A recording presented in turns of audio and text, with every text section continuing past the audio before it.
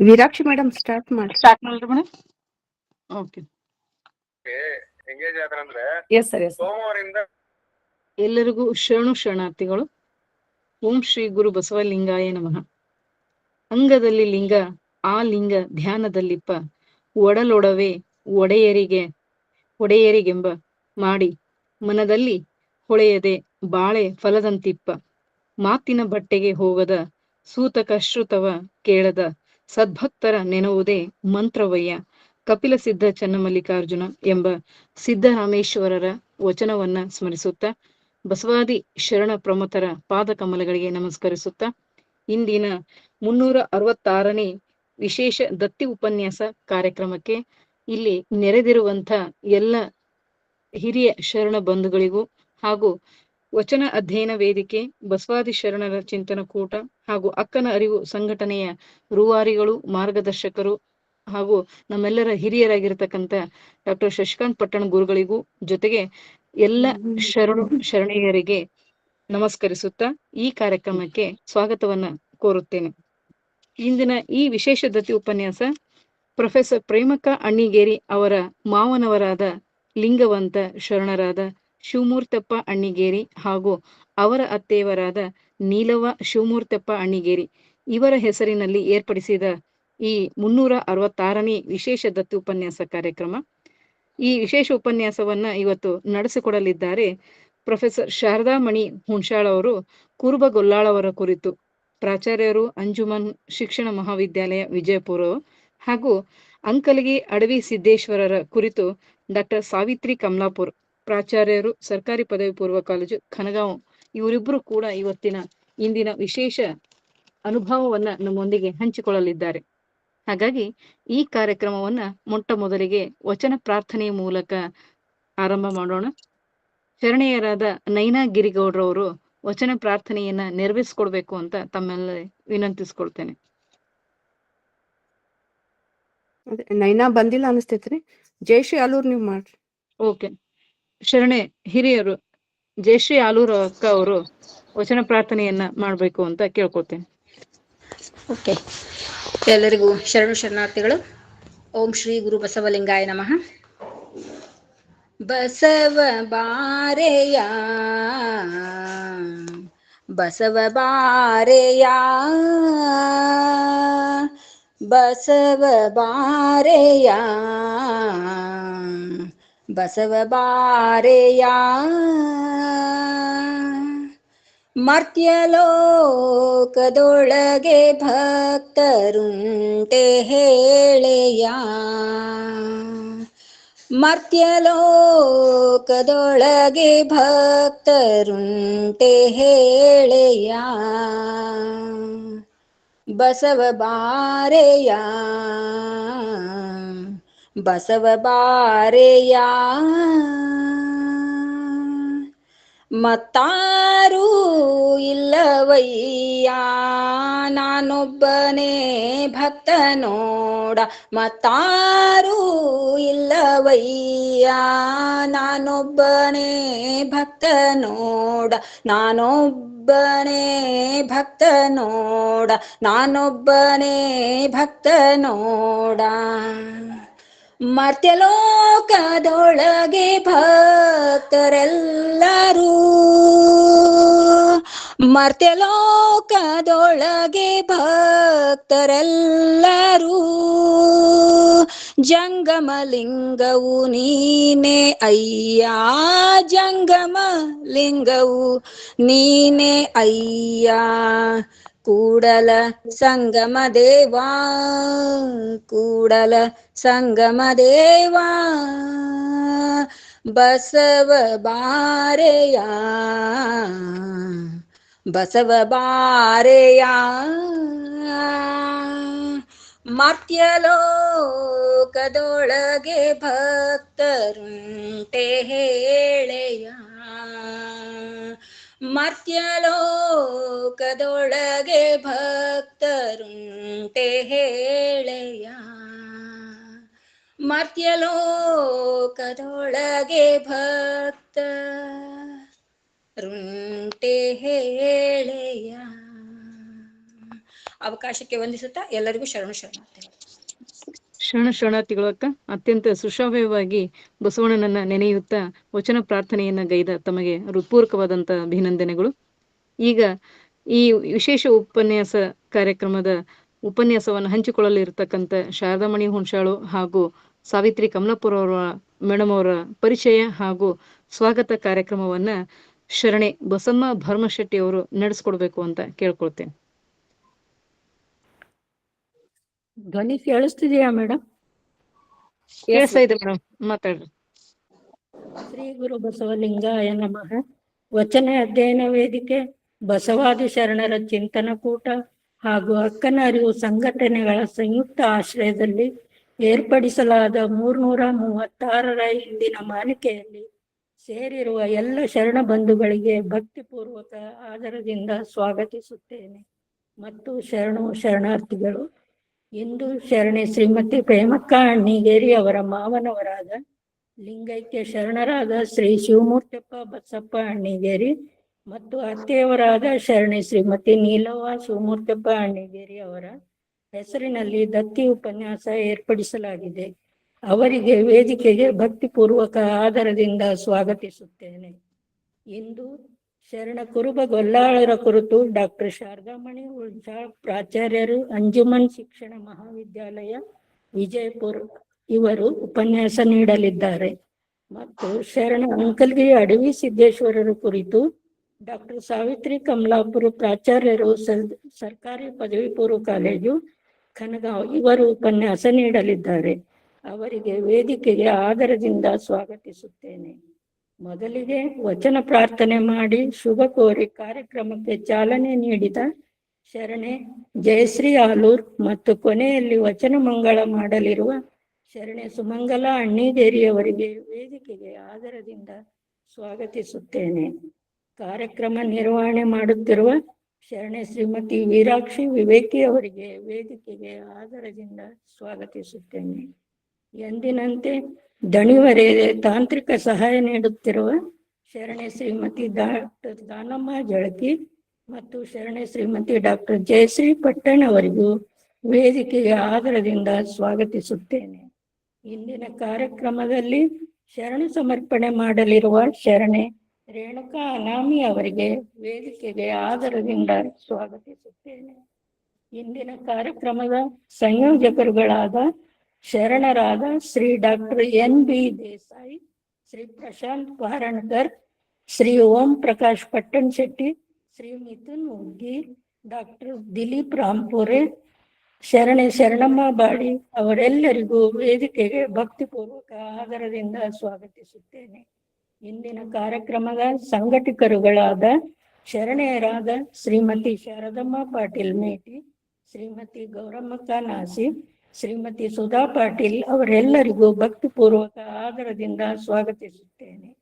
ಪ್ರಾಸ್ತಾವಿಕ: ಇದೊಂದು ಅಂತಾರಾಷ್ಟ್ರೀಯ ವೇದಿಕೆ ಆಗಿದ್ದು ಕಳೆದ 6 ವರ್ಷಗಳಿಂದ ಪ್ರತಿ ಶನಿವಾರ ಭಾನುವಾರ ಅಪರೂಪದ ಸಾಧಕರ ಉಪನ್ಯಾಸಗಳನ್ನು ನೀಡುತ್ತಾ ಮನೆ ಮನಗಳಿಗೆ ಜ್ಞಾನದ ಜ್ಯೋತಿ ತಲುಪಿಸುತ್ತಿದೆ. ಸಾಧಕರ ಶರಣರ ಬದುಕುಗಳು ನಮ್ಮ ಬದುಕನ್ನು ಎತ್ತರಿಸಿಕೊಳ್ಳಲು ಉದಾತ್ತೀಕರಿಸಿಕೊಳ್ಳಲು ಪ್ರೇರಣೆ ನೀಡುತ್ತವೆ. ಇಂತಹ ಅಪರೂಪದ ಕಾರ್ಯ ಈ ವೇದಿಕೆ ಮಾಡುತ್ತಿದೆ. ಸಾಹಿತ್ಯದ ಆಸಕ್ತರನ್ನು ಪ್ರೋತ್ಸಾಹಿಸಿ ಬೆಳೆಸುತ್ತಾ ಸಮಾಜದಲ್ಲಿ ನಡೆಯುವ ಅನ್ಯಾಯಗಳನ್ನು ಪ್ರತಿಭಟಿಸುತ್ತಾ ಹಲವು ಜಿಲ್ಲೆಗಳಲ್ಲಿ ಘಟಕಗಳನ್ನು ಮಾಡುತ್ತಾ ಬೆಳೆಯುತ್ತಿರುವ ಇದೊಂದು ಅಪರೂಪದ ಅಸಾಧಾರಣ ವೇದಿಕೆ. ಈ ವೇದಿಕೆಯಲ್ಲಿ ನಾವೆಲ್ಲ ಇರುವುದು ಹೆಮ್ಮೆಯ ವಿಷಯ. ಈ ವೇದಿಕೆಯ ಸಂಸ್ಥಾಪಕರು ಸಂಘಟಕರು ಆದ ಶರಣರಾದ ಶ್ರೀ ಡಾಕ್ಟರ್ ಶಶಿಕಾಂತ್ ಪಟ್ಟಣ್ ಸರ್ ಅವರನ್ನು ಭಕ್ತಿಪೂರ್ವಕ ಆದರದಿಂದ ವೇದಿಕೆಗೆ ಸ್ವಾಗತಿಸುತ್ತೇನೆ. ಶರಣ ಕುರುಬ ಗೊಲ್ಲಾಳರ ಕುರಿತು ಉಪನ್ಯಾಸ ನೀಡಲಿರುವ ಶರಣೆ ಡಾಕ್ಟರ್ ಶಾರದಾಮಣಿ ಹುಣಸಾಳ್ ಅವರ ಸಂಕ್ಷಿಪ್ತ ಪರಿಚಯ.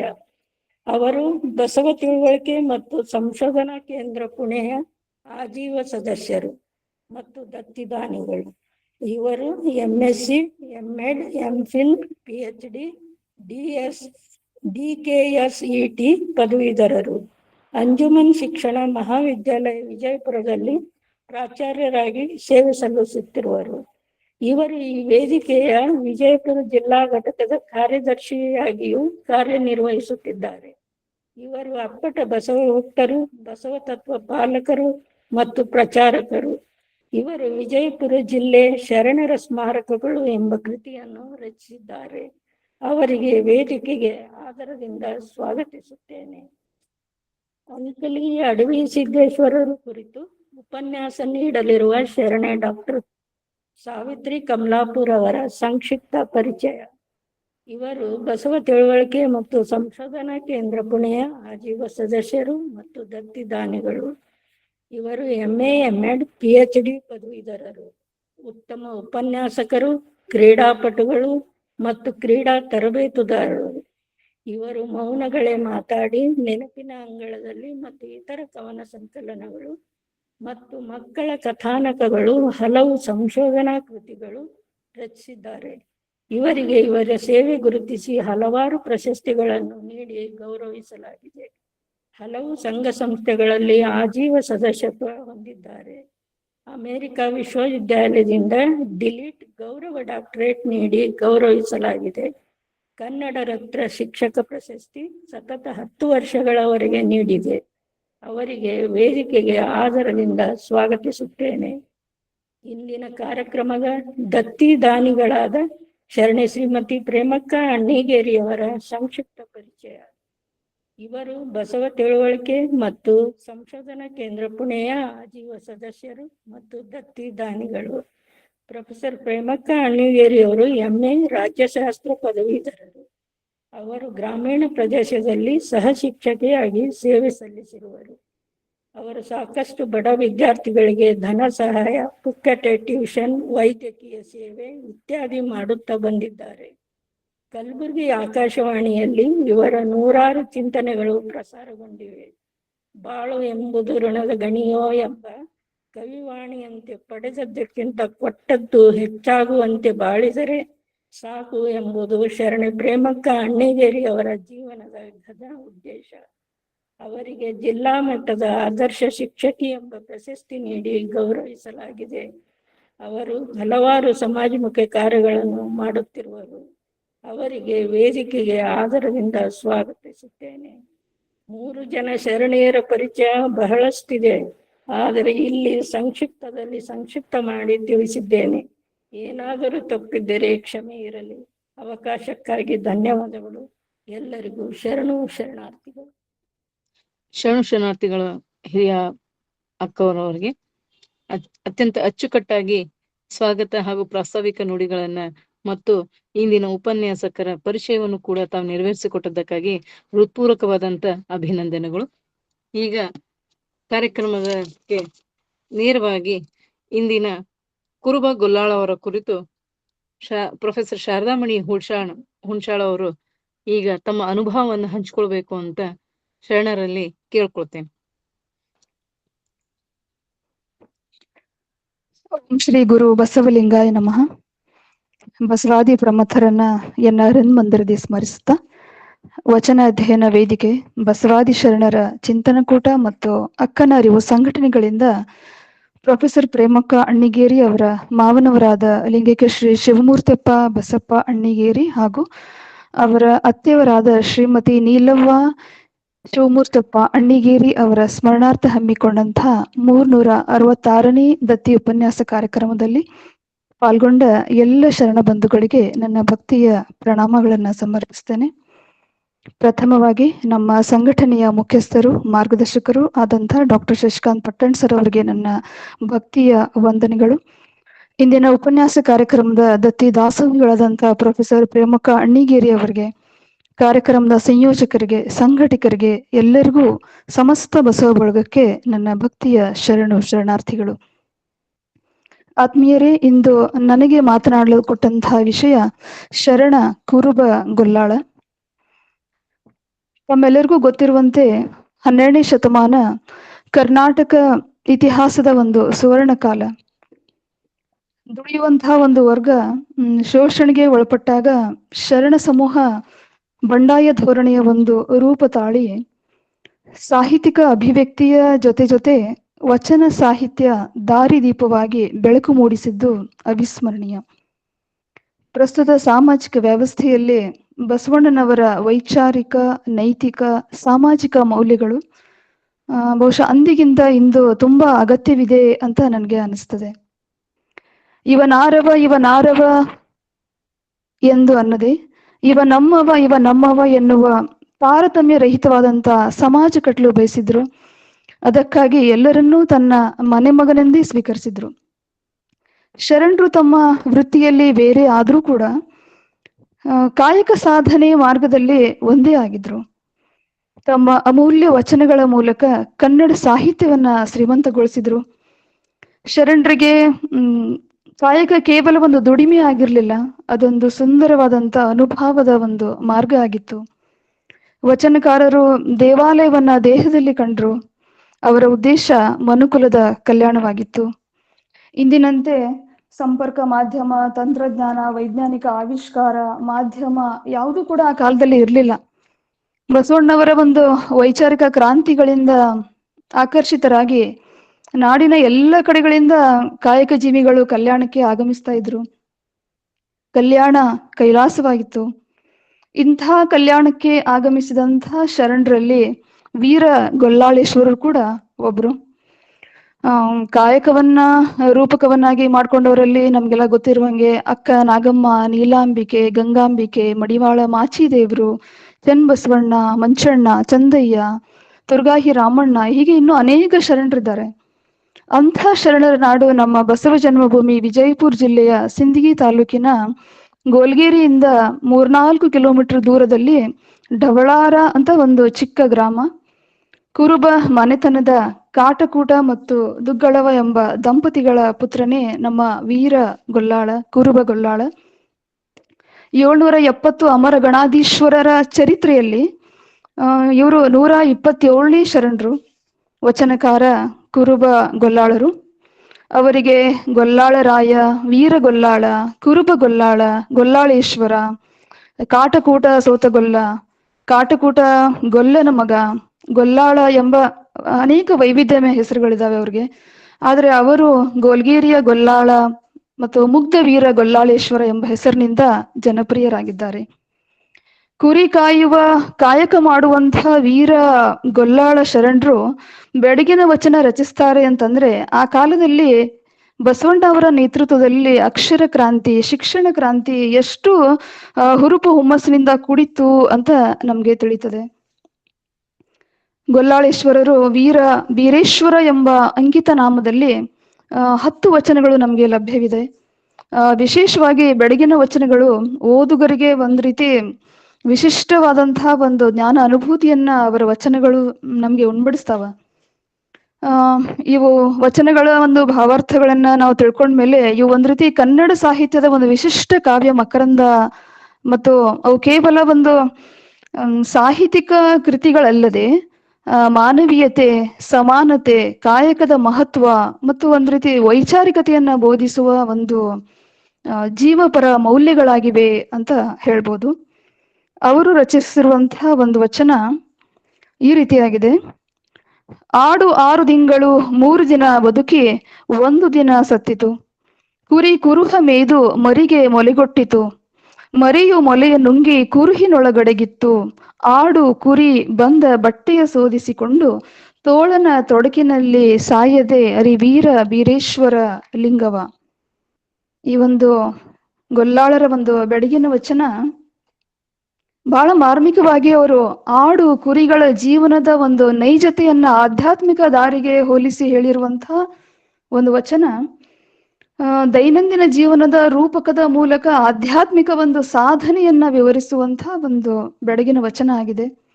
ಆಡನ್ನ ಒಂದು ಜೀವಾತ್ಮಕ್ಕೆ ಹೋಲಿಸಿ 6 ತಿಂಗಳು ಅಂದಾಗ 6 ಅರಿಷಟ್ ವರ್ಗ, ಕಾಮ, ಕ್ರೋಧ, ಮೋಹ, ಮದ, ಲೋಭ, ಮಾತ್ಸರ್ಯ, ಅದ್ರ ಜೊತೆಗೆ 3 ದಿನ ಅಂದಾಗ ಇಲ್ಲಿ 3 ಗುಣಗಳು, 1 ದಿನ ಅಂದಾಗ ಈ 3 ಗುಣಗಳು ಒಂದ್ ರೀತಿ ಅಹಂಕಾರದಲ್ಲಿ ಸಿಲುಕಿರುವಂತಹ ಒಂದು ಜೀವ. ಅಂದ್ರೆ ಇಲ್ಲಿ ಜ್ಞಾನ ಎಂಬ ಹುಲ್ಲನ್ನ ಮೇಯ್ದು ಮರಿ ಎಂಬ ಒಂದು ಜೀವಾತ್ಮಕ್ಕೆ ಜ್ಞಾನದ ಕ್ಷೀರವನ್ನ ಉಣಿಸ್ತದೆ. ಕುರಿ ಹುಲ್ಲು ಮೇಯುವ ಹಾಗೆ ಗುರು ಜ್ಞಾನ ಗ್ರಹಿಸಿ ಆ ಜ್ಞಾನದ ಮೊಲೆ ಬೋಧನೆಗೆ ಶಿಕ್ಷಣಿಗೆ ನೀಡ್ತಾನೆ. ಅನುಭವದ ಒಂದು ಅಮೃತವನ್ನ ವಿದ್ಯಾರ್ಥಿಗೆ ತಮ್ಮ ಬೋಧನೆಯ ಮೂಲಕ ಗುರು ನೀಡ್ತಾರೆ. ಬಟ್ಟೆ ಶೋಧಿಸಿಕೊಳ್ಳುವಂತಂದಾಗ ಇಲ್ಲಿ ಆಡು ಕುರಿ ತಮ್ಮ ಕಲ್ಮಶವನ್ನ ಕೊಂಡಂಗೆ ಶುದ್ಧಿ ಆದಂಗೆ ನಾವು ಕೂಡ ಕಾಯಕ ದಾಸೋಹಗಳನ್ನ ಮಾಡುತ್ತಾ ಶುದ್ಧಿಯಾಗಿ ನಿಷ್ಕಲ್ಮಶವಾದ ಶ್ರದ್ಧೆ ಭಕ್ತಿ ಮನಸ್ಸಿನಿಂದ ಭಗವನ್ನಾಮ ಸ್ಮರಿಸುವುದು. ಇಲ್ಲಿ ತೋಳ ಅಂತಂದಾಗ ನಾವು ಮೋಹ ಮತ್ತು ಮಾಯೆ ಅಂತ ಪರಿಗಣಿಸಬೇಕಾಗತ್ತೆ. ಈ ಒಟ್ಟಿನಲ್ಲಿ ಸಂಕ್ಷಿಪ್ತವಾಗಿ ಹೇಳ್ಬೇಕು ಅಂತಂದ್ರೆ, ವೀರಗೊಲ್ಲಾಳ ಈ ವಚನದಲ್ಲಿ ಭಗವಂತನನ್ನ ಪ್ರಾರ್ಥನೆ ಮಾಡ್ತಾ, ಓ ದೇವ್ರೆ, ನಾನು ಕುರಿ ಮೇಕೆಗಳನ್ನ ಕಾಯುವಂತೆ ನನ್ನ ಇಂದ್ರಿಯಗಳ ಹಿಂಡನ್ನ ಕಾಯಬೇಕು. ಗುರು ಆಶೀರ್ವದಿಸಿದ ಜ್ಞಾನದ ಕ್ಷೀರವನ್ನ ಸೇವಿಸಿ ನಿನ್ನಲ್ಲಿ ಲೀನವಾಗಬೇಕು. ಈ ರೀತಿ ಮನಸ್ಸನ್ನ ಶುದ್ಧ ಮಾಡಿಕೊಂಡ್ರೆ ಮಾಯೆ ಮೋಹ ಎಂಬ ತೋಳ ನನ್ನನ್ನ ಸ್ಪರ್ಶಿಸುವುದಿಲ್ಲ, ನಾನು ಅವುಗಳಲ್ಲಿ ಸಿಲುಕಾಕೊಳ್ಳೋದಿಲ್ಲ ಅಂತ ಪ್ರಾರ್ಥಿಸ್ತಾ ಒಂದ್ ರೀತಿ ಹೇಳ್ತಾರ, ಮನಸ್ಸಿನ ಒಂದು 6 ಬಯಕೆಗಳ ಅನ್ವೇಷಣೆಯೇ ಅರಿಷಡ್ ವರ್ಗ ಅಂತ. ಶಿವಶರಣರು ಜೀವನ ಎಂಬ ಒಂದು ಪಾಠಶಾಲೆಯಲ್ಲಿ ಅರಿಷಡ್ ವರ್ಗಗಳನ್ನ ನಿಗ್ರಹಿಸಿ ತಮ್ಮ ಕಾಯಕದ ಮೂಲಕ ನಿತ್ಯ ಸುಖಿಗಳಾಗಿ ಜೀವನವನ್ನ ಸಾರ್ಥಕಗೊಳಿಸಿಕೊಂಡಂತಹ ರೀತಿ ಗೊಲ್ಲಾಳ ತಮ್ಮ ವಚನಗಳಲ್ಲಿ ಬಹಳಷ್ಟು ಮಾರ್ಮಿಕವಾಗಿ ತಿಳಿಸ್ತಾರೆ. ಪ್ರಾಪಂಚಿಕ ಒಂದು ಆಸೆಗಳು ಮತ್ತು ವಿಷಯಾಸಕ್ತಿಗಳೆಂಬ ತೋಳನಿಗೆ ಬಲಿಯಾಗದೆ ತನ್ನ ಅಂತರಂಗದ ಒಂದು ಜ್ಞಾನವನ್ನ ಗಟ್ಟಿಯಾಗಿ ಭದ್ರವಾಗಿ ಹಿಡಿದುಕೊಂಡು ಪ್ರಾಪಂಚಿಕ ಮೋಹಗಳಿಗೆ ಒಳಗಾಗದೆ ನಮ್ಮ ಆರಾಧ್ಯ ದೈವವಾದ ವೀರೇಶ್ವರನ ಜ್ಞಾನದಲ್ಲಿ ಲೀನವಾಗುವುದೇ ನಿಜವಾದ ಮೋಕ್ಷದ ಮಾರ್ಗ ಅಂತ ಈ ವಚನ ನಮ್ಗೆ ಸಾರ್ತದೆ. ಇನ್ನೊಂದು ಅವರ ಒಂದು ವಿಶಿಷ್ಟವಾದಂತಹ ಒಂದು ವಚನ, ಹೋತು ಹುಸಿ ಆಡು ಬಹುಮಾತಿನ ನೀತಿ, ಕುರಿ ಸಕಲೇಂದ್ರಿಯದ ನೆಲ ಹೊಲ ತಗರು, ತಿಥ್ಯ ಮಿಥ್ಯದ ನೆಲ ಹೊಲ ತಗರು, ತಿಥ್ಯ ಮಿಥ್ಯದ ಹೊರಟೆ, ಹುಲಿ ದ್ವೇಷದಾಗರ, ತೋಳ ಕೊಂದು ತಿಂಬ ಕಾಟ, ಚೋರ ಮೃತ್ಯು ಇಂತಿವು ಮೊದಲಾದ ಬಹುವಿಧದ ಪ್ರಕೃತಿಗಳಲ್ಲಿ ಕಾಯದ ನೆಲಹೋಲಿನಲ್ಲಿ ಸಕಲೇಂದ್ರಿಯವೆಂಬ ಹಿಂಡು ಮಂದೆಯಾಗಿವೆಯೇಕೋ ಅಂತ ಪ್ರಶ್ನೆ ಮಾಡ್ತಾರೆ ಅವರು. 5 ಇಂದ್ರಿಯಗಳು ಕುರಿಗಳ ಹಿಂಡಿನ ಹಾಗೆ ಎತ್ತೆತ್ತಲೋ ಓಡ್ತಾ ಇರ್ತವೆ, ಯಾವುದೇ ರೀತಿಯಾದಂತಹ ನಿಗ್ರಹ ಇಲ್ಲದೆ. ಅವ್ರು ಹೇಳ್ತಾರೆ, ನಮ್ಮ ದೇಹ ಒಂದು ತೋಟ, ಇಂದ್ರಿಯಗಳು ಎಂಬ ಕುರಿಗಳು ಸುತ್ತಲೂ ಕಾಮ ಕ್ರೋಧ ಲೋಭ ಮೋಹ ಮದ ಮತ್ಸರ ದ್ವೇಷ ಸುಳ್ಳು ಎಂಬ ಹುಲಿ ತೋಳಗಳು ಇರ್ತವೆ. ಹೀಗಿರುವಾಗ ಎಚ್ಚರವಿಲ್ಲದೆ ನಾವು ಬದುಕಿದ್ರೆ ಈ ಹಿಂಡು ನಾಶ ಆಗ್ತದೆ ಅಂತ ತಮ್ಮ ವಚನದಲ್ಲಿ ಹೇಳ್ತಾರೆ. ಅಂತರಂಗದ ಒಂದು ಶುದ್ಧತೆಯನ್ನ ಸಾಧಿಸುವುದೇ ಜೀವನದ ಒಂದು ಪರಮ ಗುರಿ ಅಂತ ಹೇಳ್ತಾರೆ ಅವರು. ನಮ್ಮ ದೇಹ ಒಂದು ಅಪಾಯಕಾರಿ ಕಾಡು, ಅದರಲ್ಲಿ ಇಂದ್ರಿಯಗಳೆಂಬ ಕುರಿಗಳು ಮೇಯ್ತವೆ. ಸುತ್ತಲೂ ದ್ವೇಷ ದಟ್ಟ ಕಾಡು, ಕಾಮ ಅಹಂಕಾರ ಎಂಬ ಹುಲಿ ತೋಳುಗಳಿರ್ತವೆ. ಅವುಗಳಿಂದ ತಪ್ಪಿಸ್ಕೊಳ್ಳಲಿಕ್ಕೆ ಎಚ್ಚರದಿಂದ ಇರ್ತಾ ಅರಿವಿನ ಕುರುಹು ಲಿಂಗವನ್ನ ನೆನೆಯಬೇಕು, ನಿತ್ಯ ಸ್ಮರಿಸಬೇಕು ಅಂತ ಹೇಳ್ತಾರೆ ಅವರು. ಇಂದ್ರಿಯಗಳನ್ನ ಗೆದ್ದವನು ಸ್ವತಃ ಬಂಧನದಿಂದ ಮುಕ್ತನಾಗಿ ಭಗವಂತನ ಒಂದು ಸಾಕ್ಷಾತ್ಕಾರವನ್ನ ಪಡೀತಾನೆ ಅಂತ ಬಹಳ ಮಾರ್ಮಿಕವಾಗಿ ಕುರುಬ ಗೊಲ್ಲಾಳರು ತಮ್ಮ ವಚನದಲ್ಲಿ ಬೋಧನೆ ಮಾಡ್ತಾರೆ. ಒಂದ್ ರೀತಿ ವಚನ ಸಾಹಿತ್ಯದಲ್ಲಿ ಹೇಳ್ಬೇಕು ಅಂತಂದ್ರೆ, ಇಂದ್ರಿಯ ನಿಗ್ರಹ ಅಂದ್ರೆ ಕೇವಲ ಇಂದ್ರಿಯಗಳನ್ನ ಬಲವಂತವಾಗಿ ಹತ್ತಿಕ್ಕುವುದಲ್ಲ, ಬದಲಾಗಿ ಅವುಗಳನ್ನ ಸನ್ಮಾರ್ಗದಲ್ಲಿ ತೊಡಗಿಸಿ ಅರಿವಿನ ಕಡೆಗೆ ಮುನ್ನಡೆಸುವುದಾಗಿದೆ ಅಂತ ಓದಿ ತಿಳ್ಕೊಂಡೆ. ಬಾಹ್ಯವಾದಂತಹ ಆರಾಧನೆಗಿಂತ ಅಂತಃಕರಣದ ಶುದ್ಧಿಯೇ ತುಂಬಾ ಮುಖ್ಯ ಎಂದು ಶರಣರು ಬೋಧಿಸ್ತಾರೆ. ಪ್ರತಿಯೊಬ್ಬ ಶರಣರು ತಮ್ಮ ವಚನಗಳಲ್ಲಿ ತಿಳಿಸ್ತಾರೆ. ವಚನಕಾರರು ಇಂದ್ರಿಯಗಳನ್ನ ಶತ್ರುಗಳನ್ನಾಗಿ ನೋಡದೆ ಅವರು ಭಕ್ತಿ ವೈರಾಗ್ಯದ ಮೂಲಕ ಅವುಗಳನ್ನ ಗೆಲ್ಲುವ ಮಾರ್ಗವನ್ನ ನಮ್ಗೆ ಕೊಡ್ತಾರೆ.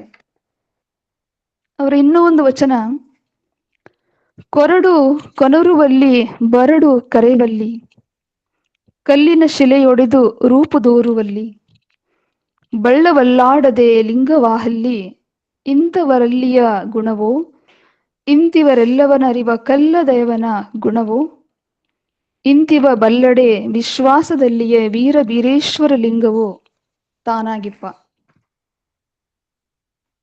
ಇಲ್ಲಿ ಬಹಳಷ್ಟು ಮಾರ್ಮಿಕವಾದಂತಹ ಒಂದು ಸಂದೇಶವನ್ನ ಕುರುಬ ಗೊಲ್ಲಾಳರು ತಮ್ಮ ವಚನದ ಮೂಲಕ ನಮಗೆ ತಿಳಿಸ್ತಾರೆ. ಮನುಷ್ಯ ತನ್ನ ಬುದ್ಧಿ ಮತ್ತು ಅಹಂಕಾರದಿಂದ ಈ ಸೃಷ್ಟಿ ರಹಸ್ಯವನ್ನ ಭೇದಿಸಿರುವ ಬದಲು ಎಲ್ಲವನ್ನೂ ದೇವರ ಇಚ್ಛೆ ಎಂದು ಈ ಎಲ್ಲ ಪವಾಡಗಳನ್ನ ಕುರುಡರಾಗಿ ನಂಬದೆ ಎಲ್ಲವೂ ದೇವರ ಇಚ್ಛೆ ಎಂದು ನಂಬಿ ಪರಿಪೂರ್ಣವಾದ ಭಕ್ತಿ ಶ್ರದ್ಧಾ ಮನಸ್ಸಿನಿಂದ ದೇವರ ಭಗವನ್ನಾಮವನ್ನ ಸ್ಮರಿಸ್ತಾ ಅಲ್ಲಿ ಒಂದು ನಾವು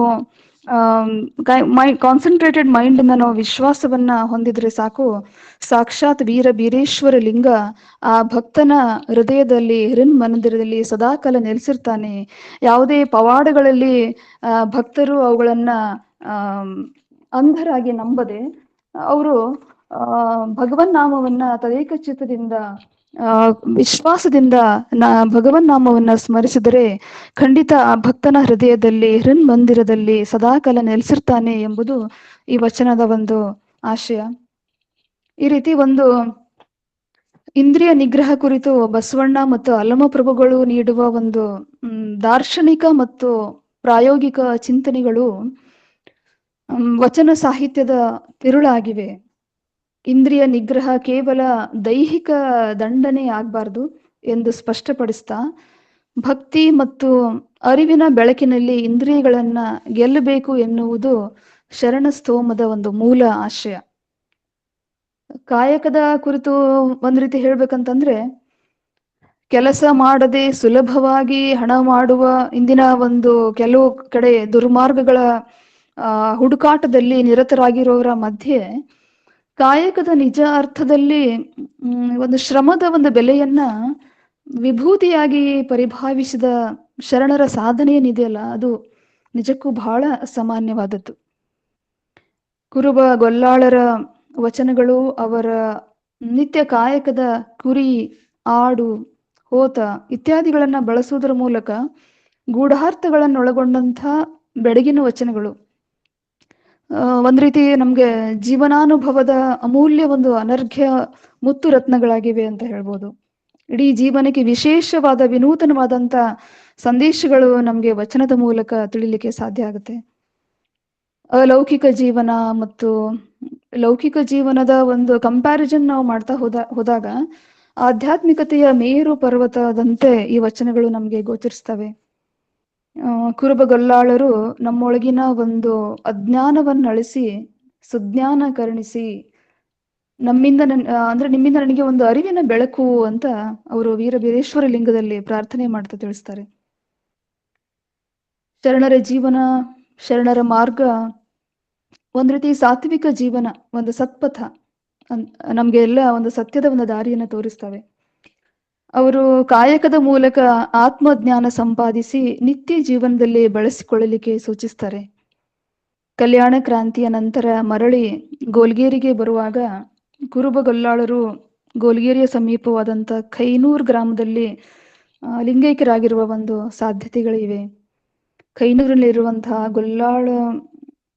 ಗೊಲ್ಲಾಳ ದೇವಸ್ಥಾನದ ಶರಣ ಗೊಲ್ಲಾಳನ ಸಮಾಧಿ ಸ್ಥಳ ಆಗಿರ್ಬೋದು ಅಂತ ಅನಿಸ್ತದೆ. ನಾನು ಆ ಒಂದು ದೇವಸ್ಥಾನದ ಅರ್ಚಕರೊಂದಿಗೆ ನಾನು ಮಾತಾಡಿದೆ.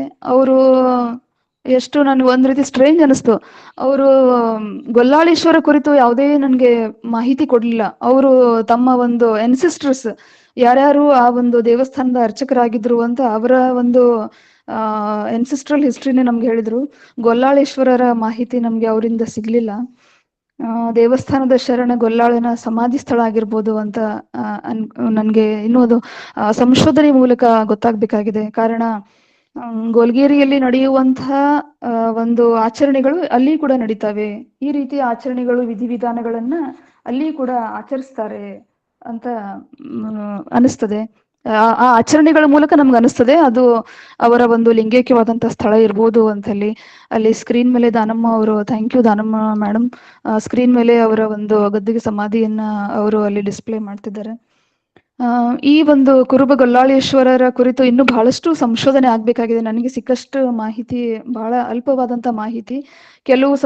ಕೆಲವೊಂದು ಲೇಖನಗಳಲ್ಲಿ ಗೊಲ್ಲಾಳರ 30 ವಚನಗಳು ಅಂತ ಹೇಳ್ತಾರೆ, ಆದ್ರೆ ಕೆಲವೊಂದ್ ಕಡೆ ಕೇವಲ ಅವರ 10 ವಚನಗಳು ಮಾತ್ರ ಲಭ್ಯ ಅಂತ ಹೇಳ್ತಾರೆ. ಸಂಶೋಧನೆ ಮೂಲಕ ಇನ್ನೂ ಬಹಳಷ್ಟು ವಿಚಾರಗಳು ಬೆಳಕಿಗೆ ಬರ್ಬೇಕಾಗಿದೆ. ನನ್ಗೆ ತಿಳಿದಷ್ಟು ನಿಲುಕಿದಷ್ಟು ಗೊಲ್ಲಾಳರ ಕುರಿತು ಮಾಹಿತಿಯನ್ನ ತಮ್ಮೊಂದಿಗೆ ಹಂಚ್ಕೊಂಡಿದ್ದೀನಿ. ಒಂದು ವಿವರಣೆ ಮಾಡುವಲ್ಲಿ ಆಗಿರ್ಬೋದು ಅಥವಾ ವಚನ ವಿಶ್ಲೇಷಣೆ ಮಾಡುವಲ್ಲಿ ಏನಾದ್ರೂ, ಯಾಕಂದ್ರೆ ಇವೆಲ್ಲ ಬೆಳಗಿನ ವಚನಗಳು, ಅವು ಇನ್ನೂ ಕ್ಲಾರಿಟಿ ಇನ್ನೂ ನಮ್ಗೆ ಸಿಗ್ಬೇಕು ಅಂತ ಅನಿಸ್ತದೆ. ಆ ಒಂದು ವಚನ ವಿಶ್ಲೇಷಣೆ ಮಾಡುವಲ್ಲಿ ಅಥವಾ ವಿವರಣೆ ಮಾಡುವಲ್ಲಿ ಏನಾದ್ರೂ ಲೋಪದೋಷಗಳು ಕಂಡು ಬಂದ್ರೆ ಕ್ಷಮೆ ಮಾಡಿ. ಏನಾದ್ರೂ ಮಾಹಿತಿ ಬಿಟ್ಟು ಹೋಗಿದ್ರೆ ಸಂವಾದದಲ್ಲಿ ನನಗೆ ಮಾರ್ಗದರ್ಶನ ಮಾಡಿ.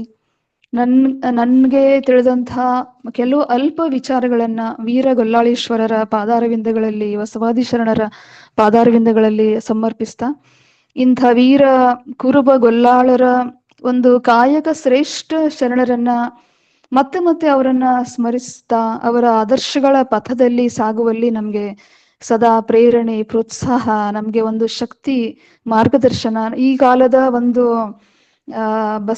ಒಂದು ದಿವ್ಯ ಬೆಳಕು ಅಂತ ನಾನು ಹೇಳ್ತೀನಿ. ಡಾಕ್ಟರ್ ಶಶಿಕಾಂತ್ ಪಟ್ಟಣ್ ಸರ್ ಅವರಿಗೆ ನನ್ನ ಅನಂತ ಭಕ್ತಿಯ ವಂದನೆಗಳನ್ನ ತಿಳಿಸ್ತೀನಿ. ಈ ಒಂದು ಚರಿತ್ರೆಯನ್ನು ಓದ್ಬೇಕಾದಾಗ ಬಹಳಷ್ಟು ಪವಾಡಗಳು ಇತ್ತು. ಆ ಪವಾಡಗಳನ್ನ ಸ್ವಲ್ಪ ನಾನು ಅದನ್ನ ಫಿಲ್ಟರ್ ಮಾಡಿ ಕೆಲವೊಂದು ವಿಷಯಗಳನ್ನ ತಗೊಂಡು ತಮ್ಮುಂದಿಟ್ಟಿದ್ದೀನಿ. ಇಲ್ಲಿ ದತ್ತಿ ದಾಸೋಹಿಗಳಾದಂಥ ಪ್ರೊಫೆಸರ್ ಪ್ರೇಮಕ್ಕ ಅಣ್ಣಿಗೇರಿ ಅವರಿಗೆ ಹಾಗೂ ಇಲ್ಲಿ ಪಾಲ್ಗೊಂಡಂತ ಎಲ್ಲ ಸಮಸ್ತ ನನ್ನ ಬಸವ ಬಳಗಕ್ಕೆ ನನ್ನ ಅನಂತ ಭಕ್ತಿಯ ನಲ್ಮೆಯ ವಂದನೆಗಳನ್ನ ತಿಳಿಸ್ತಾ, ನನ್ಗೆ ಕುರುಬ ಗೊಲ್ಲಾಳರ ಬಗ್ಗೆ ನನಗೇನು ಗೊತ್ತಿರ್ಲಿಲ್ಲ. ಅವರ ಬಗ್ಗೆ ಅಧ್ಯಯನ ಮಾಡ್ಲಿಕ್ಕೆ ಅವಕಾಶ ಮಾಡಿಕೊಟ್ಟಂತ ಡಾಕ್ಟರ್ ಶಶಿಕಾಂತ್ ಪಟ್ಟಣ್ ಸರ್ ಅವರಿಗೆ ನನ್ನ ಅನಂತ ಭಕ್ತಿಯ ವಂದನೆಗಳನ್ನ, ತಮ್ಮೆಲ್ಲರಿಗೂ ಮತ್ತೊಮ್ಮೆ ವಂದನೆಗಳನ್ನ ತಿಳಿಸ್ತಾ ಶರಣಾರ್ಥಿಗಳು. Thank you one and all. ಶರಣಾರ್ಥಿಗಳು ಮೇಡಮ್. ಸಾಕಷ್ಟು ವಿಸ್ತಾರವಾಗಿ ಕುರುಬ ಗೊಲ್ಲಾಳವರ ಕುರಿತು ತಮ್ಮ ಅನುಭವವನ್ನ ಹಂಚಿಕೊಂಡದ್ದಕ್ಕಾಗಿ ಹೃತ್ಪೂರ್ವಕವಾದಂತ ಧನ್ಯವಾದಗಳು. ಈಗ ಮತ್ತೊಬ್ಬ ಉಪನ್ಯಾಸಕರು ಡಾಕ್ಟರ್ ಸಾವಿತ್ರಿ ಕಮಲಾಪುರ ಮೇಡಮ್ ಅವರು ಅಂಕಲ್ಗಿ ಅಡವಿ ಸಿದ್ದೇಶ್ವರ ಅವರ ಕುರಿತು ಉಪನ್ಯಾಸವನ್ನ ನೀಡಬೇಕು ಅಂತ ಅವರಲ್ಲಿ ಕೇಳ್ಕೊಳ್ತೇನೆ.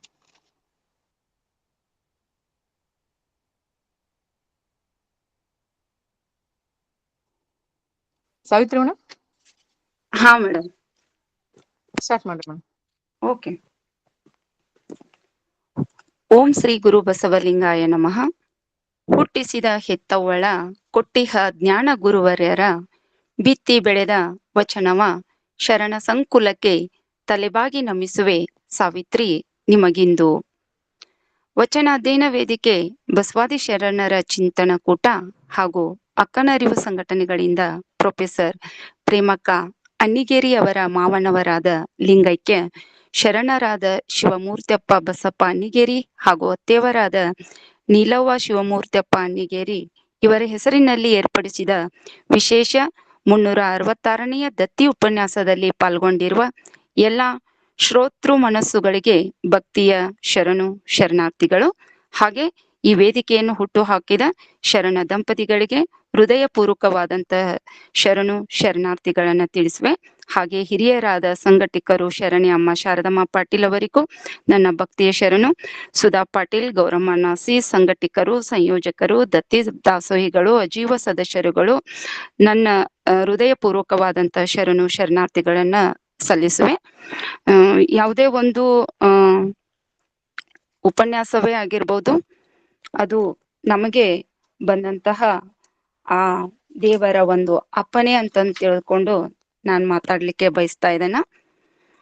ಇಲ್ಲಿ ಒಬ್ಬ ಮಹಾನುಭಾವರ ಸಾಧು ಸತ್ಪುರುಷರ ಜೀವನ ಘಟನೆಗಳನ್ನಾಗಿರಬಹುದು, ಅನುಭವ ಮಾಡುವುದು ಆಗಿರ್ಬೋದು, ಆ ಭಗವಂತ ನಮ್ಗೆ ಕೊಟ್ಟ ಒಂದು ವರವೇ ಎಂದರೆ ತಪ್ಪಾಗ್ಲಾರ್ದು. ನನಗೆ ಈ ಲೇಖನವನ್ನು ಬರೀಲಿಕ್ಕೆ ಕೊಟ್ಟಿದ್ರು, ನಾನು ಬರೆದು ಕಳ್ಸಿದ್ದೇನ. ಅವಾಗ ಅಲ್ಲಿ ಒಂದು ಪವಾಡ ಸದೃಶವಾದಂಥದ್ದು ಇತ್ತು. ಅದರಲ್ಲಿ ಏನೋ ನಾನು ಡೈರೆಕ್ಟ್ ಆಗಿ ಅಲ್ಲೇ ಅಂಕಲ್ಗಿಗೇನೋ ಹೋಗಿ ಅಲ್ಲಿ ವಿವರಣೆಯನ್ನ ಎಲ್ಲ ಕಲೆಕ್ಟ್ ಮಾಡ್ಕೊಂಡು ಬಂದೆ.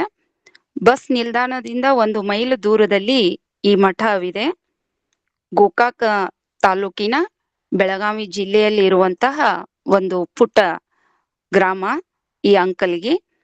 ಎದುರುಗಡೆ ಆ ಮಠದ ಎದುರುಗಡೆ ಒಂದು ಸತ್ಯಂ ಶಿವಂ ಸುಂದರಂ ಎಂಬ ಬರೆದಂತಹ ಅಕ್ಷರಗಳ ಕಮಾನಿನ ಆವರಣ ಗೋಡೆ ಅದರಲ್ಲಿದೆ. ಫೋಟೋನು ಇದ್ದು ಬಟ್ ನಾನು ಕಳಿಸ್ಲಿಲ್ಲ, ಇರ್ಲಿ. ಆ ಗೋಡೆಯನ್ನ ದಾಟಿ ನಾವು ಒಳಗಡೆ ನೇರವಾಗಿ ಕಾಣುವುದೇ ಈ ಶ್ರೀಮಠ. ಈ ಶ್ರೀಮಠ ನೋಡಿದ ಕೂಡಲೇ ನನಗೆ ಹುಬ್ಬಳ್ಳಿಯ ಶ್ರೀ ಸಿದ್ಧಾರೂಢರ ಮಠದ ನೆನಪಾಯಿತು.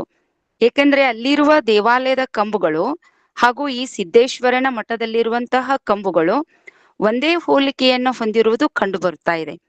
ಇತಿಹಾಸಕಾರರು ಬರೆದಂತ ಪುಸ್ತಕದಲ್ಲಿ ಕಿತ್ತೂರಿನ ಸಂಸ್ಥಾನ ಚೆನ್ನಮ್ಮನನ್ನು ಬೈಲೊಂಗಲದ ಜೈಲಿಗೆ ಹಾಕಿದ ಮೇಲೆ ಅಲ್ಲಿರುವ ಆಂಗ್ಲರು ಈ ಕಿತ್ತೂರಿನ ಕೋಟೆಯನ್ನ ನಾಶ ಮಾಡಲು ಉದ್ದೇಶಿಸಿದ್ರು. ಈ ಸಂದರ್ಭದಲ್ಲಿ ಆ ಕಿತ್ತೂರು ಕೋಟೆಯ ಕಂಬಗಳನ್ನ ವಿವಿಧ ಮಠದ ಗುರುಗಳಿಗೆ ದಾನ ಮಾಡಿದರೆಂದು ಹಾಗೂ ಅವರು ತಮ್ಗೆ ಎಷ್ಟು ಬೇಕೋ ಅಷ್ಟೆಲ್ಲ ಹೊತ್ಕೊಂಡು ಹೋದ್ರೆಂದು ಇತಿಹಾಸಕಾರರು ಬರೀತಾರೆ. ನಾನಲ್ಲಿ ಒಳಗಡೆ ಹೋದೆ. 6 ಕಂಬಗಳು, ಕೊನೆಯ 2 ಕಂಬಗಳು ಸುಂದರ ಚಿತ್ತಾರದ ಬಳ್ಳಿ ಆಕಾರದ ಕಂಬಗಳಿವೆ. ಈ ಕಂಬಗಳ ನಡುವೆ ಎದುರು ಶ್ರೀ ಅಡವಿ ಸಿದ್ದೇಶ್ವರ ಭಾವಚಿತ್ರ ತೆಗೆದಿರುವುದು. ಬಲಗಡೆಗೆ ಶ್ರೀಮಠದ ಕಚೇರಿ ಇದೆ. 1-2 ಮೆಟ್ಟಿಲುಗಳನ್ನ ಹತ್ತಿ ಹೋದಾಗ 7 ಹೆಡೆಗಳ ನಾಗೇಂದ್ರನ ಚಿತ್ರ ಇದೆ. ಅದು ಶ್ರೀ ಸ್ವಾಮಿಗೆ ನೆರಳನ್ನ ನೀಡಿದಂತೆ ಭಾಸವಾಗುತ್ತದೆ. ಅದರ ನಡುವೆ ಬಂಗಾರ ವರ್ಣದ ಸಿದ್ದೇಶ್ವರನ ಗದ್ದುಗೆಯ ಮೇಲೆ ಮೂರ್ತಿಯನ್ನ ಪ್ರತಿಷ್ಠಾಪಿಸಿರುತ್ತಾರೆ. ಹಾಗೆ ಶ್ರೀಮಠದ ಹಿಂದೆ ನಾನು ಹೋದಾಗ ಆವರಣ ಗೋಡೆಯಿಂದ ಅಲಂಕೃತಗೊಂಡ ಸುಂದರ ಗಿಡ ಮರಗಳಿಂದ ತುಂಬಿದಂತಹ ಒಂದ ಬನ ಕಂಡು ಬರ್ತದ. ಹಾಗೆ ಮುಂದೆ ಹೋದಂತೆ ಭಕ್ತಾದಿಗಳಿಗೆ ದಾಸೋಹದ ಒಂದು ಅಲ್ಲಿ ಛತ್ರ ಕಂಡು ಬರ್ತದ. ನಾನು ಅಲ್ಲಿ ರಾಗಿ ಅಂಬಲಿ ಹಾಗೂ ಅನ್ನವನ್ನ ಮಹಾಪ್ರಸಾದ ಮಾಡ್ಕೊಂಡು ಆ ಅಜ್ಜನ ವಿವರಣೆಯನ್ನ ಕೇಳ್ಕೊಂತ ನಾನು ಅಲ್ಲಿ ಸಾಗಿದೆ. ಅವರ ಒಂದು ಪುಸ್ತಕದ ಅವಲೋಕನದ ಪ್ರಕಾರ ನಾನು ವಿಷಯವನ್ನ ನಿಮ್ಮ ಮುಂದೆ ಮಂಡಿಸ್ತಾ ಇದ್ದೇನೆ. ಬಹಳಷ್ಟು ಸಂಶೋಧನಾತ್ಮಕವಾದಂತಹ, ಹೆಚ್ಚು ಸಂಶೋಧನೆಗೆ ಒಳಪಡುವಂತಹ ಈ ಒಂದು ಅನುಭವ ಅಂತ ನಾನು ಹೇಳ್ಬೋದು. ಚನ್ನಬಸವಣ್ಣನವರು ಉಳುವಿಗೆ ಹೋಗುವಾಗ ಅಂಕಲ್ಗೆ ಅಡವಿ ಸಿದ್ದೇಶ್ವರರನ್ನು ಭೂಲೋಕದಲ್ಲಿ ಬಿಡಲು ಕಾರಣ ಏನ? ನನ್ನ ಒಳಗಡೆ ಮೂಡಿದಂತಹ ಪ್ರಶ್ನೆಗಳು. ಆ 3 ಯಾರ್ಯಾರು ಅನ್ನೋದು ಒಳಗಡೆ ನನ್ಗೆ ಮೂಡ್ತು. ಆಮೇಲೆ ನಾನು ರಿಸರ್ಚ್ ಟೈಪ್ ಅದನ್ನ ಹೆಕ್ಕಿ ತೆಗೆದಾಗ ನನಗ ಒಂದಷ್ಟು ವಿಷಯಗಳು ಬಂದಂತವುಗಳು. ಅಲ್ಲಿ ಕಲ್ಯಾಣದ ಕ್ರಾಂತಿಯ ನಂತರ ವಚನಕಾರರು ಮತ್ತು ಶಿವಶರಣರು ಕಲ್ಯಾಣವನ್ನ ಬಿಟ್ಟು ಬೇರೆ ಬೇರೆ ಕಡೆಗೆ ಪಯಣ ಬೆಳೆಸಿದರು. ಈ ಸಂದರ್ಭದಲ್ಲಿ ಶಿವಶರಣರ ರಕ್ಷಣೆ ಮತ್ತು ಧರ್ಮದ ಉಳಿವಿಗಾಗಿ ಚನ್ನಬಸವಣ್ಣನವರ ನೇತೃತ್ವದಲ್ಲಿ ಶರಣರ ಒಂದು ದೊಡ್ಡ ಬಳಗವು ಉಳುವಿಯ ಕಡೆಗೆ ಸಾಗಿತು. ಪ್ರಾದೇಶಿಕ ಇತಿಹಾಸದ ಹಿನ್ನೆಲೆಯ ಪ್ರಕಾರ ಶಿವಶರಣರು ಉಳುವಿಗೆ ಪಯಣ ಬೆಳೆಸುವ ಮಾರ್ಗ ಮಧ್ಯದಲ್ಲಿ ಬೆಳಗಾವಿ ಜಿಲ್ಲೆಯ ಅಂಕಲ್ಗಿ ಎಂಬ ಪ್ರದೇಶದ ದಟ್ಟವಾದ ಅಡವಿ, ಇದು ಅರಣ್ಯ, ಅಲ್ಲಿ ಸಿಗ್ತದ. ಅಲ್ಲಿ ಲಿಂಗಾಯತ ಧರ್ಮದ ಪ್ರಚಾರ, ಕಾಯಕ ಮತ್ತು ದಾಸೋಹ ತತ್ವಗಳ ಮುಂದುವರಿಕೆಗಾಗಿ ಹಾಗೂ ಆ ಭಾಗದ ಭಕ್ತರ ಉದ್ಧಾರಕ್ಕಾಗಿ ಸಮರ್ಥರಾದಂತ ಒಬ್ಬ ನಾಯಕರು ಅಗತ್ಯ ಇತ್ತು. ಈ ಕಾರಣಕ್ಕಾಗಿ ಉಳುವಿಗೆ ಹೋಗುವ ದಾರಿಯಲ್ಲಿ ಧರ್ಮದ ಜ್ಯೋತಿಯನ್ನ ಎಲ್ಲೆಡೆ ಪಸರಿಸಲು, ಆ ಪ್ರಾಂತ್ಯಗಳಲ್ಲಿ ತಪಸ್ಸು ಹಾಗೂ ಜನ ಕಲ್ಯಾಣದ ಕಾರ್ಯಗಳನ್ನ ಮುಂದುವರಿಸಲು ಚನ್ನಬಸವಣ್ಣನವರು ನಿರ್ದೇಶಿಸಿದರು.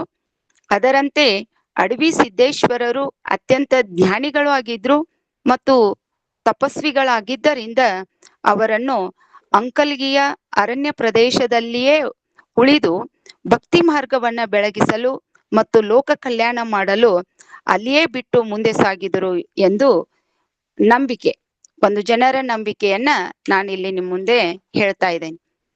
ಚನ್ನಬಸವಣ್ಣನವರ ನೇತೃತ್ವದಲ್ಲಿ ಉಳುವಿಯ ಕಡೆಗೆ ಪ್ರಯಾಣ ಬೆಳೆಸಿದ ಪ್ರಮುಖ ಶರಣರ ದಂಡಿನಲ್ಲಿ ವಿಶಿಷ್ಟವಾಗಿ ಗುರುತಿಸಿಕೊಳ್ಳುವಂತಹವರು ಅಂಕಲ್ಗಿ ಉಳುವಿ ಭಾಗದ ಇತಿಹಾಸದಲ್ಲಿ ಒಟ್ಟಿಗೆ ಸ್ಮರಿಸಲಾಗುವ 3 ಪ್ರಮುಖರು ಶಿವಶರಣರು. ಶ್ರೀ ಚನ್ನಬಸವಣ್ಣನವರು ಕಲ್ಯಾಣ ಕ್ರಾಂತಿಯ ನೇತೃತ್ವವನ್ನ ವಹಿಸಿ ಶರಣರನ್ನ ಉಳುವಿಗೆ ಕರೆತಂದರೆ ಉಳುವಿಯ ಹೆಬ್ಬಾಗಲು ಮುರುಗೋಡಾಗಿದೆ, ಅದೆಲ್ಲರಿಗೂ ಗೊತ್ತಿದೆ. ಶ್ರೀ ಅಡವಿ ಸಿದ್ದೇಶ್ವರರು ಅಂಕಲ್ಗೆ ಕಾಡಿನಲ್ಲಿ ನೆಲೆ ನಿಂತು ತಪೈಗೈದ ಮಹಾತ್ಮರು. ಇವರು ಎಲ್ಲೆಲ್ಲಿ ತಪಗೈದಿದ್ದಾರೆ ಅಲ್ಲಲ್ಲಿ ಒಂದೊಂದು ದೇವಸ್ಥಾನವನ್ನ ಕಟ್ಟಿಸಿದ್ದಾರೆ. ಉದಾಹರಣೆಗಾಗಿ ನಾನಿರುವಂತ ಇದು ಸ್ಥಳ ಇದೆ ಗೋಕಾಕ್ ತಾಲೂಕಿನಲ್ಲಿ ಒಂದು ಸಣ್ಣ ಗ್ರಾಮ ಮಿಡಕ್ನಟ್ಟಿ ಅಂತ ಹೇಳಿ ಬರ್ತದ. ಈ ಮಿಡಕ್ನಟ್ಟಿ ನಾನು ಅಂಕಲಿಗೆ ಹೋಗುವಾಗ ದಾರಿಯಲ್ಲಿ ನಾನು ಬೈಕ್ ತಗೊಂಡ್ ಹೋಗ್ತಾ ಇದ್ದೆ. ಅಲ್ಲಿ ಹೋಗುವಾಗ ಸುಮಾರು ನಾನು ಇರುವಂತ ಸ್ಥಳ ನಮ್ ಕಾಲೇಜಿನಿಂದ ಹತ್ರ ಸಮೀಪ ಆಗ್ತದೆ ಇದ ಅಂಕಲ್ಗಿ. ಅಂಕಲ್ಗಿ ಕ್ಷೇತ್ರಕ್ಕೆ ಹೋಗುವಂತ ಸಂದರ್ಭದಲ್ಲಿ ಅಲ್ಲಿ ಹಾಲ್ ಸಿದ್ದೇಶ್ವರ ಮತ್ತು ರಾಮ್ ಸಿದ್ದೇಶ್ವರ ಎನ್ನುವ 2 ಗುಡಿಗಳು ಬರ್ತಾ ಇದಾವ. ನಾನು ಬೈಕ್ ಸ್ಟಾರ್ಟ್ ಮಾಡಿ ಆ ಪೂಜಾರಿ ಅವರಿಗೆ ಕೇಳಿದೆ, ಈ ಹಾಲ್ ಸಿದ್ದೇಶ್ವರ ಮತ್ತು ರಾಮ್ ಸಿದ್ದೇಶ್ವರ ಅನ್ನುವುದಕ್ಕ ಏನ್ ಪೌರಾಣಿಕ ಕಾರಣ ಅಥವಾ ಇತಿಹಾಸ ಸಂಶೋಧನೆ ನಿಮ್ಗೆ ಏನಾರ ಗೊತ್ತಿದ್ರು ಹೇಳ್ರಿ ಅಂತ ಹೇಳಿದೆ. ಅವ್ರಂದ್ರು ನೀವೇನದಿರಿ ಅಂತಂದ್ರು. ಇಲ್ಲ ನಾ ಇಲ್ಲಿ ಕಾಲೇಜ್ಗೆ ಇದೀನ ಹೀಗಿಗೆ ಅಂತಂದು ಹೇಳಿದೆ. ಅವ್ರಂದ್ರು ಇಲ್ಲಮ್ಮ, ಇದು ಅಂಕಲಿಗೆ ಅಡವಿ ಸಿದ್ದೇಶ್ವರರು ನಿಜಕ್ಕೂನು ನೀವು ನೋಡಿದ್ರು ಗೊತ್ತಾಗ್ತದ ಅಲ್ಲಿ ಜನವಸತಿ ಇಲ್ಲ. ಹಾಲ್ ಸಿದ್ದೇಶ್ವರ ಗುಡಿ ಅಂದ್ರೆ ಮಿಡಕ್ನಟ್ಟಿ ಮೇಲ್ಗಡೆ ಅದ, ಅದು ಗುಡ್ದಾಗನೆ ಅದ. ಇಲ್ಲಿ ಅವರು ತಪಗೈದಿದ್ದಾರೆ. ಈ ಕಾರಣಕ್ಕಾಗಿ ಅವ್ರು ಎಲ್ಲೆಲ್ಲಿ ನಡೆದಿದ್ದಾರೆ ಅಲ್ಲೊಂದು ಗುಡಿಗಳನ್ನ ಕಟ್ಕೊಂಡಿದ್ದಾರೆ. ಹಾಲು ಸಿದ್ದೇಶ್ವರ ಅಂತಾರ, ಕೆಳಗಡೆ ಬರುದು ರಾಮ್ ಸಿದ್ದೇಶ್ವರ ಅಂತ ಇಲ್ಲೇ ಸಮೀಪನೇ ಇದೆ. ಇವೆರಡು ಕಾರಣಗಳು. ಇನ್ನು ಮಡಿವಾಳ ಮಾಚಿದೇವರು ಶರಣರ ರಕ್ಷಣೆಗಾಗಿ ಮಡಿದ ಮಹಾಶೂರರು ಮತ್ತು ಕಾಯಕ ಯೋಗಿ. ಈ 3 ಜನರನ್ನ ಇಲ್ಲಿನ ಪ್ರಮುಖವಾದಂತಹ ಕಲ್ಯಾಣ ಕ್ರಾಂತಿಯಲ್ಲಿ ಇವರು ಉಳಿವಿಯ ಪಯಣದಲ್ಲಿ ಸಿದ್ದರಾಮೇಶ್ವರರು ಮತ್ತು ಕಿನ್ನರಿ ಬೊಮ್ಮಯ್ಯನವರ ಹೆಸರು ಮುಂಚೂಣಿಯಲ್ಲಿ ಬರ್ತದ ಅಂತಂದ್ ಕೆಲವು ಪ್ರಾದೇಶಿಕ ಕಥೆಗಳ ಪ್ರಕಾರ ನಮ್ಗೆ ಗೊತ್ತಾಗ್ತದ. ಆದ್ರೆ ಅಂಕಲಿಗಿ ಮತ್ತು ಉಳಿವಿ ಕ್ರಾಂತಿಯ ಪಥದ ಹಿನ್ನೆಲೆಯಲ್ಲಿ ಚನ್ನಬಸವಣ್ಣ, ಅಡವಿ ಸಿದ್ದೇಶ್ವರ ಹಾಗೂ ಮಾಚಿದೇವರ ಒಡನಾಟ ಬಹಳಷ್ಟು ಅತ್ಯಂತ ಪ್ರಮುಖವಾದದ್ದು ನಮ್ಗೆ ಕಂಡು ಬರ್ತಾ ಇದೆ ಅಂತ. ಇನ್ನು ಇವರ ಜನ್ಮಸ್ಥಳ ಇವರು ಬೆಳಗಾವಿ ಜಿಲ್ಲೆಯ ಗೋಕಾಕ್ ತಾಲೂಕಿನ ಅಂಕಲ್ಗಿ ಗ್ರಾಮದಲ್ಲಿ ನೆಲೆಸಿದ್ರು. ಅಲ್ಲಿಯೇ ಪ್ರಸಿದ್ಧವಾದಂತಹ ಶ್ರೀ ಗುರು ಅಡವಿ ಸಿದ್ದೇಶ್ವರ ಸಂಸ್ಥಾನ ಮಠವನ್ನ ಅವರು ಸ್ಥಾಪಿಸಿದ್ರು. ಕೆಲವು ಇತಿಹಾಸ ಹಾಗೂ ಸ್ಥಳೀಯ ನಂಬಿಕೆಗಳ ಪ್ರಕಾರ ಇವರು ಮೂಲತಃ ಬಾಗಲಕೋಟೆ ಜಿಲ್ಲೆಯ ಮುಧೋಳ ತಾಲೂಕಿನ ಮಂಟೂರ್ ಗ್ರಾಮದಲ್ಲಿ ಇವರು ಜನಿಸಿ ನಂತರ ಅಂಕಲ್ಗಿಗೆ ಬಂದು ನೆಲೆಸಿದ್ರು ಎಂದು ಹೇಳಲಾಗ್ತಾ ಇದೆ. ಇವರ ಕಾಲ ಸಮಯ ಯಾವಾಗ ಅಂತಂದ್ರೆ ಅಡವಿ ಸಿದ್ದೇಶ್ವರರು ಜೀವಿಸಿದ್ದು ನಿಖರವಾದಂತ ಐತಿಹಾಸಿಕ ವರ್ಷಗಳ ದಾಖಲೆಗಳು ಲಭ್ಯ ಇಲ್ಲದಿದ್ದರೂ ಜನಪದರು ಮತ್ತು ಮಠದ ಇತಿಹಾಸದ ಪ್ರಕಾರ ಇವರು ಸುಮಾರು 700ರಿಂದ 750, ಮತ್ತೊಂದ್ ಕಡೆ 770 ವರ್ಷಗಳ ಹಿಂದೆ ಅಂದ್ರೆ ಸುಮಾರು 13ನೇ ಶತಮಾನದ ಸುಮಾರಿಗೆ ಜೀವಿಸಿದ್ದರು ಎಂದು ನಂಬಲಾಗ್ತಾ ಇದೆ. ಇನ್ನು ಸ್ಥಳೀಯರ ಪ್ರಕಾರ ಇವರು 770 ಅಂದ್ರೆ 100 ವರ್ಷಗಳ ಕಾಲ ದೀರ್ಘಾಯುಷಿಯಾಗಿ ಬದುಕಿ ಜನ ಕಲ್ಯಾಣ ಮಾಡಿದ್ರು ಎಂಬ ಉಲ್ಲೇಖಗಳು ನಮ್ಗೆ ಸಿಗ್ತಾ ಇದಾವೆ. ಇನ್ನು ಉತ್ತರ ಕರ್ನಾಟಕದ ಆಧ್ಯಾತ್ಮಿಕ ಇತಿಹಾಸದ ಪ್ರಕಾರ ಅಂಕಲ್ಗಿಯ ಅಡವಿ ಸಿದ್ದೇಶ್ವರರು ಆ ಕಾಲದ ಇತರ ಪ್ರಮುಖ ಪವಾಡ ಪುರುಷರಾದಂತಹ ಗರಗದ ಮಡಿವಾಳೇಶ್ವರರು ಹಾಗೂ ನವಲ್ಗುಂದದ ನಾಗಲಿಂಗ ಸ್ವಾಮಿಗಳಿಗೂ ಕೂಡ ಮಾರ್ಗದರ್ಶನ ನೀಡಿದ್ರು. ಅವರು ಒಂದಿಗೆ ನಿಕಟವಾದಂತ ಆಧ್ಯಾತ್ಮಿಕ ಒಡನಾಟ ಹೊಂದಿದ್ರು ಅಂತಂದ ಐತಿಹ್ಯ ನಮ್ಗೆ ಸಿಗ್ತಾ ಇದೆ. ಈ ಮಠದ ಪರಂಪರೆ ಎಷ್ಟು ಪುರಾತನ ಎಂಬುದು ನಮ್ಗೆ ಇದರಿಂದ ಗೊತ್ತಾಗ್ತದ ಅಂತಂದು ತಮ್ಗೆ ನಾನು ತಿಳಿಪಡಿಸ್ಬೋದು. ಇನ್ನು ಸಾಹಿತ್ಯಿಕ ಮಹತ್ವ ನಮಗ್ ಗೊತ್ತಾಗೋದು ಯಾವುದರಿಂದಪ್ಪ ಅಂದ್ರೆ ಅಂಕಲ್ಗಿ ಅಡವಿ ಸಿದ್ದೇಶ್ವರ ಪುರಾಣ. ಈ ಮಠದ ಇತಿಹಾಸ ಶ್ರೀಗಳ ಮಹಿಮೆಯನ್ನ ಸಾರುವಂತ ಸಲುವಾಗಿ ಗದುಗಿನ ವೀರೇಶ್ವರ ಪುಣ್ಯಾಶ್ರಮದ ಜ್ಞಾನ ಜ್ಯೋತಿ ಪಂಡಿತ ಪುಟ್ಟರಾಜ್ ಗವಾಯಿಗಳು ಅತ್ಯಂತ ಶ್ರದ್ಧೆಯಿಂದ ಅಂಕಲ್ಗಿ ಅಡವಿ ಸಿದ್ದೇಶ್ವರ ಪುರಾಣ ಎಂಬ ಕೃತಿಯನ್ನ ಜನಸಾಮಾನ್ಯರಿಗೆ ತಲುಪಿಸುವಲ್ಲಿ ಅದನ್ನ ರಚನೆ ಮಾಡಿದ್ದಾರೆ.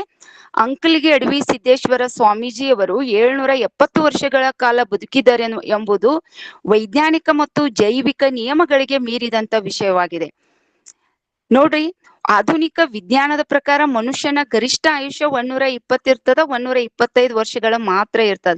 ಹಾಗಾದ್ರೆ ಅವರು 770 ವರ್ಷ ಬದುಕಿದ್ರು ಎಂಬ ನಂಬಿಕೆ ಅದಕ್ಕಿರುವ ಸಾಕ್ಷಿ ಏನು ಎಂಬುದರ ಹಿನ್ನೆಲೆಯನ್ನ ಅರ್ಥ ಮಾಡಿಕೊಳ್ಬಹುದು. ನನಗೆ ಸಿಕ್ಕಂತಹ ಒಂದು ನಂಬಿಕೆಯ ಆಧಾರದ ಮೇಲೆ ಇವರ ಆಧ್ಯಾತ್ಮಿಕ ಮತ್ತು ಯೋಗ ಸಾಧನೆ ನಾನು ರಿಸರ್ಚ್ದೊಳಗೆ ಒಂದ್ ಸ್ವಲ್ಪ ಹೆಕ್ಕಿ ತೆಗಿಲಿಕ್ಕೆ ಇದನ್ ಮಾಡಿದೆ. ಅಲ್ಲಿ ಭಾರತೀಯ ಸನಾತನ ಪರಂಪರೆ ಮತ್ತು ನಾಥ ಪಂಥದ ಇತಿಹಾಸದಲ್ಲಿ ಸಿದ್ಧ ಪುರುಷರು, ಯೋಗಿಗಳು ಮತ್ತು ಕೆಚರಿ ಮುದ್ರೆ ಅಂದ್ರೆ ಪ್ರಾಣಾಯಾಮ ಮತ್ತು ಕಾಯಕಲ್ಪ ವಿದ್ಯೆಗಳ ಮೂಲಕ ಆಯುಷ್ಯವನ್ನು 100 ವರ್ಷಗಳ ಕಾಲ ವಿಸ್ತರಿಸಿಕೊಳ್ತಾ ಇದ್ರು ಅನ್ನುವಂತ ಬಲವಾದಂತ ಒಂದು ನಂಬಿಕೆ. ಅಡವಿ ಸಿದ್ದೇಶ್ವರ ಸ್ವಾಮೀಜಿಯವರನ್ನು ಇಂತಹ ಮಹಾನ್ ಆ ಸಿದ್ಧ ಪುರುಷರು ಅಂತಂದ ನಾವು ಆರಾಧಿಸಲಾಗ್ತಾ ಇದೆ. ಇನ್ನು ಭಕ್ತರ ಪ್ರಕಾರ ಅವರು ತಮ್ಮ ಯೋಗ ಶಕ್ತಿಯ ಬಲದಿಂದಲೇ ಇಷ್ಟು ದೀರ್ಘಕಾಲ ಜೀವಿಸಿದ್ದರು ಅಂತಂದ ಹೇಳ್ತಾ ಇದ್ದಾರೆ. ಇನ್ನು ಐತಿಹಾಸಿಕ ಮತ್ತು ರಾಜಮನೆತನಗಳ ಉಲ್ಲೇಖಗಳು ನಮ್ಗೆ ಸಿಗ್ತಾ ಇದಾವೆ. ಅಡವಿ ಸಿದ್ದೇಶ್ವರ ಸ್ವಾಮೀಜಿಯವರ ಜೀವಿತಾವಧಿಗೆ ಸಂಬಂಧಿಸಿದಂತೆ ಕೆಲವು ಐತಿಹಾಸಿಕ ಕಥೆಗಳು ಮತ್ತು ಸ್ಥಳೀಯ ಆಡಳಿತಗಾರರ ದಾಖಲೆಗಳನ್ನ ಸಾಕ್ಷಿಯಾಗಿ ನೀಡಲಾಗುತ್ತದೆ.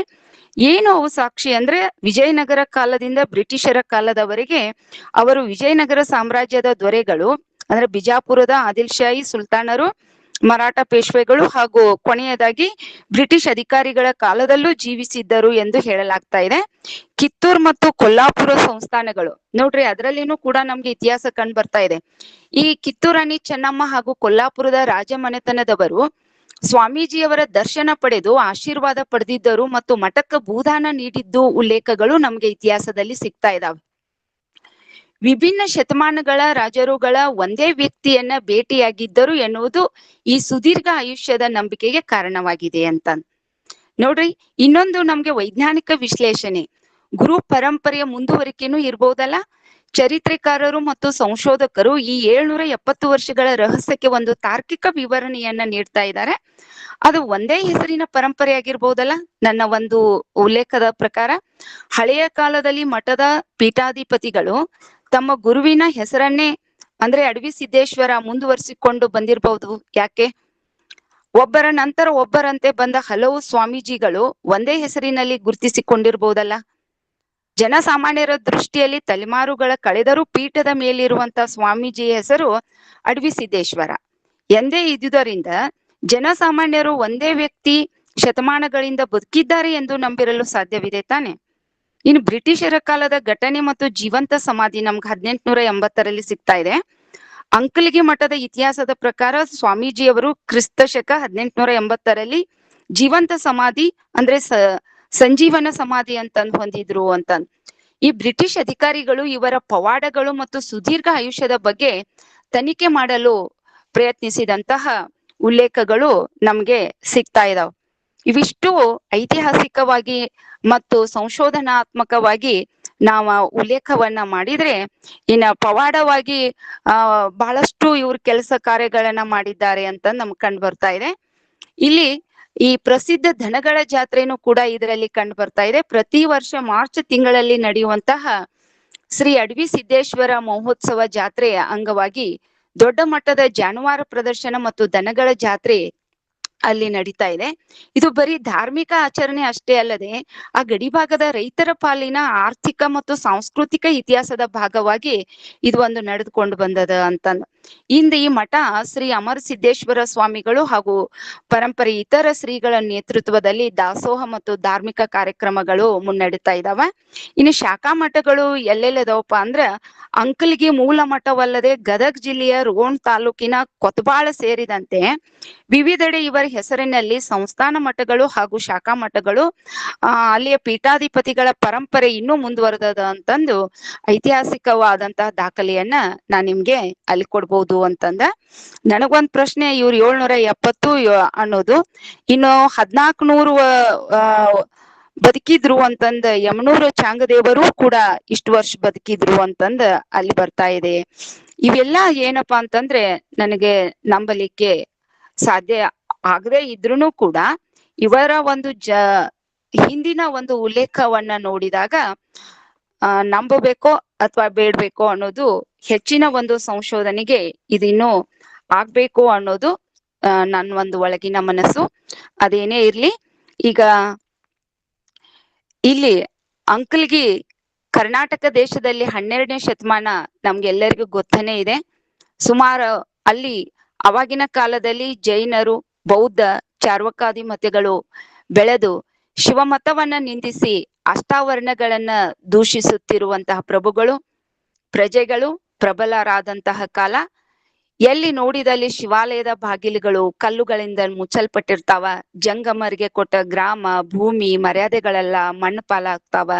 ಜಿನಭಕ್ತರು ತುಂಬಿ ಹೋಗಿರ್ತಾರ. ಸಕಲ ಸದ್ಧರ್ಮಗಳು, ನೀತಿ ನಿಯಮಾಚಾರಗಳು ಹಾಳಾಗಿ ಅಧರ್ಮ, ಅನಾಚಾರ, ಮೋಸಗಾರಿಕೆ, ಒಣ ಹೆಮ್ಮೆ ಮೊದಲಾದ ದುರ್ಗುಣಗಳು ಎಲ್ಲರನ್ನ ಆವರಿಸ್ಕೊಂಡಿದ್ದವು. ಆದ ಕಾರಣ ಶಿವಾನುಭವಿಗಳು ಬಯಲಿಗೆ ಬಾರದೆ ಗುಟ್ಟಾಗಿದ್ರು ಅಂತಂದ್. ಶಿವಭಕ್ತ ಸಂಪನ್ನರಾದಂತಹ ಕೆಲವರು ತಮ್ಮ ವೇಷವನ್ನ ಮರಮಾಡಿ ಬೇರೆ ವೇಷದಿಂದ ಕಾಲಹರಣ ಮಾಡ್ತಾ ಇದ್ರು. ಹೀಗಾದುದರಿಂದ ಶಿವ ಮಹತ್ವವನ್ನ ಪ್ರತ್ಯಕ್ಷ ಪ್ರಮಾಣವಾಗಿ ಲೋಕಕ್ಕೆ ತೋರ್ಪಡಿಸದೇ ಇದ್ದುದರಿಂದ ಮೂಢ ಜನಗಳಿಗೆ ಅಜ್ಞಾನದಿಂದ ನಂಬಿಕೆ, ಭಕ್ತಿ, ಸ್ವಭಾವ, ಈ ಗುರುಲಿಂಗ ಜಂಗಮರ ಮಹಿಮೆಯ ಜ್ಞಾನ ಕಡಿಮೆ ಆಕೊಂತ ಬಂತು. ಇವುಗಳನ್ನೆಲ್ಲ ಭೂಮಿಯಲ್ಲಿ ಸ್ಥಾಪಿಸಿ ಗುಪ್ತರಾಗಿರುವಂತಹ ಭಕ್ತರನ್ನ ಧನ್ಯರನ್ನಾಗಿ ಮಾಡುವುದಕ್ಕಾಗಿ ಶ್ರೀ ಬಸವೇಶ್ವರರು ಜೈನಾದಿ ಧರ್ಮಗಳನ್ನ ಸೆದೆಬಡಿದು ಬಿಜ್ಜಳ ಅರಸನನ್ನ ಸೋಲಿಸಿ ನಂತರ ಕಪ್ಪಡಿಯಲ್ಲಿ ಲಿಂಗೈಕ್ಯವಾದದ್ದು. ಮುಂದೆ ಶ್ರೀ ಚನ್ನಬಸವೇಶ್ವರರ ಅವರ ಆಚಾರವನ್ನೇ ಮುಂದಕ್ಕೆ ಸಾಗಿಸಿ ಕೆಲವು ದಿನಗಳ ಮೇಲೆ ಉಳುವಿ ಒಳಗೆ ಅಂದ್ರೆ ಈ ಪ್ರಮಥರೊಡನೆ ಶಿವಲೋಕಕ್ಕೆ ಹೋಗುವಾಗ ಈ ಮೂವರು ಶಿವಶರಣರು ಅಂದರೆ ಪ್ರಮಥರನ್ನ ಮೃತ್ಯಲೋಕದಲ್ಲಿ ಉಳಿದ ಪ್ರಮಥರಲ್ಲಿನೇ ಈ ರೇಚಪ್ಪನವರು ಒಬ್ರೂ ಕೂಡ ಅಂತಂದ ಉಲ್ಲೇಖ ನಮ್ಗಲ್ಲೇ ಬರ್ತಾ ಇದೆ. ಇದು ಒಂದು ಜನರ ನಂಬಿಕೆಯ ಮೇರೆಗೆ ರೇಚಪ್ಪನವರೇ ಅಂಕಲಿಗಿಯ ಅಡವಿ ಸಿದ್ದೇಶ್ವರು ಎಂದು ಹೇಳಿದ್ದು ಕಂಡು ಬರ್ತಾ ಇದೆ. ಈ ಶರಣ ರೇಚಪ್ಪನವರು ಅನೇಕ ತೆರನಾದಂತಹ ಕ್ಷೇತ್ರ ಅಂದ್ರೆ ಪ್ರವಾಸಕ್ಕೆ ಹೋಗ್ತಾ ಇದ್ದಾರೆ. ಅಲ್ಲಿ ಚನ್ನಬಸವೇಶ್ವರರ ಆಜ್ಞೆಯಂತೆ ಕೆಲವು ಕಾಲ ಉಳ್ವಿಯಲ್ಲಿ ಘೋರವಾದಂತಹ ತಪಸ್ಸನ್ನ ಆಚರಿಸ್ತಾರ. ಅಲ್ಲಿಂದ ಹಿಮಾಲಯಕ್ಕೆ ಅಲ್ಲಿ ಶಿಲಾ ನದಿಯನ್ನ ದಾಟಿ ಕಾಲದರ್ಶನ ಪಡೆದು ಕ್ಷೇತ್ರ ಮಹಾತ್ಮೆಯನ್ನ ಅರಿತು ಅಲ್ಲಿಂದ ಮತ್ತವ್ರು ಮುಂದಕ್ಕೆ ಕೇದಾರೇಶ್ವರಕ್ಕೆ ಹೋಗ್ತಾರ, ಕಾಶಿಗೆ ಹೋಗ್ತಾರ. ಅಲ್ಲಿಂದ ಮತ್ತೆ ಎಲ್ಲಿಗೆ ಹೋಗ್ತಾ ಇದ್ದಾರೆ ಅವರು? ಕ್ಷೇತ್ರಪಾಲ, ಜ್ಞಾನೇಶ್ವರ, ನಂದಿಕೇಶ್ವರ, ಶ್ರೀ ವಿಶ್ವನಾಥನ ಗುಡಿಯನ್ನು ನೋಡಿದ್ಮೇಲೆ ಅವರ ಮೈ ಒಳಗೆ ಒಂದು ರೀತಿಯಾದಂತಹ ರೋಮಾಂಚನ ಆಗಿರುವುದು ಕಂಡು ಬರ್ತಾ ಇದೆ ಅಂತಂದ. ಈ ದಿನಾಲು ವಿಶ್ವನಾಥನನ್ನ ಇವರು 12 ವರ್ಷ ಕಾಲ ಪೂಜಿಸಿದ್ರು ಅಂತಂದ್ ಅಲ್ಲಿ ಉಲ್ಲೇಖ ಬರ್ತಾ ಇದೆ. ಅಲ್ಲಿಂದ ಅವರು ವೈಜನಾಥಕ್ಕೆ ಹೋಗ್ತಾ ಇದ್ದಾರೆ. ಅಲ್ಲಿ 6 ತಿಂಗಳು ಇದ್ದು ಆಮೇಲೆ ಶ್ರೀಶೈಲ ಕ್ಷೇತ್ರಕ್ಕೆ ಬರ್ತಾ ಇದ್ದಾರೆ. ಅಲ್ಲಿ ಶ್ರೀಶೈಲ ಕ್ಷೇತ್ರದಲ್ಲಿ 15 ವರ್ಷಗಳವರೆಗೆ ಅಲ್ಲಿ ಇರ್ತಾ ಇದ್ದಾರೆ. ಅಲ್ಲಿಂದ ಅವರು ಕಂಚಿ, ಕಾಳಹಸ್ತಿ, ಚೋಳ ಇಲ್ಲಿ ಅವರು ಬರ್ತಾ ಇದ್ದಾರೆ. ಹೀಗೆ ಇವರು ಅನೇಕ ತೆರನಾದಂತ ಸುಮಾರು 36 ವರ್ಷಗಳವರೆಗೆ ಇರ್ಬೇಕು ಅಂತ ಹೇಳಿ ಒಂದಲ್ಲಿ ರೇಚಪ್ಪನವರು ಗವಿ ಅಂದಾನಿ ಅನ್ನುವಂತಹ ಎಂಬುವರೊಬ್ಬ ಶರಣರು ಇವರಿಗೆ ಸಿಗ್ತಾ ಇದ್ದಾರೆ. ಅವ್ರು ಇವರಿಗೆ ಆಜ್ಞೆ ಮಾಡ್ತಾ ಇದ್ದಾರೆ, ನೀನು ಇಲ್ಲೇ 36 ವರ್ಷಗಳವರೆಗೆ ಇರ್ಬೇಕು ಅಂತ. ಆಮೇಲೆ ಅವರಲ್ಲಿ 36 ವರ್ಷಗಳವರೆಗೆ ಇದ್ದು ಮತ್ತ ಆಜ್ಞೆ ಮಾಡ್ಕೋತಾರ, ಅವ್ರು ಬೇಡ್ಕೋತಾರ, ಇಲ್ರಿ ನಾನು ಮತ್ ಮುಂದ್ ಹೋಗ್ಬೇಕು ಅಂತಂದ್. ಆಮೇಲೆ ಅವರ ಅಪ್ಪಣೆ ಪಡೆದು ಅವರು ನಾಗಾಚರಿಯ ಕೂಡುವಂತಹ ಒಂದು ಬಳ್ಳಾರಿ ಎಂಬ ನದಿ ತೀರದಲ್ಲಿ ನಿಂತ್ಲಾ ಇದ್ದಾರೆ. ಅಲ್ಲಿ ಮತ್ತು 36 ವರ್ಷಗಳವರೆಗೆ ದಾಸೋಹ, ಅನ್ನದಾನ, ಜಂಗಮ ಆರಾಧನೆಗಳನ್ನ ಮಾಡ್ಬೇಕು ಅಂತಂದ ಈ ರೇಚಪ್ಪನವರು ಅಂದಾನು ಗುರುಗಳಿಂದ ಆಶೀರ್ವಾದ ಅಪ್ಪಣೆಗಳನ್ನ ಪಡೆದುಕೊಂಡು ಅಲ್ಲಿ ಪಂಚಲಿಂಗ ಕ್ಷೇತ್ರಕ್ಕೆ ಅಲ್ಲಿ ಬರ್ತಾ ಇದ್ದಾರೆ. ಅಲ್ಲಿ 5 ವರ್ಷಗಳವರೆಗೆ ಪಂಚಲಿಂಗೇಶ್ವರನ ಪೂಜೆಯನ್ನ ಮಾಡ್ತಾ ತಟ್ಟೀಶ್ವರ ಕ್ಷೇತ್ರಕ್ಕೆ ಬರ್ತಾ ಇದ್ದಾರೆ. ಅಲ್ಲಿ ಕರ್ಮಹಾರಿ ತೀರ್ಥದಲ್ಲಿ ಅವರು ಸ್ನಾನ ಮುಗಿಸ್ಕೊಂಡು ಎಲ್ಲಾ ಪೂಜಾದಿ ಕರ್ಮಗಳನ್ನ ಮುಗಿಸ್ಕೊಂಡು ಅಲ್ಲಿ ಕುಂದುರ್ಗಿ ಗ್ರಾಮ ಅನ್ನುವಂತಹ ಅಲ್ಲಿ ಬರ್ತಾ ಇದ್ದಾರೆ. ಮಾರ್ಕಂಡೇಯ ಎಂಬ ನದಿ ತೀರದಲ್ಲಿ ಶ್ರೀ ಸಂಗಮೇಶ್ವರ ಕ್ಷೇತ್ರಕ್ಕೆ 1806ರಲ್ಲಿ ಅವರು ಬರ್ತಾ ಇದ್ದಾರೆ ಅಂತಂದ್. ಈಗ ರೇಚಪ್ಪನವರು ಕುಂದುರ್ಗಿ ಸಮೀಪದಲ್ಲಿ ಶ್ರೀ ಸಂಗಮೇಶ್ವರ ಕ್ಷೇತ್ರಕ್ಕೆ ಬಂದು ಅಲ್ಲಿನೇ ಅವರು ವಾಸವಾಗಿರ್ತಾರ ಅಂತಂದ್. ಅಲ್ಲಿ ಏನಿದೆಪ್ಪ ಅಂದ್ರೆ ಅಲ್ಲಿ ಸೃಷ್ಟಿ ಸೌಂದರ್ಯ ಬಹಳಷ್ಟು ದಟ್ಟವಾದಂತಹ ಕಾಡಿರ್ತದ. ಕಾಡಿನಲ್ಲಿ ಚಿರತೆಗಳಿರ್ತಾವ, ಕರಡಿಗಳಿರ್ತಾವ, ಕಳ್ಳರ ವಾಸ ಆಗ್ಬಿಟ್ಟಿರ್ತದ. ಹೀಗಾಗಿ ಈ ಕುಂದುರ್ಗಿಯಿಂದ ಮತ್ತ ಅವ್ರು ಪಾಶಾಪುರಕ್ಕೆ ಹೋಗುವಂತ ಕಾಲು ದಾರಿಯ ಮೇಲಿರುವ ಸಿದ್ದೇಶ್ವರನ ಹುಣಸಿ ಗಿಡ ಅಂತಂದ್ ಬರ್ತಾ ಇದೆ. ಆ ಹುಣಸಿ ಗಿಡದ ಪೊದರಿನಲ್ಲಿ ಇವರು ಇದ್ರು ಅಂತಂದ್. ಸಿದ್ದೇಶ್ವರನ ಗಿಡದ ಸುತ್ತಳತೆ 16 ಮೊಳ ಇತ್ತು. ಅದ್ರ ಹೊದರು ಬಹಳಷ್ಟು ಪ್ರಶಸ್ತವಾದಂತದ್ದಾಗಿತ್ತು. ಆ ಹೊದರಿನ ಮೊರೆ ಏನು ಈಶಾನ್ಯ ದಿಕ್ಕಿಗಿತ್ತು. ಆ ಗಿಡಕ್ಕಿಂತ ಇತ್ತಲಾಗಿನ ಎಷ್ಟೋ ಗಿಡಗಳು ಮುಪ್ಪಾಗಿ ಹೋಗಿದಾವಂತ. ಆದ್ರೆ ಅವಾಗಿದ್ದಂತ ಆ ಹುಣಸಿ ಗಿಡ ಈಗನೂ ಇದೆ. ಈಗನೂ ಕೂಡ ಕಾಯಿಗಳನ್ನ ಕೊಡ್ತದಂತೆ. ಆಮೇಲೆ ಜನರ ಒಂದು ನಂಬಿಕೆ ಆ ಕುಂದುರ್ಗಿಯಲ್ಲಿ ಏನಾದ್ರೂ ಪ್ಲೇಗ, ಮಾರಿಕ ಇಂತ ಪಿಡುಗುಗಳು ಏನಾರ ತೊಂದ್ರೆ ಆಗಿತ್ತಪ್ಪ ಅಂದ್ರ ಈ ಗಿಡದ ಕೆಳಗಡೆ ಹೋಗಿ ಅವ್ರ ಗುಡಿಸಲುಗಳನ್ನ ಕಟ್ಕೊಂಡು ಅಲ್ಲೇ ಇರ್ತಾರಂತ. ಅವ್ರಿಗೆ ಯಾವುದೇ ರೀತಿಯಂತ ಆದಂತ ತೊಂದರೆ ಆಗುವುದನ್ನ ಇಲ್ಲಂತ. ಇದು ಇನ್ನೂ ಕೂಡ ನಾವು ಅದನ್ನ ನಂಬಿಕೆಯಿಂದ ಜನರು ಬರ್ತಾ ಇದ್ದಾರೆ ಅಂತ. ಇಷ್ಟು ರೇಚಪ್ಪನವರು ಅಲ್ಲಿ ವಾಸಾಗಿದ್ದು ನಮ್ಗೆ ಕಂಡು ಬರ್ತಾ ಇದೆ. ಆಮೇಲೆ ಈ ರೇಚಪ್ಪನವರು ಅಲ್ಲಿ ಇದ್ರಲ್ಲ, ಊರ್ ಒಳಗ್ ಬರ್ಬೇಕಂತಂದು ಎಷ್ಟು ಜನರು ಅಲ್ಲಿ ಹೇಳಿದ್ರು ಕೂಡ ಇವರು ಗೌಪ್ಯವಾಗಿ ಯಾರಿಗೂ ಗೊತ್ತಾಗದ ರೀತಿಯಲ್ಲಿನೇ ಆ ಒಂದು ಹುಣಸೆ ಗಿಡದ ಪೊದರಿನಲ್ಲೇ ಇರ್ತಾ ಇದ್ರು. ಅಲ್ಲಿ ದನಕಾಯಿ ಹುಡುಗರೆಲ್ಲ ಬಂದು ಆ ದನಕಾಯಿ ಹುಡುಗರಿಗೆ ಇವ್ರು ಒಂದಷ್ಟು ಗುಟ್ಟಾಗಿ ಕೆಲವೊಂದು ಉತ್ತತ್ತಿ ಹಣ್ಣುಗಳನ್ನ ಕೊಡ್ತಾ ಇದ್ರಂತ, ಯಾರ ಮುಂದೆ ಹೇಳ್ಬೇಡ ಅಂತಂದ್. ಈ ಉತ್ತತ್ತಿ ಹಣ್ಣು ತಿಂದಂತ ಈ ಮಕ್ಕಳೆಲ್ಲರೂ ಒಂದ್ ಸತಿ ಅದು ಹೇಗೋ ಗೊತ್ತಾಗ್ಬಿಡ್ತದ, ಇಲ್ಲೊಬ್ರು ದೊಡ್ಡ ಶರಣರು ಈ ಮಳೆ ಹತ್ತಿರ ವಾಸವಾಗಿದ್ದಾರೆ ಅಂತಂದ್. ಆಮೇಲೆ ಅವ್ರ ಅಲ್ಲೇ ಇದ್ಕೊಂಡನ ಒಂದು ಪತ್ರಿ ಗಿಡ ಅಲ್ಲಿ ಬೆಳೆಸ್ತಾ ಇದಾರಂತೆ. ಈ ಪತ್ರಿ ಗಿಡದ ಕೆಳಗಡೆ ಅಲ್ಲಿನೇ ಒಂದು ಗುಡಿಸಲನ್ನ ಕಟ್ಕೊಂಡು ಅವ್ರ ಅಲ್ಲೇ ಒಂದು ಗದ್ದಿಗೆಯನ್ನ ಮಾಡ್ಕೊಂಡು ಅಲ್ಲೇ ಇರ್ತಾ ಇದ್ದಾರೆ. ದಿನನಿತ್ಯ ತಮ್ಮ ಪೂಜೆಯನ್ನ ಮಾಡ್ಕೊಂತ ಈ ರೇಚಪ್ಪನವರು ದಿನಾಲು ಅವ್ರಿಗೆ ಒಂದು ಮಗಿ ಇರ್ತಾ ಇತ್ತಂತ, ಒಂದು ಸಣ್ಣ ಮಗಿ. ಅದ್ರಲ್ಲಿ ಅವ್ರು ಏನ್ ಮಾಡ್ತಾ ಇದ್ರಪ್ಪ ಅಂದ್ರೆ ತಮಗೆ ಎಷ್ಟು ಬೇಕೋ ಅಷ್ಟು ಆಹಾರವನ್ನ ಮಾಡ್ಕೊಳ್ತಾ ಇದ್ರಂತ. 10 ಜನರಿಗೆ ಎಷ್ಟು ಜನರಿಗಾದ್ರೂ ಮಾಡುವಂತ ಒಂದು ಮಗಿ ಇತ್ತು ಅನ್ನೋದು ಅಲ್ಲಿ ನಮ್ಗೆ ಬರ್ತಾ ಇದೆ. ಇದು ಮಗಿ ಒಂದು ಪವಾಡ ರೀತಿಯಲ್ಲಿ ನಮ್ಗೆ ಕಂಡು ಬರ್ತಾ ಇದೆ ಅಂತಂದ್ ಹೇಳ್ಬೋದು. ಆ ಮಗಿ ಒಳಗ ಅನ್ನ ಇಟ್ರ ಅದ್ 10-20 ಜನರಿಗೆ ಹೇಗ್ ಮಾಡ್ತದ, ಇದು ನನ್ನ ಸಂಶೋಧನಾತ್ಮಕವಾದಂತ ನನ್ನ ವಿಚಾರಕ್ಕೆ ಬಂದಂತದ್ದು ತಮ್ಮ ಮುಂದೆ ಹೇಳ್ತಾ ಇದ್ದೇನೆ. ಹೀಗೆ ಈ ಊರು 4 ಕಡೆಯಲ್ಲಿ ಇವರ ಹೆಸರು ಹಬ್ತಾ ಇದೆ. ಕುಂದುರ್ಗಿ, ಪಾಶಾಪುರ, ಕರ್ಗುಪ್ಪಿ ಮೊದಲಾದ ಜನರಿಗೆ ರೇಚಪ್ಪ ಶರಣರನ್ನ ಭೇಟಿ ಆಗ್ಲಿಕ್ಕೆ ಬರ್ತಾ ಇದ್ರು. ಬಹಳಷ್ಟು ಇವರ ಒಂದು ಮಹಿಮೆ ಎಲ್ಲರಿಗೆ ಗೊತ್ತಾಗ್ತಾ ಇತ್ತು. ಹಾಗಾದ್ರೆ ಇದು ಎಷ್ಟು ಅಳತೆ ಇತ್ತಪ್ಪ ಅಂದ್ರೆ ಇದು ಗವಿ ಅವ್ರು ಹೇಳ್ತಾ ಇದ್ದಾರೆ 2 ಮೊಳ ಚೌಕಾಕಾರವಾಗಿತ್ತು, 12 ಮೊಳ ಉದ್ದಿತ್ತು, ಅದರ ಮೋರೆ ಪೂರ್ವ ದಿಕ್ಕಿಗಿತ್ತು ಅಂತಂದ್. ಗವಿ ಒಳಗಿನ ಗೋಡೆಯಲ್ಲಿ ಒಂದು ಮಾರ್ಗ ಇತ್ತು ಅಂತಂದ್. ದಿನಕ್ಕೆ ಜನರ ಬಳಕೆ ಹೆಚ್ಚಾಗ್ತಾ ಬಂತು. ಅವರ ಗುಡಿಯ ಸುತ್ತಲೂ ಕಂಟಿ ಈ ಮುಳ್ಳುಗಳನ್ನೆಲ್ಲ ಕಡಿದು ಮಾವಿನ ಗಿಡಗಳನ್ನ, ಹುಣಸೆ ಗಿಡಗಳನ್ನ ಹಚ್ತಾ ಇದಾರ. ಇವುಗಳಿಂದ ಶ್ರೀ ಸಂಗಮೇಶ್ವರನ ಕ್ಷೇತ್ರಕ್ಕೆ ಅಪೂರ್ವವಾದಂತಹ ಒಂದು ರೇಚಪ್ಪನವರ ಹೆಸರು ಅಲ್ಲಿ ಬರ್ತಾ ಇದೆ. ಈ ರೇಚಪ್ಪನವರು ಒಂದು ಗಿಡವನ್ನ ನೆಟ್ಟಿದ್ರಂತ, ಅದಕ್ಕ ಪುಣೇದ ರಾಜ ಅಂತಂದ್ ಹೆಸರಿಟ್ಟಿದ್ರಂತ. ಶ್ರೀ ಸಂಗಮೇಶ್ವರ ಕ್ಷೇತ್ರದ ಬಳಿಯಲ್ಲಿ ಅಂದ್ರೆ ಕುಂದುರ್ಗಿ ಒಳಗ 12 ವರ್ಷಗಳವರೆಗೆ ಅವರು ಅಲ್ಲಿ ಇದ್ದು ನಂತರ ಅವರು ಕುಂದುರ್ಗಿಯಲ್ಲಿ ಒಬ್ಬ ರೈತನ ಮನೆಯಲ್ಲಿ ವರ್ಷ ಇರ್ತಾ ಇದಾರಂತೆ. ಇವಿಷ್ಟು ನಮ್ಗೆ ಬರ್ತಾ ಇದೆ.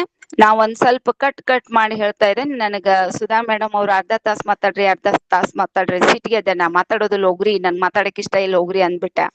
ಯಾಕಂದ್ರೆ ನಾವ್ ಮಾತಾಡಿದ್ರೆ ಒಂಚೂರು ಪರ್ಫೆಕ್ಟ್ ಆಗ್ಬೇಕಲ್ಲ, ಅದೇ ತಳ ಬಡ ಏನು ಇಲ್ಲದೆ ಒಂದ್ ಸ್ವಲ್ಪ ಹೇಳಿದ್ವಿ ಅಂದ್ರೆ ಅರ್ಥನ ಆಗಂಗಿಲ್ಲ. ಅದಕ್ಕಾಗಿ ನನ್ಗ ಒಬ್ರಿಗೆ ಪರ್ಫೆಕ್ಟ್ ಆಗಿ ಒಬ್ರಿಗೆ ಕೊಟ್ರೆ ಒಳ್ಳೇದಿತ್ತು. ಜಾಸ್ತಿ ಮಾತಾಡಿದ್ರೆ ಕ್ಷಮೆ ಇರ್ಲಿ ಅಂತಂದ್ ಹೇಳ್ತಾ ಇದ್ದೇನೆ. ರೇಚಪ್ಪ ಶರಣರ ಬೈಲಿಗೆ ಬಂದದ್ದು 1818ನೇ ಇಸ್ವಿ ಗೋಕಾಕ್ ತಾಲೂಕಿನ ಅಂಕಲ್ಗಿಯಲ್ಲಿ. ಅಲ್ಲಿ ಬಳ್ಳಾರಿ ಹಳ್ಳದ ದಂಡೆ ಅದು ಅಲ್ಲಿ ಇವ್ರಿಗೆ ಬೈಲಿಗೆ ಬರ್ತಾ ಇದ್ದಾರೆ. ಇವರೇ ರೇಚಪ್ಪ ಇವರೇ ಅಂತ. ಕಾಡಿನಲ್ಲಿ ಇದ್ದ ಕಾರಣಕ್ಕಾಗಿ ಇವರಿಗೆ ಅಡವಿ ಸಿದ್ದೇಶ್ವರ ಅನ್ನುವಂತಹ ಹೆಸರು ಅಲ್ಲಿ ಬರ್ತಾ ಇದೆ. ಇಷ್ಟು ಅದರಲ್ಲಿ ನಾವು ಕಂಡ್ಕೊಳ್ಬಹುದು. ಆಮೇಲೆ ಅಲ್ಲಿ ಮಾರಿಬೇನೆ 1820ರಲ್ಲಿ ಅಂಕಲ್ಗಿ ಗ್ರಾಮದಲ್ಲಿ ಒಂದು ಮಾರಿಬೇನೆ ಬಂದಿತ್ತಂತ. ಆ ಮಾರಿಬೇನೆ ಇದನ್ನ ಗುಣಪಡಿಸಿದ್ರಂತೆ ಇವ್ರ. ಇನ್ನು ಗುಡಿಸಲು ಮುಳುಗಿದುದು ಬದುಕುಳಿದ್ರು. 1820ನೇ ಇಸ್ವಿಯಲ್ಲಿ ಇವರೇ ಅಡಿವಪ್ಪನವರು ಅನ್ನೋದು ಜನರೆಲ್ಲರಿಗೂ ಪ್ರಚಾರ ಆಗ್ಬಿಡ್ತದ. ಅವ್ರೆಲ್ಲರೂ ಏನ್ ಮಾಡ್ತಾರಪ್ಪ ಅಂದ್ರೆ ಈ ಅಂಕಲ್ಗಿ ಸ್ವಾಮಿ ಯಡಿಯೂರಪ್ಪನವರ ಅಪ್ಪನೆಯಿಂದ ಜನರ ಒಂದು ದಾಸೋಹಕ್ಕೆ ಅಲ್ಲೆಲ್ಲಾ ಗುಡಿಸಲುಗಳನ್ನ ಕಟ್ತಾರ. ಹೂವಿನ ಗಿಡಗಳನ್ನ ಹಚ್ಚಿ ಹಣ್ಣಿನ ತೋಟವನ್ನ 101 ಪತ್ರಿ ಗಿಡಗಳನ್ನ ಹಚ್ತಾ ಇದ್ದಾರೆ. ಈ ಪತ್ರಿ ಗಿಡದ ಬಳಿಯಲ್ಲಿಯೇ ಶ್ರೀ ಯಡಿಯೂರಪ್ಪನವರು ಸ್ವತಃ 3 ಅಗಿಗಳನ್ನ ಕೊಟ್ಟು 3 ಗಿಡಗಳನ್ನ ಹಚ್ಚಿದ್ದು ಮುಂದೆ ಜನರು ತಾತ್ಪೂರ್ತಿಕವಾದಂತ ಗುಡಿಸಲುಗಳನ್ನ ಕಟ್ಕೊಂಡಿದ್ದಿರ್ತಾರ ಮತ್ತು ಕಟ್ಟಡಗಳನ್ನ ಕಟ್ತಾರ. ಆಮೇಲೆ ಒಂದು ಕಟ್ಟಡದ ಸೇವಾ ಕೈಂಕರ್ಯ ಏನಾಗ್ತದಪ್ಪ ಅಂದ್ರೆ ಬಾಪು ಭೀಮಾಜಿ ದೇಶಪಾಂಡೆ, ಬೂದಿಹಾಳ್ಕರ್, ವಿರೂಪಾಕ್ಷ ಬಾಪೂಜಿ ದೇಶಪಾಂಡೆ ಅಂಕಲ್ಗಿ ಇವರ ಮಾಲ್ಕಿಯ ಜಮೀನಿನ ಪೈಕಿ ಈಗ ಮಠದ ಗಾವಟಾನೆ ಇರುವ ಜಾಗ ಹಾಗೂ ಸರ್ವೆ ನಂಬರ್ 122 ಇರುವ ಜಾಗ, ಇಷ್ಟು ಭೂಮಿಯನ್ನ ಶ್ರೀ ಅಡಿಯಪ್ಪನವರ ಹೆಸರಿನಿಂದ ಮಾಡ್ಕೋತಾರ. ಶ್ರೀ ಅಡಿಯಪ್ಪನವರು ಅಂದ್ರೆ ಈ ಅಂಕಲ್ಗಿ ಅಡಿಯಪ್ಪನವರು ಒಂದು ಸುಂದರವಾದಂತಹ ಒಂದು ದೇವಾಲಯವನ್ನ ಕಟ್ಟಿಸ್ಕೊಂಡು ಸತತವಾಗಿ ಅವ್ರು ಏನ್ ಮಾಡ್ತಾ ಇದಾರಪ್ಪ ಅಂದ್ರೆ ಭಕ್ತರ ಒಂದು ಮನಸ್ಸನ್ನ, ಅವರ ಕೋರಿಕೆಯನ್ನ ಈಡೇರಿಸುವಂತಹ ಒಬ್ರು ಶರಣರಾಗ್ತಾ ಇದ್ದಾರೆ ಅಂತ. ಇನ್ನು ಭಕ್ತರ ದಾನ ದಿನದಿಂದ ದಿನಕ್ಕೆ ಹೆಚ್ಚಾಗ್ತಾ ಬರ್ತಾ ಇದೆ. ಅವ್ರಿಷ್ಟ್ ಕೊಡೋದು, ಇವ್ರಿಷ್ಟ್ ಕೊಡೋದು, ಒಬ್ಬೊಬ್ರು ಕುತ್ನಿ ಗಾದೆಯನ್ನು ಕೊಡ್ತಾರ, ಒಬ್ಬರು ಹರಳು ಹಚ್ಚಿದಂತಹ 10,000 ರೂಪಾಯಿ ಬೆಲೆ ಬಾಳುವ ಪದಕಗಳನ್ನ ಕೊಡ್ತಾ ಇದ್ದಾರೆ, ಇನ್ನೊಬ್ರು ಕುದುರೆಗಳನ್ನ ತಂದು ಕೊಡ್ತಾರ, ಕೆಲವರು ಆನೆ, ಆಕಳು, ಹೋರಿ, ಕೋಣ ಮೊದಲಾದ ಪಶುಗಳನ್ನ ತಂದು ಕೊಡ್ತಾ ಇದ್ದಾರೆ. ಇನ್ನು ವಾದ್ಯಗಳ ಸಂದಣಿ, ಯಾಗ ಇವೆಲ್ಲವೂ ದಿನನಿತ್ಯವಾಗಿ ಬರ್ತಾ ಬರ್ತಾ ಅಲ್ಲಿ ಬರ್ತಾ ಇದೆ. ಇನ್ನ 72 ಬಿರುದಾವಳಿಗಳಿಂದ ಹೊಗಳಿ ಅವ್ರನ್ನ ಅಡಿಯಪ್ಪನವರನ್ನ ಏನ್ ಮಾಡ್ತಾ ಇದಾರಪ್ಪ ಅಂದ್ರೆ ಒಂದು ಹಾಗೆ ಬೆಳ್ಕೊಂಡ್ ಬರ್ತಾ ಇದೆ ಅಂತ. ಇದು ಸಿದ್ದೇಶ್ವರರ ಗುಡಿ ಏನಪ್ಪಾ ಅಂತಂದ್ರೆ ಬಹಳಷ್ಟು ಪ್ರಸಿದ್ಧವಾದಂತಹ ಗುಡಿ ಆಗ್ತಾ ಇದೆ ಅಂತ. ಇವರು ಅಡಿಯಪ್ಪನವರ ವ್ಯಕ್ತಿತ್ವ ಬಹಳಷ್ಟು ಎತ್ತರವಾಗಿತ್ತು, ಮೈಬಣ್ಣ ನಸು ಗಪ್ಪಾಗಿತ್ತು, ಕೈಗಳು ಬಹಳಷ್ಟು ಅಜಾನುಬಾಹುಗಳಾಗಿದ್ದವು, ಮೂಗು ನೀಟಾಗಿತ್ತು, ಮೊಗ ಅಂದ್ರೆ ಅವರ ಮುಖ ಬಹಳಷ್ಟು ಉದ್ದವಾಗಿತ್ತು ಅಂತ. ಶ್ರೀ ಅಡಿಯಪ್ಪನವರು, ಅಂಕಲ್ಗಿ ಅಡಿಯಪ್ಪನವರು ಸ್ವಾಮಿಗಳು ಕೈಪು ಹಾಕಿಕೊಂಡು ತಲೆಗೆ ಒಂದು ಕಂದಿ ಬಣ್ಣದ ವಸ್ತ್ರವನ್ನ ಸುತ್ತಿ ಮೈಮೇಲ್ ಹೊದಿಕೆಯನ್ನ ಹೊರ್ತಾ ಇದ್ರು. ಒಮ್ಮೆಮ್ಮೆ ಗವಿಯಲ್ಲಿದ್ದಾಗ ಬಿಳಿ ಕಂಬಳಿಯನ್ನ ಹಾಕೊಳ್ತಾ ಇದ್ರು ಅಂತ. ಶ್ರೀ ಅಡಿಯಪ್ಪನವರ ಕೊರಳೊಳಗೆ ಒಂದು ಗಂಧದ ಕಟ್ಟಿಗೆಯ ಚೌಕಿತ್ತು, ಅವರ ಹತ್ತಿರ ಒಂದು ಮೂಕ ಮಗಿ ಇತ್ತು ಅಂತ. ಅವರ ಕೈಯಲ್ಲಿ ಒಮ್ಮೆಮ್ಮೆ ಬೆತ್ತವನ್ನ ಹಿಡಿತಾ ಇದ್ರು ಅಂತ. ಇಷ್ಟೇ ಅಲ್ಲದೆ ಈ ಸ್ವಾಮಿಗಳ ಜನರ ಮೈ ತಾಳದಷ್ಟು ಇವರು ಸ್ನಾನ ಮಾಡ್ಬೇಕಾಗಿತ್ತಂದ್ರ ಒಂದು ಹೇಳ್ತಾ ಇದ್ದಾರೆ ಇವರು, ನೀರ ಮೈ ಮೇಲ ಬಿದ್ರೆ ಗುಳ್ಳೆಗಳು ಬರ್ಬೇಕು ನೋಡ್ರಿ, ಅಂತ ಬಿಸಿ ಬಿಸಿ ನೀರನ್ನ ಇವರು ಮಾಡ್ತಾ ಇದ್ರು ಅಂತಂದ್ ಅದ್ರ ಉಲ್ಲೇಖವನ್ನ ಅವ್ರಿಗೆ ಯಾರು ಸ್ನಾನ ಮಾಡಿಸ್ತಾ ಇದ್ರು ಅನ್ನೋದನ್ನು ಇದರಲ್ಲಿ ಉಲ್ಲೇಖ ಇದೆ. ಇಷ್ಟೊಂದು ಸುಡು ಆದಂತಹ ನೀರನ್ನ ಅವ್ರ ಕಟ್ಟಿಗೆ ಕೋಲು ಹಿಡ್ಕೊಂಡು ಅವ್ರು ಸ್ನಾನ ಮಾಡಿಸ್ತಿದ್ರಂತ ನೋಡ್ರಿ. ಈ ಸ್ವಾಮಿಗಳಿಗೆ ಅಷ್ಟೊಂದು ಸುಡು ನೀರ್ ಹಾಕೊಂಡ್ರು ಕೂಡ ಅವ್ರ ಮೈ ಮೇಲೆ ಒಂದು ಗುಳ್ಳೆನೂ ಕೂಡ ಬರ್ತಾ ಇದ್ದಿರ್ಲಿಲ್ಲಂತ. ಮತ್ತ ಇವರು ನೆರಳ ಭೂಮಿ ಮೇಲೆ ಬೀಳ್ತಾ ಇದ್ದಿರ್ಲಿಲ್ಲಂತ ನೋಡ್ರಿ. ಅಷ್ಟೇ ಅಲ್ಲದೆ ಯಾರಾದ್ರೂನು ಈ ಅಡಿಯಪ್ಪಜ್ಜರದ ಫೋಟೋ ತೆಗ್ಯಾಕ ಬಂದ್ರಪ್ಪ ಅಂತಂದ್ರೆ ತಮ್ಮ ಛಾಯಾಚಿತ್ರದಲ್ಲಿ ಅಂಕಲ್ಗಿ ಅಡಿಯಪ್ಪನವರ ಫೋಟೋ ಸಹಿತ ಬೀಳ್ತಾ ಇದ್ದಿರ್ಲಿಲ್ಲಂತ. ನಾವು ನಡ್ಕೊಂಡು ಹೋದ್ರೆ ನಮ್ಮ ನೆರಳು ಈ ಭೂಮಿ ಮೇಲೆ ಬೀಳ್ತಾ ಇತ್ತಲ್ರಿ, ಆದ್ರ ಈ ಅಜ್ಜಾರವ್ರು ನಡ್ಕೊಂತ ಬಂದ್ರೆ ಆ ಭೂಮಿ ಮೇಲೆ ಅವರು ನೆರಳು ಕೂಡ ಬೀಳ್ತಾ ಇದ್ದಿರ್ಲಿಲ್ಲಂತ. ಹಾಗಾದ್ರೆ ಇವರು ಇವರ ಇದೇ ಸ್ವರೂಪದವರ, ಇವರ ಮುಖ ಹೇಗಿತ್ತು ನಿರ್ದಿಷ್ಟವಾಗಿ ಯಾರಿಗೂ ಗೊತ್ತಿಲ್ಲ. ಆ ಛಾಯಾ ಗ್ರಾಹಕರು ಒಂದ್ಸತಿ ಅವ್ರ ಹತ್ರ ಹೋದ್ರಂತ, ಅಪ್ಪಾಜಿ ಅವ್ರೇ ನಿಮ್ದ ನಿನ್ನೆ ನಾನ ಫೋಟೋ ತೆಗದೆ, ಆದ್ರೆ ಅದು ಫೋಟೋ ಮೂಡಿಲ್ ನೋಡ್ರಿ ಅಪ್ಪಾಜಿ ಅಂತಾರಂತ. ಅವ್ರು ಹೌದು ತೆಗಿತಿದ್ರ ತೆಗಿಪಾ ಅಂತ ಹೇಳಿ ನಿಂತ್ ಬಿಡ್ತಾರಂತ, ಅವಾಗೂನು ಮೂಡಂಗಿಲ್ಲಂತ. ಹೀಗೆ ಈ ಒಂದು ಹೇಳ್ಬೋದು ಅಂತಂದ. ಇಷ್ಟು ಇನ್ನು ಇಷ್ಟ ಇದಾವ. ಇವ್ರಿನ್ನ ಆಹಾರ ಪದ್ಧತಿ ಏನ್ ತಿಂತಾ ಇದ್ರಪ್ಪ ಅಂತಂದ್ರೆ, ಇವರಲ್ಲಿ ಆಹಾರ ಪದ್ಧತಿ ಏನ್ ತಿಂತಾ ಇದ್ರಂದ್ರೆ ಇವ್ರಿಗೆ ಯಾವಾಗ್ಲೂ ತಿನ್ನುತ್ತಾ ಇದ್ದಿದ್ದು, ಇವ್ರ ಲಿಂಗೈಕ್ಯರಾದಾಗ ನಮಗ್ ಗೊತ್ತಾಗ್ತದ. ದಾದಾರಾವ್ ಚಚಡೀಕರ್ ಎಂಬುವರು ಮಠದ ವ್ಯವಸ್ಥೆಗಾಗಿ ಮಠಕ್ ಬಂದಿದ್ರಂತ. ಅವರು ಅಡಿಯಪ್ಪನವರ ಗವಿಯನ್ನ ತಪಾಸಣಾ ಮಾಡುವ ಕಾಲಕ್ಕೆ ಒಂದು ಮೂಲೆಯಲ್ಲಿ ಒಂದು ತುರುಬು ಬುಟ್ಟಿ ಸಂಬಳಕಾರ ಮತ್ತ ಬಚನಾಗ್ ಸಿಕ್ತಂತ ನೋಡ್ರಿ. ಯಾವ ಆಹಾರ ತಿನಿಸುಗಳು ಅವರಲ್ಲಿ ಇದ್ದಿರ್ಲಿಲ್ಲ. ಇವರು ಊಟ ಮತ್ತ ಇವ್ರ ಭಾಷೆಗಳು ಇಷ್ಟೇ ಭಾಷೆಗಳು ಬರ್ತಾವಂತೇಳಿ ಯಾರಿಗೂ ಗೊತ್ತಿದ್ದಿರ್ಲಿಲ್ಲಂತ. ಬೇಕಾದ ಭಾಷೆ ಯಾರ್ ಬೇಕಾದಾರ ಭಾಷೆ ಇದ್ರೂನು ಕೂಡ ಅಂತಹ ಭಾಷೆಯನ್ನ ಇವ್ರು ಕಲ್ತಿದ್ರು ಅಂತ. ಈಗ ಆಂಗ್ಲರು ಇಂಗ್ಲಿಷ್ ಭಾಷೆಯನ್ನ ಆಡಿದ್ರೆ ಇಂಗ್ಲಿಷ್ ಭಾಷೆನೂ ಆಡ್ತಾ ಇದ್ರು. ಯಾವುದೇ ಒಂದು ವಿದೇಶಿಯ ಜನರು ಹೋದ್ರುನು ಕೂಡ, ಬೇರೆ ಬೇರೆ ಭಾಷೆಯನ್ನ ಆಡ್ತಕ್ಕಂತ ಜನರು ಹೋದ್ರುನು ಕೂಡ ಅವರದೇ ಭಾಷೆಯನ್ನ ಅವರು ಮಾತಾಡ್ತಾ ಇದ್ರು ಅನ್ನೋದು ನಮ್ಗ ಉಲ್ಲೇಖದ ಪ್ರಕಾರ ನಮ್ಗಿಲ್ಲಿ ಗೊತ್ತಾಗ್ತದ ಅಂತ. ಇನ್ನು ಇವರು ಅಡಿಯಪ್ಪನವರು ಸರ್ವ ಧರ್ಮವನ್ನ ಸಮಾನವಾಗಿ ಸಮಾನ ಭಾವದಿಂದ ಕಾಣ್ತಾ ಇದ್ರು. ಧರ್ಮ ಎನ್ನುವುದು ಜೀವದಯೆ ರೀ. ಅಹಿಂಸೆ ಸಾರುವ ಸರ್ವರಿಗೂ ಅಗತ್ಯವಾದಂತ ಒಂದು ಅಂಶ. ಬದುಕುವ ದಾರಿ ಅದ. ಧರ್ಮವಿಲ್ಲದ ಅರ್ಥ ಕಾಮಗಳಿಗೆ ಬೆಲೆ ಇಲ್ಲ. ಧರ್ಮದಲ್ಲಿ 3 ಪ್ರಕಾರ ವ್ಯಕ್ತಿ ಧರ್ಮ ಬರ್ತದ. ಈ ವ್ಯಕ್ತಿ ಧರ್ಮ ಆತ್ಮೋದ್ಧಾರಕ್ಕೆ ಕಾರಣವಾಗ್ತದ. ಇನ್ನು ಕೌಟುಂಬಿಕ ಧರ್ಮ ಏನಾಗ್ತದ್ರಿ, ಕುಟುಂಬದಲ್ಲಿ ಅವನ ಕರ್ತವ್ಯದ ಒಂದು ಧರ್ಮವನ್ನ ತೋರಿಸ್ತಾ ಇದೆ. ಇನ್ನು ಸಮಾಜ ಧರ್ಮ ಏನ್ ತೋರಿಸ್ತದ್ರಿ, ಸಾಮಾಜಿಕ ನೆಲೆಯಲ್ಲಿ ಅನುಸರಿಸಬೇಕಾದಂತಹ ಕಾರ್ಯ ತೋರಿಸ್ತದ. 3 ಇಲ್ಲ 4 ಧರ್ಮಗಳಿದಾವ್. ಒಂದು ವ್ಯಕ್ತಿ ಧರ್ಮ ಐತಿ, ಇನ್ನೊಂದು ಕೌಟುಂಬಿಕ ಧರ್ಮ ಅದ, ಮತ್ತು 3ನೇದು ಸಮಾಜ ಧರ್ಮ ಅದ, 4ನೇದು ರಾಷ್ಟ್ರ ಧರ್ಮ ಅದ. ನಾನ್ ಮಾಡ್ಕೊಂಡಿದ್ದು ರಾಷ್ಟ್ರ ಧರ್ಮ ದೇಶದ ಪ್ರಜೆಯಾಗಿ ಮಾಡ್ಬೇಕಾದಂತಹ ಕರ್ತವ್ಯಗಳು. ಇವಿಷ್ಟು ಧರ್ಮದ ಬಗ್ಗೆ ಬಹಳಷ್ಟು ಆ ಧರ್ಮದವರು ಈ ಧರ್ಮದವರು ಅನ್ನುವಂತಹ ಭೇದ ಭಾವ ಈ ಅಂಕಲ್ಗೆ ಅಡಿಯಪ್ಪಜ್ಜನವರಿಗೆ ಇದ್ದಿರ್ಲಿಲ್ಲ ಅಂತ. ಇನ್ನ ಇವರು 3000 ಜನರ ಭೋಜನ ನಿತ್ಯ ನಡೀತಾ ಇತ್ತಂತ ನೋಡ್ರಿ. ಯಾರು ಯಾತ್ರಿಕರು ಬೇಕಾದಷ್ಟು ಜನ ಬಂದ್ರು ಕೂಡ ಅಲ್ಲಿ ದಾಸೋಹ ಇನ್ನೂವರೆಗೂ ದಾಸೋಹ ಅವರಿಗೆ ಅಲ್ಲಿ ಮಠದಲ್ಲಿ ಕಂಡು ಬರ್ತಾ ಇದೆ.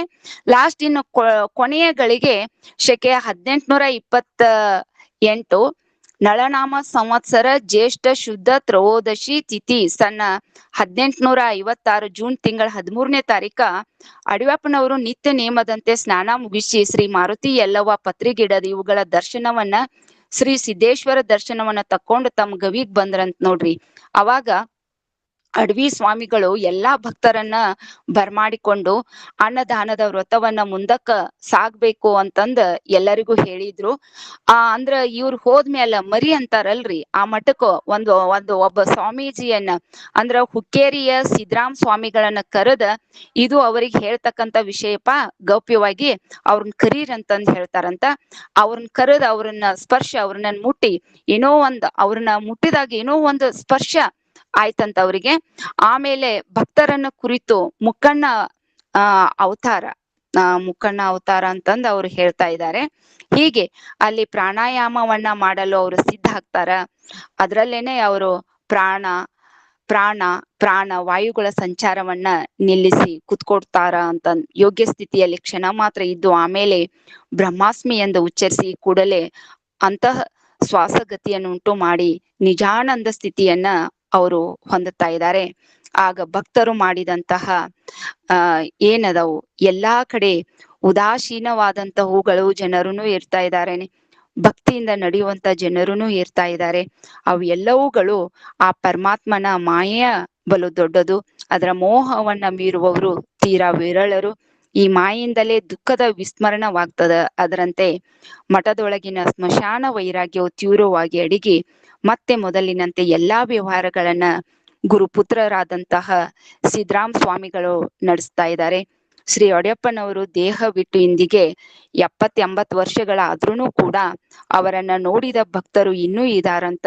ಶ್ರೀ ಬಸವೇಶ್ವರ ಚನ್ನಬಸವೇಶ್ವರ ಕಾಲದಲ್ಲಿ ಪ್ರಥಮರಲ್ಲಿ ರೇಚಪ್ಪನವರೂ ಒಬ್ರು ಪ್ರಮಥರೇ ಭರತ ಖಂಡವನ್ನೆಲ್ಲ ತಿರುಗಾಡಿ ಅಂಕಲ್ಗೆ ಸಮೀಪದಲ್ಲಿ ಬಂದ್ ವಾಸಿಸಿ ಶ್ರೀ ಅಡಿಯಪ್ಪನವರು ಎಂಬ ಹೆಸರಿನಿಂದ ಖ್ಯಾತರಾದರು ಅನ್ನುವಂತಹ ಬಸವಾದಿ ಪ್ರಮಥರೆಲ್ಲರೂ ಶ್ರೀ ಪರಮೇಶ್ವರನ ಶರೀರದಿಂದಲೇ ಹುಟ್ಟಿರ್ತಾರ ಅನ್ನೋದನ್ನ ಅಲ್ಲಿ ಉಲ್ಲೇಖ ಮಾಡ್ತಾ ಇದ್ದಾರೆ. ಇದು ಎಷ್ಟು ನಂಬಬೇಕೋ ಎಷ್ಟಿಲ್ಲ ಅನ್ನೋದು ಗೊತ್ತಾಗ್ತಾ ಇಲ್ಲ. ಒಟ್ಟಿನಲ್ಲಿ ವೈಜ್ಞಾನಿಕವಾಗಿ 770 ವರ್ಷಗಳ ಜೀವಿತಾವಧಿಗೆ ಯಾವುದೇ ಜೈವಿಕ ಬಯೋಲಾಜಿಕಲ್ ಪುರಾವೆಗಳಿಲ್ಲ. ಆದ್ರೆ ಇದು ಕೇವಲ ದೈಹಿಕ ಆಯುಷ್ಯಕ್ಕಿಂತ ಹೆಚ್ಚಾಗಿ ಅವರು ಸಮಾಜಕ್ಕೆ ನೀಡಿದಂತಹ ಆಧ್ಯಾತ್ಮಿಕ ಕೊಡುಗೆ, ಸಾಂಸ್ಕೃತಿಕ ಪ್ರಭಾವ ಮತ್ತು ಭಕ್ತರ ಹೃದಯದಲ್ಲಿ ಅವರು ಇಂದಿಗೂ ಉಳಿಸಿಕೊಂಡಿರುವಂತಹ ಅಮರತ್ವದ ನೋಡ್ರಿ, ಅಮರ ತತ್ವ ಎಂತಹ ಅದ್ಭುತವಾದಂತಹ ಮಾತುಗಳು. ಅದಕ್ಕನ ಹೇಳ್ತಾರ, ಹಿರಿಯರ ಮಾತುಗಳನ್ನ ಕೇಳ್ಬೇಕು, ಮಹಾತ್ಮರ ಮಾತುಗಳನ್ನ ಕೇಳ್ಬೇಕು. ನಮ್ಮಲ್ಲಿರುವಂತಹ ಒಂದಷ್ಟು ಅವಗುಣಗಳು ಏನಾಗ್ತಾವ, ಹೋಗ್ತಾವ. ನಾವು ಕೂಡ ಅಮರತ್ವ ಸಾವಿಲ್ಲದಂತಹ, ಅದಕ್ಕ ದೇಹ ಬಿಟ್ರು ಕೂಡ ನಮ್ಮ ಆತ್ಮಕ್ಕ ಸಾವಿಲ್ಲ. ನಾವು ಏನಾಗ್ತವಿ, ಮಹಾತ್ಮರಾಗ್ತೇವಿ ಅನ್ನುವಂತ ಒಂದು ಸಂಕೇತವನ್ನ ಸಾರಿದಂತಹ ಇದಾಗಿದೆ. ವೈಜ್ಞಾನಿಕ ಸಾಕ್ಷಿಗಿಂತ ಒಂದು ಶ್ರದ್ಧೆ ಮತ್ತು ನಂಬಿಕೆಯ ಹಿನ್ನೆಲೆಯಲ್ಲಿ ನಾವು ಇದನ್ನ ನೋಡ್ಬೇಕಾಗ್ತದ. ಹೀಗೆ ಒಟ್ಟಿನಲ್ಲಿ ನನಗೆ ಮಾತನಾಡ್ಲಿಕ್ಕೆ ಅವಕಾಶ ಕೊಟ್ರು. ಹೆಚ್ಚಿನ ಸಮಯ ತೆಗೆದುಕೊಂಡೆ. ಸ್ವಲ್ಪ ನಡುವ ನನ್ನ ಮನಸ್ಸಿಗೆ ಯಾಕೋ ತೃಪ್ತಿ ಆಗ್ಲಿಲ್ಲ. ಕಟ್ ಮಾತಾಡಿದೆ. ಏನೋ ಇರ್ಲಿ, ಇದಕ್ಕೆ ನ್ಯಾಯಯುತವಾದಂತದ್ದನ್ನ ನಾನು ಒದಗಿಸಿದ್ದೇನೆ ಅಂತ ಹೇಳಿ ಹೇಳ್ತಾ, ನನಗ ಇಲ್ಲಿಯವರೆಗೆ ಎಷ್ಟು ಚಂದ ಕೂತೀರಿ, ಶಾಂತ ರೀತಿಯಿಂದ ಕುಂತು ನನ್ನ ಮಾತುಗಳನ್ನ ಕೇಳಿದಂತಹ ನಿಮ್ಮ ಹೃದಯಕ್ಕೆ ನನ್ನೆರಡು ಮಾತುಗಳನ್ನ ಸಮರ್ಪಣೆ ಮಾಡಿ, ದಿವ್ಯವಾದಂತಹ ಅಡಿಯಪ್ಪಜ್ಜ, ನಿನ್ನ ಒಂದು ನುಡಿ ನಾಲಿಗೆಯಲ್ಲಿ ನನಗೇನಾದ್ರೂ ಅಪಶಬ್ದಗಳು ಮಾತಾಡಿದ್ರೆ ಕ್ಷಮೆಯನ್ನ ಕೋರ್ತಾ, ಎಲ್ಲರಿಗೂ ಈ ಅವಕಾಶ ಮಾಡಿ ಕೊಟ್ಟಂತಹ ಸುಧಾಕ ಮಾತಾಡ್ರಿ ಅಂತ ಬರೋ ಮೆಸೇಜ್ ಅಷ್ಟ ಹಾಕಿ ಕೂತ್ಬಿಡ್ತಿದ್ರು ಅವರು. ಅಕ್ಕ, ನಿಮಗೆ ನನ್ನ ಅನಂತವಾದಂತಹ ಭಕ್ತಿಯ ಶರಣಾರ್ಥಿಗಳು. ಇಲ್ಲಿರುವಂತಹ ಎಲ್ಲರಿಗೂ, ಸಂಘಟಕರು ಆಗಿರ್ಬೋದು, ಹಿರಿಯರಾಗಿರ್ಬೋದು, ದತ್ತಿ ದಾಸೋಹಿಗಳಾಗಿರ್ಬೋದು, ಅಜೀವ ಸದಸ್ಯರಾಗಿರ್ಬೋದು, ಬಹಳಷ್ಟು ಜನರು ಶಾಂತ ರೀತಿಯಿಂದ ಕೂತ್ಕೊಂಡು ಕೇಳ್ತಾ ಇದ್ದೀರಿ. ಹೀಗೆ ಈ ಉಪನ್ಯಾಸ ನಿರಂತರವಾಗಿ ಸಾಗ್ಲಿ. ಹೆಚ್ಚಿನ ಜ್ಞಾನ ನಮ್ಗೆ ಕಲಿಕೆಗೆ ಪ್ರೋತ್ಸಾಹ ನೀಡಿದಂತಹ, ಈ ವೇದಿಕೆಯನ್ನು ಹುಟ್ಟು ಹಾಕಿದಂತಹ ಶರಣ ದಂಪತಿಗಳ ಪಾದ ಕಮಲಗಳಿಗೆ ನನ್ನೆರಡು ಮಾತುಗಳನ್ನ ಅರ್ಪಿಸಿ, ಅವಕಾಶಕ್ಕಾಗಿ ತುಂಬು ಹೃದಯದ ಅನಂತವಾದಂತಹ ಶರಣಾರ್ಥಿಗಳು.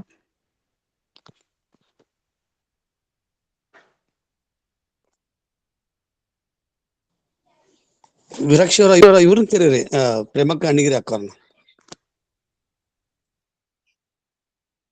ಪ್ರೇಮಕ್ಕ ಮಾತಾಡ್. ಹಲೋ ಹಲೋ, ಧ್ವನಿ ಕೇಳತ್ತ? ಪ್ರೇಮಕ್ಕ ಕೇಳ್ತದ, ಮಾತಾಡಕ್ಕಾರ.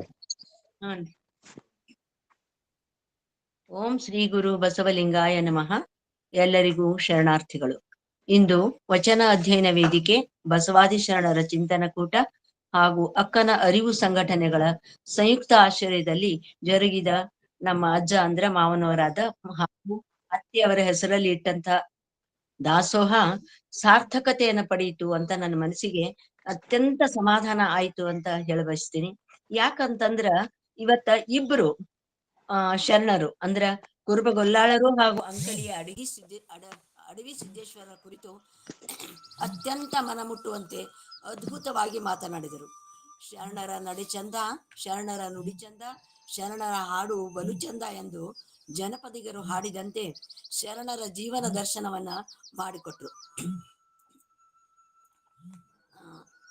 ಅದರಲ್ಲೂ ಇಬ್ಬರು ಶರಣರ ಜೀವನ ದರ್ಶನವನ್ನ ಇಬ್ಬರು ಡಾಕ್ಟರೇಟ್ ಪಡೆದಂತ ಇಬ್ಬರು ಆತ್ಮೀಯ ಸೋದರಿಯರು, ಡಾಕ್ಟರ್ ಸಾವಿತ್ರಿ ಕಮಲಾಪುರ್ಕರ್ ಹಾಗೂ ಡಾಕ್ಟರ್ ಶಾರದಾಮಣಿ ಹುನ್ಶಾಳ್ ಅವರಿಗೆ ಅದೆಷ್ಟು ಧನ್ಯವಾದಗಳನ್ನು ಹೇಳಿದ್ರು ಕೂಡ ಕಡಿಮೆ ಅಂತ ಅನಿಸ್ತದ.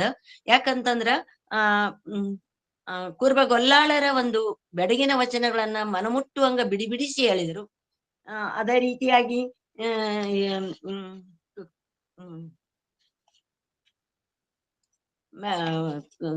ಮೇಡಮ್ ಅವರು ಶರಣರನ್ನ ಕುರಿತು ಅತ್ಯಂತ ವೈಚಾರಿಕವಾಗಿ ಬಿಡಿಸಿ ಹೇಳಿಕೊಟ್ರು. ಇಬ್ಬರಿಗೂ ಅದೆಷ್ಟು ಧನ್ಯವಾದಗಳನ್ನು ಹೇಳಿದ್ರು ಕಡಿಮೆ ಅಂತ ನಾನು ಭಾವಿಸ್ತಾ ಇದ್ದೇನೆ. ಅದಕ್ಕಾಗಿ ಇವತ್ತ ಹಿರಿಯರ ಸ್ಮರಣೆ ಅನ್ನುವಂತಹದ್ದು ಒಂದು ಅವಕಾಶವನ್ನ ಕಲ್ಪಿಸಿಕೊಟ್ಟಂತ ನಮ್ಮೆಲ್ಲ ಸಂಘಟನೆಗಳ ರೂವಾರಿಗಳಾದಂಥ ಸೋದರ ಡಾಕ್ಟರ್ ಶಶಿಕಾಂತ್ ಪಟ್ಟಣ್ ಅವರಿಗೂ, ಕಾರ್ಯಕ್ರಮ ನಿರ್ವಹಣೆ ಮಾಡುತ್ತಿರುವಂತಹ ಸೋದರಿ ಡಾಕ್ಟರ್ ವೀರಾಕ್ಷಿ ವಿವೇಕಿ ಅವರಿಗೂ, ಮತ್ತ ಪ್ರೀತಿಯಿಂದ ಎಲ್ಲರನ್ನ ಪರಿಚಯಿಸಿ ಸ್ವಾಗತ ಮಾಡಿದಂತ ಸೋದರಿ ಬಸಮ್ಮ ಭರಮಶೆಟ್ಟಿ ಅವರಿಗೂ, ವಚನ ಪ್ರಾರ್ಥನೆಗೈದಂಥ ಸೋದರಿ ಜಯಶ್ರೀ ಆಲೂರ್ ಅವರಿಗೂ, ವಚನ ಮಂಗಳ ಮಾಡಲಿರುವ ಸೋದರಿ ಸುಮಂಗಲ ಅಣ್ಣಿಗೇರಿ ಅವರಿಗೂ, ಶರಣು ಸಮರ್ಪಣೆಗೈಯುತ್ತಿರುವ ಸೋದರಿ ರೇಣುಕಾ ಅನಾಮಿ ಅವರಿಗೂ, ಸದಾ ತಾಂತ್ರಿಕ ಸಹಾಯಕ್ಕೆ ಸಿದ್ಧವಾಗಿರುವ ಸೋದರಿಯರಾದ ಡಾಕ್ಟರ್ ದಾನಮ್ಮ ಜಳಕಿ ಹಾಗೂ ಡಾಕ್ಟರ್ ಜಯಶ್ರೀ ಪಟ್ಟಣ್ ಅವರಿಗೂ, ಸದಾ ಎಲೆಮರೆ ಕಾಯಿಯಂತೆ ನಮ್ಮೆಲ್ಲ ಸಂಘಟನೆಗಳ ಸೇವೆಗೆ ಸಿದ್ಧವಾಗಿರುವ ಸುಧಾ ಪಾಟೀಲ್ ಅವರಿಗೂ, ಎಲ್ಲ ಸಂಘಟಕರಿಗೂ, ಎಲ್ಲ ಸಂಯೋಜಕರಿಗೂ, ಆತ್ಮೀಯತೆಯಿಂದ ಆಲಿಸಿದಂತ ಎಲ್ಲ ಶರಣ ಬಂಧುಗಳಿಗೂ ನನ್ನ ಅಪಾರ ಧನ್ಯವಾದಗಳನ್ನು, ಶರಣಾರ್ಥಿಗಳನ್ನು ಅರ್ಪಿಸಬಯಸುವೆ. ಈಗ 3 ವರ್ಷಗಳಿಂದ ನಮ್ಮ ಅತ್ತೆ ಮಾವನವರ ಪುಣ್ಯಸ್ಮರಣೆಯನ್ನು ಈ ಸಂಘಟನೆಗಳ ಮುಖಾಂತರ ತಮ್ಮೆಲ್ಲರೊಂದಿಗೆ ಮಾಡುವುದು ಅತ್ಯಂತ ಹೆಚ್ಚಿನ ಸಮಾಧಾನ ಹಾಗೂ ನಿರಾಳತೆಯನ್ನ ತಂದೈತಿ ಅಂತ ಹೇಳ್ಬೋದು. ಮನೆಯಲ್ಲಿ ನಾವು 4 ಜನ ಸೇರಿ ಆಚರಿಸುವಂತಹದ್ದು ಒಂದ್ ಪೂಜಾನೋ ಒಂದು ಊಟನೋ ಒಂದ್ ಮಾಡಿಬಿಟ್ವಿ ಅಂದ್ರ ಮುಗಿದು ಹೋಗ್ತಿತ್ತದು. ಆದ್ರೆ ಇವತ್ತ ಎಲ್ಲರೂ ಇದರಲ್ಲಿ ಭಾಗವಹಿಸುವುದಲ್ಲದ ನಮ್ಮ ಬಂಧುಗಳು ಕೂಡ ಇದರಲ್ಲಿ ಸೇರಲು ಅವಕಾಶ ಕಲ್ಪಿಸಿಕೊಟ್ಟಂತಾಗಿದೆ. ಇಂದು ನನ್ನ ತಮ್ಮ ಹಾಗೂ ನನ್ನ ಮೈದುನರ ಮಗ ಎಲ್ಲರೂ ಇದರಲ್ಲಿ ಸೇರಿ ಕೇಳ್ತಾ ಇದ್ದಾರಲ್ಲ ಅಂತ ನನಗ್ ಮತ್ತಷ್ಟು ಸಂತೋಷ ಅಂತ ಅನಿಸ್ತಾ ಇದೆ. ನಮ್ಮ ಅತ್ತೆ ಹಾಗೂ ಮಾವನವರ ಬಗ್ಗೆ ಒಂದೆರಡು ಮಾತು ಹೇಳ್ಬೇಕಂದ್ರ, ಜೀವನದಲ್ಲಿ ನಾನು ನಮ್ಮ ಅತ್ತೆಯವರನ್ನ ನೋಡ್ಲಿಲ್ಲ. ಆದ್ರೆ ಅವ್ರು ಬಹಳ ಕುಟುಂಬ ಪ್ರೇಮಿಗಳಾಗಿದ್ರು, ಸದಾ ಕಾಯಕ ನಿರತರಾಗಿರ್ತಿದ್ರು, ಜವಾಬ್ದಾರಿ ಹೊತ್ತು ಕೆಲಸ ಮಾಡುದು ಅವ್ರಿಗೆ ಬಹಳ ಪ್ರೀತಿ ಅಂತ ನಮ್ಮ ಮನೆಯವ್ರು ಯಾವಾಗ್ಲೂ ಹೇಳ್ತಿರ್ತಾರ. ಆದ್ರ ಸಣ್ಣ ವಯಸ್ಸಿನಲ್ಲಿ ಅವರು ಲಿಂಗೈಕ್ಯರಾದ್ರ ಅನ್ನೋದು ನಮಗ ಬಹಳ ದುಃಖದ ವಿಷಯ. ಆದರೆ ನಮ್ಮ ಅಜ್ಜ ಅಂದ್ರ ನಮ್ಮ ಮಾವನವರೊಂದಿಗೆ ಕಳೆದ ದಿನಗಳು ಮಾತ್ರ ನನಗ ಅವಿಸ್ಮರಣೀಯ. ನಮ್ದು ಬಳಗದಲ್ಲಿಯೇ ಮದುವೆ ಆದ ಕಾರಣ ಯಾವಾಗಲೂ ಅವರಿಗೆ ಅಜ್ಜ ಅಂದ ಕರಿತಿದ್ದೆ. ಮಾವ ಮತ್ತು ಸೊಸೆ ಅನ್ನುವಂತಹ ಒಂದು ಭಿನ್ನತೆ ಆಗಲಿ ಅಂತರ ಆಗಲಿ ನಮ್ಮಲ್ಲಿ ಎಂದೂ ಕಾಣ್ಲಿಲ್ಲ. ಅವರು ಸಣ್ಣವರಿದ್ದಾಗ ಒಂದು ಕೊರತೆ ವಿಷಯ ಅಂತಂದ್ರೆ, ಸಣ್ಣವರಿದ್ದಾಗನ ಅವ್ರು ಒಂದು ಕಣ್ಣು ಕಳ್ಕೊಂಡ್ರು. ಮುಂದೆ ದೊಡ್ಡವರ ಆದ್ಮೇಲೆ ಮತ್ತೂ ಒಂದು ಕಣ್ಣನ್ನು ಕಳ್ಕೊಳ್ಳುವಂತಹ ಒಂದು ಪರಿಸ್ಥಿತಿ ಬಂತು. ಅಷ್ಟಾದ್ರೂ ಕೂಡ ಸಣ್ಣ ವಯಸ್ಸಿನಲ್ಲಿ ಹೆಂಡತಿಯನ್ನ ಕಳ್ಕೊಂಡು 4 ಮಕ್ಕಳನ್ನು ಕಟ್ಕೊಂಡು ಅಕ್ಕಿ ವ್ಯಾಪಾರ ಮಾಡ್ಕೊಂಡು ಅವ್ರು ಬದುಕಿದ ರೀತಿ ಮಾತ್ರ ನಮ್ಗೆಲ್ಲ ಮಾದರಿ ಮತ್ತು ಅತ್ಯಂತ ಅನುಕರಣೀಯ ಅಂತ ಹೇಳ ಬಯಸ್ತಾ ಇದ್ದೀನಿ. ಅಷ್ಟಾದ್ರೂ ಕೂಡ ಅವರ ಅಂತಃಕರಣ, ಅವ್ರ ಹೆಂಗರಳು ಮಾತ್ರ ಎಲ್ಲಾರು ಊರಿಗೆ ಹೋದಾಗ ಈಗೂನು ಕೂಡ ಹೇಳ್ತಿರ್ತಾರ ಅವ್ರ ಬಗ್ಗೆ. ಕಣ್ಣು ಕಾಣಿಸ್ತಿಲ್ಲ ಅಂದ್ರೂ ಕೂಡ ಎಲ್ಲಾರ್ದು ಕಟ್ಟಿ ಮೇಲೆ ಕುಂತ್ಕೊಂಡನ ಎಲ್ಲಾರ್ದು ಕಷ್ಟ ಸುಖ ಕೇಳುವುದು ಅವ್ರಿಗೆ ವಾಡಿಕೆಯಾಗಿ ಹೋಗ್ಬಿಟ್ಟಿತ್ತು. ಬಂದು ಹೋಗೋರ್ದು ಅವ್ರ ಹೆಜ್ಜೆ ಸಪ್ಪಳ ಮೇಲೆ ಇವ್ರು ಇಂಥವ್ರು ಬಂದಾರ ಹಿಂಗ ಅಂತೇಳಿ ಯಾವಾಗ್ಲೂ ಮಾತಾಡ್ತಿದ್ರು. ಆಮೇಲೆ ಯಾರಾರ ಆರಾಮಿಲ್ಲ ಅಂತ ಕೇಳಿದ್ರೆ ಸಾಕು, ತಮ್ಮ ಕಣ್ಣು ಕಾಣಿಲ್ಲ ಅಂದ್ರು ನಾವ್ ಹೋದ್ರೆ ನಮ್ಮನ್ನು ಕರ್ಕೊಂಡು, ಮತ್ ಯಾರೋ ಹುಡುಗರು ಸಿಕ್ಕರ ಅವ್ರನ್ನ ಕರ್ಕೊಂಡು ಅವ್ರನ್ನ ಹೋಗಿ ಮಾತಾಡಿಸಿ ಬಂದಾಗ ಅವ್ರಿಗೆ ಒಂದ್ ರೀತಿಯಾದಂತ ಸಮಾಧಾನ ಆಗ್ತಿತ್ತು. ಇವತ್ತಿಗೂ ಊರಿಗೆ ಹೋದಾಗ ನಿಮ್ಮ ಅವ್ರು ಹಿಂಗಿದ್ರು ಅಂತ ಎಲ್ಲರೂ ಹೇಳ್ತಾ ಇದ್ದಾರೆ. ಅವ್ರಿಗೆ ದೇವರು ಬಾಹ್ಯ ಚಕ್ಷುವನ್ನ ಕೊಡ್ಲಿಲ್ಲ ಅಂತಂದ್ರೂ ಕೂಡ ಅವರ ಅಂತಃಕರಣ ಅಂತರ್ಚಕ್ಷು ಯಾವಾಗ್ಲೂ ತೆರೆದಿರ್ತಿತ್ತಂತ ಅನಿಸ್ತದ ನನಗ. ಯಾಕಂತಂದ್ರ ನಾವು ಅವ್ರಿದ್ದಾಗ ನಾವು ಮನಿ ನೋಡಿವಿ, ಅಲ್ಲಿದು ಊರನ್ ಮನಿ ಎಷ್ಟು ಬಂದು ಬಳಗ ಮನಿಯಾಗ ಎಲ್ಲಾರು ಬರ್ತಿದ್ರು ಹೋಗ್ತಿದ್ರು, ಅದು ಮನಿ ತುಂಬಿ ತುಳುಕ್ತಿತ್ತು. ಹೆಣ್ಮಕ್ಳಿಂದ ಮನಿ ಅಂತ ಎಂದೂ ಅನಿಸ್ಲಿಲ್ಲ ಅದು ನಮ್ಗೆ. ನಮ್ಮ ಅಜ್ಜಂದು ಇನ್ನೊಂದು ವಿಶೇಷ ಅಂತಂದ್ರ, ನಮ್ಮ ಮನಿ ಮಗ್ಗಲಿರುವಂತಹ ಒಂದು ನಿರ್ಮಲೇಶ್ವರ ಗುಡಿಗೆ ಸದಾ ತಾವೇ ಹೋಗಿ ಒಂದ್ ಕೋಲಾರ ಹಿಡ್ಕೊಂಡು ಅಥವಾ ಗಾಡಿ ಹಿಡ್ಕೊಂಡ್ ಹೋಗಿ, ಮಗ್ಗಲ್ ಗಾಡಿನೇ ಇತ್ತು ಗುಡಿ, ಅಲ್ಲಿ ಈಗೂ ಅದ ಗುಡಿ. ಆ ಗುಡಿಗೆ ಹೋಗಿ ಪೂಜಾಧಿಕಾರಿಗಳನ್ನ ತಾವೇ ಮಾಡಿ ಬರ್ತಿದ್ರು. ಅದು ಅಲ್ಲದನ ಈ ಶ್ರಾವಣ ಮಾಸ ಬರ್ಲಿ ಪ್ರತಿ ಸೋಮವಾರ ಮತ್ತು ಶ್ರಾವಣ ಮಾಸ ಎಲ್ಲಾ ದಿನಗಳು ಜಂಗಮರು ಬಂದು ಊಟ ಮಾಡಿದ್ಮೇಲೆ ಮನೆಗೆ ಎಲ್ಲರಿಗೂ ಪ್ರಸಾದ ತಗೊಳ್ರಿ ಅಂತ ಹೇಳ್ತಿದ್ರು. ಅಷ್ಟು ಅವ್ರಿಗೊಂದು ಗುರು ಹಿರಿಯರಲ್ಲಿ ಭಕ್ತಿ, ಒಂದು ದಾಸೋಹ ಮಾಡುವಂತ ಒಂದು ಪ್ರವೃತ್ತಿ ಇತ್ತು ಅಂತ ನನ್ಗನ್ಸ್ತದ. ಅವರ ಒಂದು ನಿರ್ಮಲೇಶ್ವರ ಗುಡಿಯ ಭಕ್ತಿಗಾಗಿಯೇ ನನ್ನ ಮಗನ ಹೆಸರು ಕೂಡ ಇವತ್ತು ನಿರ್ಮಲೇಶ್ ಅಂತ ಇಟ್ಕೊಂಡಿನಿ. ನಮ್ಮ ಅತ್ತೆಯವರ ನೆನಪಿಗಾಗಿ ನನ್ನ ಮಗಳಿಗೆ ನೀಲಾಂಬಿಕಾ ಅಂತ ಇಟ್ಕೊಂಡಿದ್ದೀನಿ. ಹೀಗಾಗಿ ಎಲ್ಲಾರ್ದಿಂದ ನಮ್ಮ ಅಜ್ಜನ ನೆನಪು ಆದಾಗೊಮ್ಮೆ ನನ್ನ ಮನ್ಸಿಗೆ ನೋವಾಕತಿ. ಯಾಕಂದ್ರೆ ನಂದು ಮದುವೆ ಆಗಿದ್ದು ಮನಿಯೊಳಗ ಬಳಗದೊಳಗ ಆಗಿತ್ತು. ಹಿಂಗಾಗಿ ಅವ್ರದ್ದು ಒಂದು ಆತ್ಮೀಯತೆ ಯಾವಾಗ್ಲೂ ನೆನಪು ಕೊಡ್ತತಿ. ಆದ್ರೆ ಇವತ್ತ ತಮ್ಮೆಲ್ಲರ ಸಹಕಾರದಿಂದ ಅವರ ಸ್ಮರಣೆಯಲ್ಲಿ ಶರಣರ ಜೀವನದ ಬಗ್ಗೆ ತಿಳಿದಾಗ ನಿಜಕ್ಕೂ ಧನ್ಯತಾ ಭಾವ ಮೂಡಿ ಬರ್ತತಿ. ಅದಕ್ಕಾಗಿ ತಮ್ಮೆಲ್ಲರಿಗೂ ಅನಂತ ಅನಂತ ಧನ್ಯವಾದಗಳು ಹಾಗೂ ಶರಣಾರ್ಥಿಗಳನ್ನು ಹೇಳಿ ಬಯಸ್ತಾ ಇದ್ದೀನಿ. ಈ ಒಂದು ಗೂಗಲ್ ಮೀಟ್ ಕಾರ್ಯಕ್ರಮದಲ್ಲಿ ನನ್ನ ತಮ್ಮ ಹಾಗೂ ನನ್ನ ಮೈದುನರ ಮಗರು ಕೂಡ ಜಾಯಿನ್ ಆಗಿದ್ದಾರೆ. ಅವರು ಕೂಡ ಒಂದೆರಡು ಮಾತಾಡ್ಲಿಕ್ಕೆ ಅವಕಾಶ ಕೊಟ್ರ ಮಾತಾಡಬಹುದು. ಏನು ಕೇಳುವಂತಲ್ರಿ? ಅನಂತ ಧನ್ಯವಾದಗಳು ಮೇಡಮ್. ಮಾತಾಡ್ಲಿ ಮೇಡಮ್ ಅವರು ಕೂಡ. ಹಾ, ಮಂತೇಶ್ ಅವ್ರು ಮಾತಾಡ್ರಿ ಸರ್.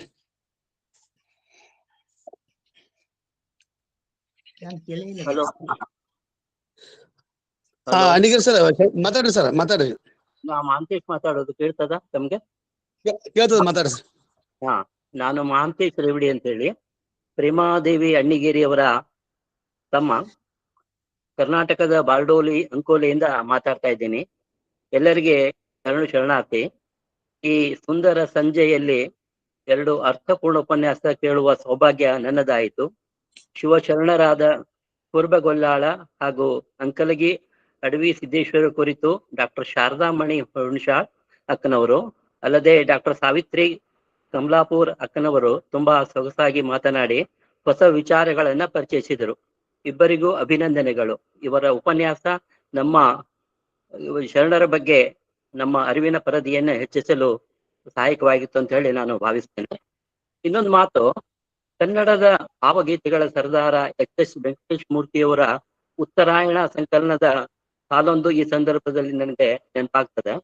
ಸತ್ತವರನ್ನು ಮರೆತರೆ ಮತ್ತೊಮ್ಮೆ ಕೊಂದಂತೆ, ಸತ್ತವರನ್ನು ಮರೆತರೆ ಮತ್ತೊಮ್ಮೆ ಕೊಂದಂತೆ, ಭವದ ಬದುಕಿಗೆ ನಮ್ಮನ್ನು ತಂದೆ ತಾಯಿ ಹಿರಿಯರನ್ನು ನೆನಪಿಸಬೇಕಾಗಿತ್ತು ನಮ್ಮ ಕರ್ತವ್ಯ. ಅದು ನಮ್ಮ ಪರಂಪರೆ ಕೂಡ. ಅಣ್ಣಿಗೇರಿ ದಂಪತಿಗಳು ತಮ್ಮ ಹಿರಿಯರಾದ ಶ್ರೀ ಶಿವಮೂರ್ತಪ್ಪ ಅಣ್ಣಿಗೇರಿ ಅವರ ಹೆಸರಿನಲ್ಲಿ ಈ ಉಪನ್ಯಾಸ ಏರ್ಪಡಿಸಿ ಅವರ ನೆನಪಿಸಿಕೊಂಡಿದ್ದು ತುಂಬಾ ಶ್ಲಾಘನೀಯ ಮತ್ತು ಅಭಿನಂದನೀಯವಾದದ್ದು. ಈ ಸಮಯದಲ್ಲಿ ನಾನು ತುಂಬಾ ಗೌರವಿಸುವ ಲಕ್ಷ್ಮೇಶ್ವರದ ಶಿವಮೂರ್ತಪ್ಪ ಅಣ್ಣಿಗೇರಿ ಅವರ ಕುರಿತು ಒಂದೆರಡು ಅನಿಸಿಕೆಗಳನ್ನ ಈ ಸಂದರ್ಭದಲ್ಲಿ ಹಂಚಿಕೊಳ್ಳಕ್ಕೆ ಬಯಸ್ತಾ ಇದ್ದೇನೆ. ನನ್ನ ಬಾಲ್ಯದ ದಿನಗಳಲ್ಲಿ ನನ್ನನ್ನು ತಮ್ಮ ಮೌಲ್ಯಯುತ ವಿಚಾರಗಳಿಂದ ಪ್ರಭಾವಿಸಿದವರು ಶಿವಮೂರ್ತಪ್ಪ ಅಣ್ಣಿಗೇರಿಯವರು. ಸರಳ ಸಜ್ಜನಿಕೆ ಅವರ ವ್ಯಕ್ತಿತ್ವದ ಭಾಗವಾಗಿತ್ತು. ಅವರಿಗೆ ಲಕ್ಷ್ಮೇಶ್ವರದ ಇತಿಹಾಸ ಅಗ್ದಿ ಕರತಲಾಮಲ ಅಂದ್ರೆ ನಾಲ್ಗೆ ಮೇಲೆ ಇತ್ತು. ಪುಲಿಗೆರೆ ಹೆಸರು ಮತ್ತು ಅಲ್ಲಿಯ ಪುಲಿಗೆರೆ ಸೋಮನಾಥನ ಬಗ್ಗೆ, ಮತ್ತೆ ಅಲ್ಲಿ ಸೋಮನಾಥನ ದೇವಸ್ಥಾನದ ಬಗ್ಗೆ, ಅಲ್ಲಿರುವ ಅಪರೂಪದ ಶಿವನ ಮೂರ್ತಿಯ ಅಲ್ಲಿ ಹಿಂದೆ ಕೂತ್ಕೊಂಡಂತ ಪಾರ್ವತಿ ಇದ್ರ ಬಗ್ಗೆ, ಮತ್ತು ಅಲ್ಲಿಯ ದೂದ್ ಪೀರ ದರ್ಗಾದ ಬಗ್ಗೆ, ಇವೆಲ್ಲ ವಿಚಾರಗಳನ್ನ ಅವರು ಎಷ್ಟು ಅಗ್ದಿ ರೋಚಕವಾಗಿ ಹೇಳ್ತಾ ಇದ್ರು. ಅದು ಈಗಲೂ ನನ್ನ ಕಣ್ಣು ಎದುರಿಗೆ ಕಟ್ಟಿದಂಗ ಆಗಿದೆ. ತುಂಬಾ ಸರಳ ಸಜ್ಜನಿಕೆ ವ್ಯಕ್ತಿತ್ವದ ಅವ್ರದ್ದಾಗಿತ್ತು. ರೈತರಾದ ಅವರು ಆದರೆ ವ್ಯವಹಾರಿಕ ಜ್ಞಾನ ತುಂಬಾ ಅಪಾರವಾಗಿತ್ತು. ಜೀವನದಲ್ಲಿ ಬಹುಬೇಗನೆ ಕಣ್ಣಿನ ದೃಷ್ಟಿ ಕಳ್ಕೊಂಡ್ರು ಅಂತಃಚಕ್ಷುವಿನ ಮೂಲಕ ಇಹದ ಬದುಕನ್ನ ಕಂಡವರವರು. ಕೃಷಿ ಬಗ್ಗೆ ಅವರಿಗೆ ಅಪಾರ ಜ್ಞಾನ ಇತ್ತು. ರೇಡಿಯೋ ಕೇಳುವುದವರ ನೆಚ್ಚಿನ ಹವ್ಯಾಸವಾಗಿತ್ತು. ವ್ಯಾವಹಾರಿಕ ಜ್ಞಾನ ಅಪಾರವಾಗಿತ್ತು. ಸದಾ ಸ್ವಚ್ಛವಾದ ಧೋತರ, ನಿಲುವಂಗಿ, ತೊಪ್ಪಿಗೆ, ಕೋಟು ಅವರ ವೇಷಭೂಷಣವಾಗಿತ್ತು. ಶಿವಮೂರ್ತಪ್ಪ ಹೃದಯ ತುಂಬಾ ಪ್ರೀತಿ ತುಂಬಿಕೊಂಡವರು, ಅದನ್ನೇ ಜಗತ್ತಿಗೆ ಹಂಚಿದವರು, ಧನ್ಯತೆಯ ಬಾಳನ್ನ ಬಾಳಿದವರು. ನನ್ನ ಅನಿಸಿಕೆಯನ್ನ ಆಲಿಸಿದ್ದಕ್ಕೆ ಎಲ್ಲರಿಗೆ ನನ್ನ ಸ್ಥಿರವಾಗಿ ನಮನಗಳು. ನಮಸ್ಕಾರ ಸರ್, ಧನ್ಯವಾದಗಳು. ಶರಣಬಸಪ್ಪ ಅಣ್ಣಿಗೇರಿ ಈ ಒಂದು ದತ್ತಿ ಉಪನ್ಯಾಸ ಕಾರ್ಯಕ್ರಮವನ್ನ ಏರ್ಪಡಿಸಿದ ಸಂಘಟನಾಕಾರರಿಗೂ ಮತ್ತು ಈ ಒಂದು ದತ್ತಿ ಉಪನ್ಯಾಸದಲ್ಲಿ ಉಪನ್ಯಾಸಗೈದಂತ ಉಪನ್ಯಾಸಕರಿಗೂ ಕೂಡ ಮೊಟ್ಟ ಮೊದಲಿಗೆ ಶರಣಾರ್ಥಿ. ಅದೇ ರೀತಿಯಾಗಿ ನಾನ್ ಮಾತಾಡ್ತಾ ಇರೋದು ಲಕ್ಷ್ಮೇಶ್ವರದಿಂದ ಶರಣಬಸವ ಅಣ್ಣಿಗೇರಿ ಅಂತಂದು. ನಮ್ಮ ಅಜ್ಜನವರಾದಂತ ಶಿವಮೂರ್ತಪ್ಪ ಅಣ್ಣಿಗೇರಿ ಮತ್ತು ನಮ್ಮ ಅಜ್ಜಿಯರಾದಂತ ಶ್ರೀಮತಿ ನಿಲವ್ವ ಶಿವಮೂರ್ತಪ್ಪ ಅಣ್ಣಿಗೇರಿ. ನಮ್ಮ ಹುಟ್ಟಾವಳಿ ಒಳಗ ಇದು ಇದ್ದಂತ ಇಬ್ರು ಮಹನೀಯರು. ಇವರು ಇವರನ್ನ ನಾವು ನಮ್ಮ ದೊಡ್ಡಪ್ಪರು ಮತ್ತು ದೊಡ್ಡಮ್ಮರ ರೂಪದೊಳಗ ಕಾಣಕತ್ತೇವಿ. ಇವತ್ತ ನಾವೇನಾದ್ರೂ ಒಂದು ಒಳ್ಳೆ ಅಂಶಕ್ಕೆ ಬಂದೇವಂದ್ರ ಅದಕ್ಕೆ ಕಾರಣ ನಮ್ಮ ದೊಡ್ಡಪ್ಪರು ದೊಡ್ಡಮ್ಮರು. ಜೊತೆಗೆ ಅವರು ಹಾಕಿಕೊಟ್ಟಂತ ಮಾರ್ಗದರ್ಶನ, ಸಲಹೆ, ಸೂಚನೆ ಹಾಗೆ ಅನೇಕ ವಿಚಾರಧಾರೆಗಳನ್ನ ತಿಳಿಸಿದ್ದಾರೆ. ಸತತವಾಗಿ 38 ವರ್ಷಗಳ ಕಾಲ ಗುಲ್ಬರ್ಗಾ ಯೂನಿವರ್ಸಿಟಿ ಒಳಗ ಪ್ರೊಫೆಸರ್ ಆಗಿ ಪ್ರಾಚಾರ್ಯರಾಗಿ ಕಾರ್ಯಭಾರ ಮಾಡಿ ನಿವೃತ್ತಿಯಾದಂತ ನಮ್ಮ ದೊಡ್ಡಪ್ಪನವರು ಹಾಗೂ ನಮ್ಮ ರಾಜ್ಯಶಾಸ್ತ್ರದ ಉಪನ್ಯಾಸಕರಾಗಿ ಕಾರ್ಯನಿರ್ವಹಿಸಿದಂತ ನಮ್ಮ ದೊಡ್ಡಮ್ಮನವರು ಇವತ್ತ ಎಲ್ಲೇ ಇದ್ರೂ ಕೂಡ ನಮ್ಮನ್ನ ಯಾವ ರೀತಿ ಅದಿರಿ, ಯಾವ ರೀತಿ ಇಲ್ಲ, ಹೆಂಗದಿರಿ, ಹೆಂಗಿಲ್ಲ ಅನ್ನೋ ವಿಚಾರಧಾರೆಯನ್ನ ತಿಳಿಸ್ತಾರೆ.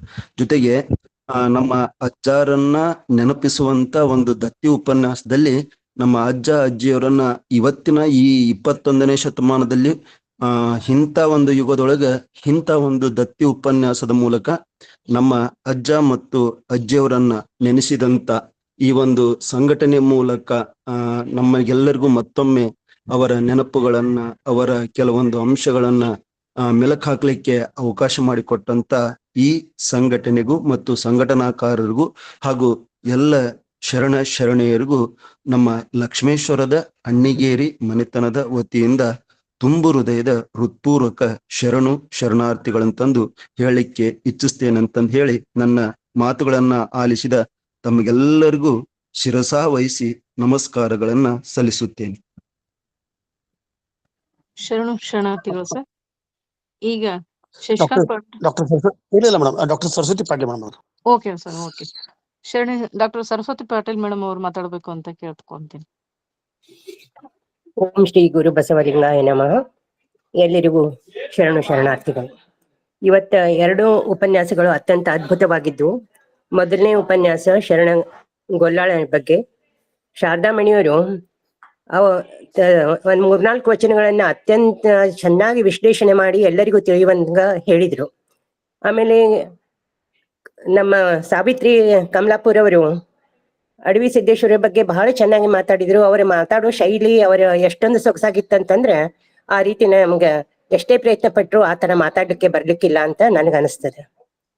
ನಾನು ಒಂದೆರಡು ಮಾತುಗಳನ್ನ ಶರಣ ಗೊಲ್ಲಾಳನ ಬಗ್ಗೆ ಹೇಳಿಕ್ಕೆ ಬಯಸ್ತೀನಿ. ಶಾರದಾಮಣಿಯವರು ತಾವು ಮಾತಾಡ್ತಾ ಒಂದ್ ಮಾತು ಹೇಳಿದ್ರು. ನಾನು ಗೋಲ್ಗರಿಗೆ ಹೋಗಿ ಅಲ್ಲಿ ಅರ್ಚಕರಿಗೆ ಭೇಟಿಯಾಗಿ ಶರಣ ಗೊಲ್ಲಾಳನ ಬಗ್ಗೆ ಏನಾದ್ರೂ ಮಾಹಿತಿ ಸಿಗ್ತದೇನೋ ಅಂತ ಕೇಳಿದ್ರೆ ಅವ್ರು ತಮ್ಮ ಮನೆತನದ ಬಗ್ಗೆನೇ ಹೇಳಿದ್ರು ಹೊರತು ಗೊಲ್ಲಾಳನ ಬಗ್ಗೆ ಏನು ಹೇಳಿಲ್ಲ ಅಂತ. ಇದು 100ಕ್ಕೆ 100 ಸತ್ಯ. ಅಲ್ಲಿ ನಾನು ಹೋದಾಗನು ಎಲ್ಲ ಗೊಲ್ಲಾಳನ ಬಗ್ಗೆ, ಗೊಲ್ಲಾಳೇಶ್ವರ ಚರಿತ್ರೆ ಬಗ್ಗೆ ಏನಾದ್ರೂ ಪುಸ್ತಕಗಳು ಸಿಗ್ತಾವೇನೋ ಅಂತ ಹುಡುಕಿ ನೋಡಿದಾಗ ಒಂದ್ ಅಂಗಡಿ ಒಳಗ ಪುಸ್ತಕ ಸಿಕ್ತು. ಆ ಪುಸ್ತಕನ್ನ ನಾನು ಅಗದಿ ಕ್ಯೂರಿಯಾಸಿಟಿಯಿಂದ ಓಪನ್ ಮಾಡಿ ನೋಡ್ದೆ. ಅಲ್ಲಿ ಶರಣ ಗೊಲ್ಲಾಳನ ಚರಿತ್ರೆಯಕ್ಕಿಂತ ಹೆಚ್ಚು ಅಲ್ಲಿ ಅರ್ಚಕರ ಮನೆತನ, ಅದು ದೇವರ ಮನೆ ಅಂತ ಅವ್ರ ಹೆಸರು, ದೇವರ ಮನೆಯವರ ವಂಶಾವಳಿನೇ ಜಾಸ್ತಿ ಇತ್ತು. ಅದು ನನಗೆ ಬಹಳ ಡಿಸಪಾಯಿಂಟ್ ಆಯ್ತು. ಆಮೇಲೆ ನಾನು ಬಾಲ್ಕಿ ಮಠಕ್ಕೆ ಒಂದ್ಸಲ ಹೋಗಿದ್ದೆ. ಅಲ್ಲಿ ಪಟ್ಟದೇವರು ಒಂದು ಪುಸ್ತಕ ಇದನ್ನ ಮಾಡಿದ್ದಾರೆ, ಮಳಿಗೆ. ಅಲ್ಲಿ ಎಲ್ಲಾ ಅವಿರಳ ಶರಣರ ಬಗ್ಗೆ ಸಣ್ಣ ಸಣ್ಣ ಪುಸ್ತಕಗಳು, 25ರಿಂದ 30 ಪೇಜಸ್ ಆಗುವಂತ ಪುಸ್ತಕಗಳು ಅವ. ಆಮೇಲೆ ಪಟ್ಟದೇವರು ತಮ್ಗೆಲ್ಲರಿಗೂ ಗೊತ್ತಿರಬಹುದು ಬಹಳ ಮಂದಿಗೆ, ಈ ವಿಜಯ ಕರ್ನಾಟಕದಾಗ ಪ್ರತಿ ಶನಿವಾರ ಸಪ್ಲಿಮೆಂಟ್ ಬರ್ತದಲ್ಲ, ಅಲ್ಲಿ ಒಬ್ಬ ಅವಿರಳ ಶರಣರ ಬಗ್ಗೆ ಬರೀತಾರೆ. ಅದನ್ನ ನಾನು ಯಾವಾಗ್ಲೂ ಓದ್ತಿರ್ತೀನಿ. ಅಲ್ಲಿ ಹೋದಾಗ ಈ ಪುಸ್ತಕಗಳನ್ನು ಹುಡುಕಿದಾಗ ನನಗ ಶರಣ ಗೊಲ್ಲಾಳರ ಒಂದು ಪುಸ್ತಕನೂ ಸಿಕ್ತು. ಆ ಪುಸ್ತಕವನ್ನ ಬರೆದವರು ಪ್ರೊಫೆಸರ್ ಶಕುಂತಲಾ ದುರ್ಗಿ ಅಂತ. ಅವರು ಗುಲ್ಬರ್ಗಾದಲ್ಲಿ ವಿಮೆನ್ಸ್ ಕಾಲೇಜ್ ಪ್ರಿನ್ಸಿಪಾಲ್ ಆಗಿದ್ರು. ನನಗೆ ಹಿರಿಯಕ್ಕನ ಸಮಾನರು. ನಾನು ಅವ್ರಿಗೆ ಫೋನ್ ಮಾಡಿ ಕೇಳಿದೆ, ಇದ್ರೊಳಗಿರೋ ಆ ಪುಸ್ತಕ ಬಹಳ ಚೆನ್ನಾಗಿದೆ, ಈ ಪುಸ್ತಕದ ಬಗ್ಗೆ ನಿಮಗೆ ಇನ್ಫಾರ್ಮೇಶನ್ ಹೆಂಗ್ ಸಿಕ್ತು ಅಂತಂದ್ರೆ ಅವ್ರು ಹೇಳ್ತಿದ್ರು, ನಾನು 8 ದಿನಕ್ಕೊಮ್ಮೆ ಗಾಲ್ಗೇರಿಗೆ ಹೋಗ್ತಿದ್ದೆ, ಸುತ್ತಮುತ್ತಲ ಹಳ್ಳಿಗೆ ಹೋಗ್ತಿದ್ದೆ. ಅಲ್ಲಿ ಹಿರಿಯರ ಜೊತೆ ಸಮಾಲೋಚನೆ ಮಾಡಿದಾಗ ನನಗೆ ಏನು ಮಾಹಿತಿ ಸಿಕ್ತು ಅದನ್ನ ಆ ಪುಸ್ತಕ ರೂಪದಲ್ಲಿ ತಂದೆ ಅಂತ. ಅವ್ರು ಏನು ಬರ್ದಿದ್ರು ಅದನ್ನ ನಾನು ನನ್ನ ಪರಿಸರದಲ್ಲಿ ಇರುವಂತಹ ಜನರಿಂದನೂ ಅದೇ ಮಾತು ಕೇಳಿದ್ದೆ. ಶರಣ ಗೊಲ್ಲಾಳ ಒಬ್ಬ ದೊಡ್ಡ ಕುರುಬರ ಮಗ. ದೊಡ್ಡ ಕುರುಬ ಅಂದ್ರೆ ಅವರಿಗೆ ಸಾವಿರಾರು ಕುರಿಗಳಿದ್ದು, ಅಲ್ಲಿ ಅನೇಕ ಕುರಿಗಾಹಿಗಳನ್ನ ಅವರು ಅಪಾಯಿಂಟ್ ಮಾಡಿದ್ರು. ಅವ್ರ ಜೊತೆ ಶರಣ ಗೊಲ್ಲಾಳನು ಕುರಿ ಕಾಯ್ಲಿಕ್ಕೆ ಹೋಗ್ತಾ ಇದ್ದಾಗ ಒಂದ್ಸರಿ ಕಲ್ಯಾಣದ ಕಡೆಯಿಂದ ಶರಣರ ಗುಂಪು ಬಂತು. ಅವರಿಗೆ ಒಂದು ದಾಸೋಹ ಮಾಡ್ತಾನೆ. ಮತ್ತೆ ನೀವ್ ಎಲ್ಲಿ ಹೊರಟಿರಿ ಅಂತ ಕೇಳಿಕೊಳ್ಳೆ, ನಾವು ಶ್ರೀಶೈಲಕ್ಕೆ ಹೋಗ್ತೀವಿ ಅಂತ ಹೇಳ್ತಾರೆ. ಆಮೇಲೆ ಶ್ರೀಶೈಲಾಗ ಏನ್ ಸಿಗ್ತದ ಅಂತ ಕೇಳಿದ್ರೆ ಅಲ್ಲಿ ಲಿಂಗ ಸಿಗ್ತದ ಅಂತ ಹೇಳ್ತಾರೆ. ಹಂಗಾರೆ ನನಗೂ ನೀವು ತಿರುಗಿ ಬರ್ಬೇಕಾದ್ರೆ ಲಿಂಗ ತಗೊಂಡ್ ಬರ್ರಿ ಅಂತ ಹೇಳ್ತಾನೆ. ಅವನ್ ತಿರುಗಿ ಶರಣರು ಬರೋದು ದಿವಸ ದಿನಾಲೂ ಕಾಯ್ತಾನೆ ಇರ್ತಾನೆ. ಆ ಶರಣರು ಶ್ರೀಶೈಲಿಂದ ಬರ್ಬೇಕಾದ್ರೆ ಗೊಲ್ಲಾಳನಿಗೆ ಏನ್ ವಚನ ಕೊಟ್ಟಿದ್ರೆ ಅದ್ ಮರ್ತ್ ಹೋಗ್ಬಿಟ್ಟಿರ್ತಾರೆ. ಆದ್ರೆ ಗಾಲ್ಗೇರಿ ಸಮೀಪ ಬಂದಂಗ ಅವರು ಒಂದು ಉಪಾಯವನ್ನು ಕಂಡು ಹಿಡ್ತಾರೆ. ಗೊಲ್ಲಾಳಿ ನನಗೆ ಲಿಂಗ ಕೊಡು ಅಂತ ಕೇಳಿದ ತಕ್ಷಣ ಆ ಕುರಿ ಹಿಕ್ಕೆಲಿಂದ ಒಂದು ಹಿಕ್ಕೆ ತೆಗೆದು, ಇದೇ ಲಿಂಗ ನೋಡು, ಇದನ್ನ ಪೂಜೆ ಮಾಡು ಅಂತ ಹೇಳ್ತಾರೆ. ಗೊಲ್ಲಾಳ ದಿನಾಲೂ ಅದಕ್ಕೆ ಕುರಿ ಹಾಲು ಹಾಕಿ, ಕುರಿ ಹಿಕ್ಕೆಗಳನ್ನ ಹಾಕಿ ಪೂಜೆ ಮಾಡ್ತಾನೆ. ಈ ರೀತಿ ಪೂಜೆ ಮಾಡುವಂತ ಶರಣರು ಹೇಳ್ತಾರೆ. ಆಮೇಲೆ ಅವ್ರ ತಂದೆ ನೋಟಿಸ್ ಮಾಡ್ತಾನೆ, ದಿನಾಲೂ ಇವು ಏನು ಕುರಿಗಳ ಮನೆಗೆ ಬಂದ್ಮೇಲೆ ಸಾಕಷ್ಟು ಹಾಲು ಹಿಂಡೋದಿಲ್ಲ. ಅದಕ್ಕೆ ಉಳಿದ ಕುರಿಗಾಯಿಗಳನ್ನ ಕೇಳಿದಾಗ ಅವ್ರ ಕುರಿಗಾಯಿಗಳು ಹೇಳ್ತಾರೆ, ಅವ್ರ ಎಲ್ಲಾ ಹಾಲನ್ನು ಅಲ್ಲಿ ಅವ ದೇವರಿಗೆ ಅಂದೆ ಅಂತ ಹೇಳಿ ಆ ಕುರಿ ಹಿಕ್ಕಿ ಒಂದು ರಾಶಿ ಮೇಲೆ ಹಾಕಿ ಬರ್ತಾನ ಅಂತ. ಅದಕ್ಕೆ ಸಿಟ್ಟಿಗೆದ್ದು ಬಂದು ಅವ್ರ ತಂದೆ ಅದನ್ನ ಒದದ್ ನೋಡ್ತಾನ. ಅಷ್ಟೊತ್ತಿಗೆ ಅಲ್ಲೊಂದು ಲಿಂಗ ಒಡೆಮೂಡಿರ್ತದೆ. ಅದನ್ನ ಗೊಲ್ಲಾಳೇಶ್ವರ ಅಂತ ಈಗ ಎಲ್ರೂ ಪೂಜೆ ಮಾಡೋದು. ಇಷ್ಟೊಂದು ನನ್ಗೆ ಇನ್ಫಾರ್ಮೇಶನ್ ಸಿಗ್ಬೇಕು ಅಂತಂದ್ರೆ ಒಂದು ಮಾತು ಹೇಳ್ತೀನಿ, ಅದು ಇಲ್ಲೇನು ಸಮಂಜಸ ಹೌದೋ ಅಲ್ಲೋ ಗೊತ್ತಿಲ್ಲ, ಆದ್ರೆ ಎಲ್ಲರಿಗೂ ಗೊತ್ತಾಗುವಂತ ವಿಷಯ, ಒಂದು ಚರ್ಚೆಗೆ ಅವಕಾಶವನ್ನು ನೀಡುವಂತ ವಿಷಯ ಇದು. ಇದೇ ವೇದಿಕೆಯಲ್ಲಿ ಒಂದ್ಸಲ ಶರಣ ಗೊಲ್ಲಾಳನ ಬಗ್ಗೆ ಒಬ್ರು ಮಾತಾಡಿದ್ರು. ಆದ್ರೆ ಅವಾಗ ನಾನು ಹೊಸದಾಗಿ ವೇದಿಕೆಯನ್ನ ಸೇರ್ಕೊಂಡಿದ್ದೆ. ಮತ್ತೆ ಈ ಸಂವಾದದೊಳಗ ಒಬ್ಬ ಸದಸ್ಯರು ಹೇಳಿದ್ರು, ನಮ್ಮ ಮನೆ ದೇವರು ಶರಣ ಗೊಲ್ಲಾಳ ಅಂತ. ನಮ್ಮ ಮನೆತನದ ದೇವರುನು ಗೊಲ್ಲಾಳೇಶ್ವರನೇ. ನಾ ಹುಟ್ಟಿದ ಮನೆ ಆತು, ಸೇರಿದ ಮನೆ, ಎರಡು ಮನೆಗೂ ಗೊಲ್ಲಾಳೇಶ್ವರ ದೇವ. ಅಂದ್ರೆ ನಾವು ಆ ದೇವರಿಗೆ ನಡ್ಕೋತೀವಿ. ಅದಕ್ಕ ಮತ್ತೊಬ್ಬ ಸದಸ್ಯರು ಅದನ್ನ ಖಂಡಿಸಿದ್ರು ಈ ಮಾತು. ಮನೆ ದೇವರು ಅಂತನ್ಲಿಕ್ಕೆ ನಾವೆಲ್ಲ ಶರಣರಿದ್ದೀವಿ, ನಮಗ್ ಮನೆ ಇಲ್ಲ, ನಮ್ಮ ಮನೆ ದೇವರಿಲ್ಲ, ನಮ್ಗೆ ಗುಡಿ ಗುಂಡಾರಗಳಿಲ್ಲ ಅಂತ. ಇಲ್ಲಿ ನನ್ನ ಒಂದೆರಡು ಅನಿಸಿಕೆಗಳನ್ನ ನಾನು ಹೇಳಲಿಕ್ಕೆ ಪ್ರಯತ್ನ ಪಡ್ತೀನಿ. ಮನೆ ದೇವರು ಅಂತ ಹೆಂಗಾಗ್ತಾರೆ? ಈಗ ಒಬ್ಬ ಶರಣನ ಅವನ ಜೀವನವನ್ನ ನಾವು ಮೆಚ್ಚಿಕೊಂಡು ಅವನ್ನ ನಾವು ದೇವರು ಅಂತ ತಿಳ್ಕೊಂಡು, ಮಹಾತ್ಮ ಅಂತ ತಿಳ್ಕೊಂಡು ನಾವು ಅವನಿಗೆ ನಡ್ಕೊಳಿಕ್ ಶುರು ಮಾಡ್ತೀವಿ. ಅವನ ಸಲುವಾಗಿ ಒಂದ್ ನೆನಪಿಗೆ ಒಂದ್ ಮುತ್ತಿನೋ ಅಥವಾ ಒಂದು ಗದ್ದಿಗೆನೋ ಮಾಡ್ತೀವಿ. ಅಲ್ಲಿ ಹೋಗಿ ಕೂಡ್ತೀವಿ, ಪ್ರಾರ್ಥನೆ ಮಾಡ್ತೀವಿ, ಭಜನೆ ಮಾಡ್ತೀವಿ. ಅವಾಗ ನಮಗೊಂದು ಆಶ್ರಯ ಬೇಕಾಗ್ತದ, ಒಂದು ಮಂದಿರವನ್ನು ಕಟ್ತೀವಿ, ಅದು ಗುಡಿ ಆಗ್ತದ. ಆಮೇಲೆ ಅಲ್ಲಿರುವಂತ ದೇವತಾ ಸ್ವರೂಪಿ ಮಹಾತ್ಮ ನಮ್ಮ ಮನೆ ದೇವರಾಗ್ತಾನ. ಇದು ನನ್ನ ಅಭಿಮತ. ಈ ರೀತಿ ಕುರುಬ ಗೊಲ್ಲಾಳ ಇದು ದೇವರಾಗಿ ಇವತ್ತ ಎಲ್ಲರಿಂದ ಪೂಜೆಗೈತಾನ. ಮತ್ತೆ ಇಲ್ಲಿ ವರ್ಷಕ್ಕೊಂದ್ಸಲ ದವನದ ಹುಣ್ಣಿಮೆಗೆ ಜಾತ್ರೆ ಆಗ್ತದ. ಆ ಜಾತ್ರೆ ಅಂತಿಂತದ್ದಲ್ಲ, ಬಹಳ ದೊಡ್ಡ ಜಾತ್ರೆ. ಅಲ್ಲಿ ತೇರು ಎಷ್ಟೆತ್ರದ ಅಂದ್ರ ಅದು ಇಷ್ಟ ಎತ್ರದ ಅಂತ ನಾನು ಮೆಜರ್ಮೆಂಟ್ನಾಗ ಹೇಳಲಿಕ್ಕೆ ಆಗೋದಿಲ್ಲ. ಆದ್ರೆ ಹಂಪಿ ವಿರೂಪಾಕ್ಷನ ತೇರು ಯಾರು ನಿರ್ಮಿಸಿದಾರೋ ಅದೇ ಶಿಲ್ಪಿ ಗೊಲ್ಲಾಳೇಶ್ವರ ತೇರನ್ನು ನಿರ್ಮಿಸಿದಾನೆ ಅಂತ ಹೇಳ್ತಾರೆ. ಆ ತೇರು ತನ್ನಷ್ಟಕ್ಕೆ ತಾನೇ ಎಳೀತದ, ಉಳಿದವರೆಲ್ಲ ಸುಮ್ನೆ ಅದು ಹಗ್ಗಗಳನ್ನು ಹಿಡಿತಾರ. ಆಮೇಲೆ ಆ ತೇರು ಸೀದಾ ಹೋತಂದ್ರೆ ಆ ವರ್ಷ ಮಳೆ ಬೆಳೆ ಅಲ್ಲಿ ಚೆನ್ನಾಗಿರ್ತದ. ಒಂದ್ ವೇಳೆ ಅಲ್ಲಿ ಸುತ್ತಮುತ್ತ ಇರೋ ಅಂಗಡಿ ಮೇಲೆ ಅಥವಾ ಜನರ ಮೇಲೆ ಹೋಯ್ತು ಅಂತಂದ್ರ ಆ ವರ್ಷ ಸಮೃದ್ಧಿ ಇರೋದಿಲ್ಲ ಅಂತ ಇಲ್ಲಿ ಜನ ತಿಳ್ಕೊತಾರೆ.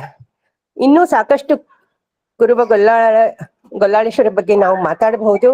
ಆದ್ರೆ ಈ ಸಮಯದ ಅಭಾವದ ಇಷ್ಟು ಮಾತಾಡ್ಲಿಕ್ಕೆ ನನಗೆ ಅವಕಾಶ ಕೊಟ್ಟಿದ್ದಕ್ಕೆ ನಾನು ಸೋದರ ಶಶಿಕಾಂತ್ ಪಟ್ಟಣ್ ಅವರಿಗೆ ಹಾಗೂ ಎಲ್ಲಾ ಸಂಘಟಕರಿಗೆ ಕೃತಜ್ಞತೆಯನ್ನ ಅರ್ಪಿಸ್ತೇನೆ. ಶರಣಾರ್ಥಿಗಳು. ಶರಣಾರ್ಥಿಗಳು ಮೇಡಮ್. ಸಾಕಷ್ಟು ವಿಷಯವನ್ನ ಹಂಚ್ಕೊಂಡ್ರಿ. ಈಗ ಮಾರ್ಗದರ್ಶಕರಾದ ಡಾಕ್ಟರ್ ಶಶಿಕಾಂತ್ ಪಟ್ಟಣ್ ಗುರುಗಳವರು ಮಾರ್ಗದರ್ಶನ ನೀಡಬೇಕು ಅಂತ ಅವರಲ್ಲಿ ಕೇಳ್ಕೊಳ್ತೇನೆ. ಓಂ ಶ್ರೀ ಗುರು ಬಸವಲಿಂಗಯ್ಯನ್ಮ. ನಾನು ಇವತ್ತು ನನ್ನ ಸಹೋದರಿ ಪ್ರೊಫೆಸರ್ ಅಣ್ಣಿಗಿರಿ ಮೇಡಮ್ ತಮ್ಮ ಅಜ್ಜ, ಮಾಮ ಮತ್ತು ಅತ್ತೆಯವರ ಹೆಸರಿನೊಳಗಿಟ್ಟಂತ ಒಂದು ದತ್ತಿ ಉಪನ್ಯಾಸ ಎಷ್ಟೊಂದು ತಲಸ್ಪರ್ಶಿ ಅಧ್ಯಯನಕ್ಕೆ ಕಾರಣ ಆಕೈತಿ ಅಂತ ನನಗೆ ನಿಜಕ್ಕೂ ಅನ್ಸ್ಕೊಂಡಿರಲಿಲ್ಲ. ನಾ ಇಬ್ಬರನ್ನೂ ಕೂಡ, ಯಾಕಂದ್ರೆ ಒಬ್ರು PhD ಎಜುಕೇಶನು ಮತ್ತು ಬಯಾಲಜಿ ಮಾಡ್ಕೊಂಡು ಬಾಟ್ನಿ ಮಾಡ್ಕೊಂಡವ್ರು, ಇನ್ನೊಬ್ರು ಕನ್ನಡದಾಗ ಮಾಡ್ಕೊಂಡು ಕ್ಷೇತ್ರ ಕಾರ್ಯ ಮಾಡ್ತಾರ. ಇಷ್ಟೊಂದು ವೈಜ್ಞಾನಿಕವಾಗಿ, ಇಷ್ಟೊಂದು ಸಂಶೋಧನಾತ್ಮಕವಾಗಿ ಮಾಡ್ತಾರ ಅಂತ ನನಗನ್ಸಿರ್ಲಿಲ್ಲ. ಮೊದಲಿಗೆ ನಾನು ಅಣ್ಣಿಗಿರಿ ಅಕ್ಕವರಿಗೆ ಬಗ್ಗೆ ಹೇಳ್ಬೇಕಂದ್ರೆ, ಅವರು ನನ್ನ ದೃಷ್ಟಿಯೊಳಗೆ ಆಧುನಿಕ ಕಾಲದ ಶರಣೆ, 12ನೇ ಶತಮಾನದಾಗ ಇರ್ತಕ್ಕಂಥ ಶರಣೆಯರ ಮೌಲ್ಯಗಳನ್ನ ನಾನು ಕಣ್ಣಾರೆ ನೋಡಿದಂದ್ರ ಪ್ರೊಫೆಸರ್ ಅಣ್ಣಿಗಿರಿ ಮೇಡಮ್. ನಾನು ಮೊದಲಿಗೆ ಅವ್ರಿಗೆ ಸಿಂದಗಿ ಒಳಗೆ ನೋಡಿದೆ, ಆಮೇಲೆ ಬಾಗಲಕೋಟೆಗೆ, ಬಿಜಾಪುರಕ್ಕೆ, ನಮ್ಗೆಲ್ಲ ಇತ್ತೀಚೆಗೆ ಬಿಜಾಪುರ ಮತ್ತೆ 2ನೇ ಸಲ ಬಂದಾಗ ಎಲ್ಲಾ ಕಾರ್ಯಕ್ರಮಕ್ಕೆ ಸಕ್ರಿಯವಾಗಿ ಪಾಲ್ಗೊಂಡು, ನಾನು ಬಾಗಲಕೋಟೆಗೆ ಹೋಗ್ಬೇಕಾದ್ರೆ ಬಹುಶಃ ನಾವು ರಾಮದುರ್ಗದಿಂದ ಬಾಗಲಕೋಟೆವರೆಗೆ ಸುಮಾರು 1 ಗಂಟೆ 40 ನಿಮಿಷ ಅದರ ಉದ್ದಕ್ಕೂ ಸಂಪೂರ್ಣವಾಗಿ ವಚನ ಸಾಹಿತ್ಯದ ನನಗೆ ಬಿಡ್ಲಿಲ್ಲ. ಅವರು ಚರ್ಚೆಗಳನ್ನ ಕೇಳ್ತಾ ನಾನು ಗಾಡಿ ಹೊಡೆದಿದ್ದು ಮತ್ತೆ ಅಲ್ಲಿಗೆ ಮುಟ್ಟಿದ್ ಗೊತ್ತಾಗ್ಲಿಲ್ಲ. 2 ತಾಸು 1.5-2 ತಾಸು ನಾವು ಮುಟ್ಟಿದ್ವಿ. ಅದೇ ರೀತಿ ಬಿಜಾಪುರಕ್ಕೆ ಹೋಗ್ಬೇಕಾದ್ರು ಕೂಡ.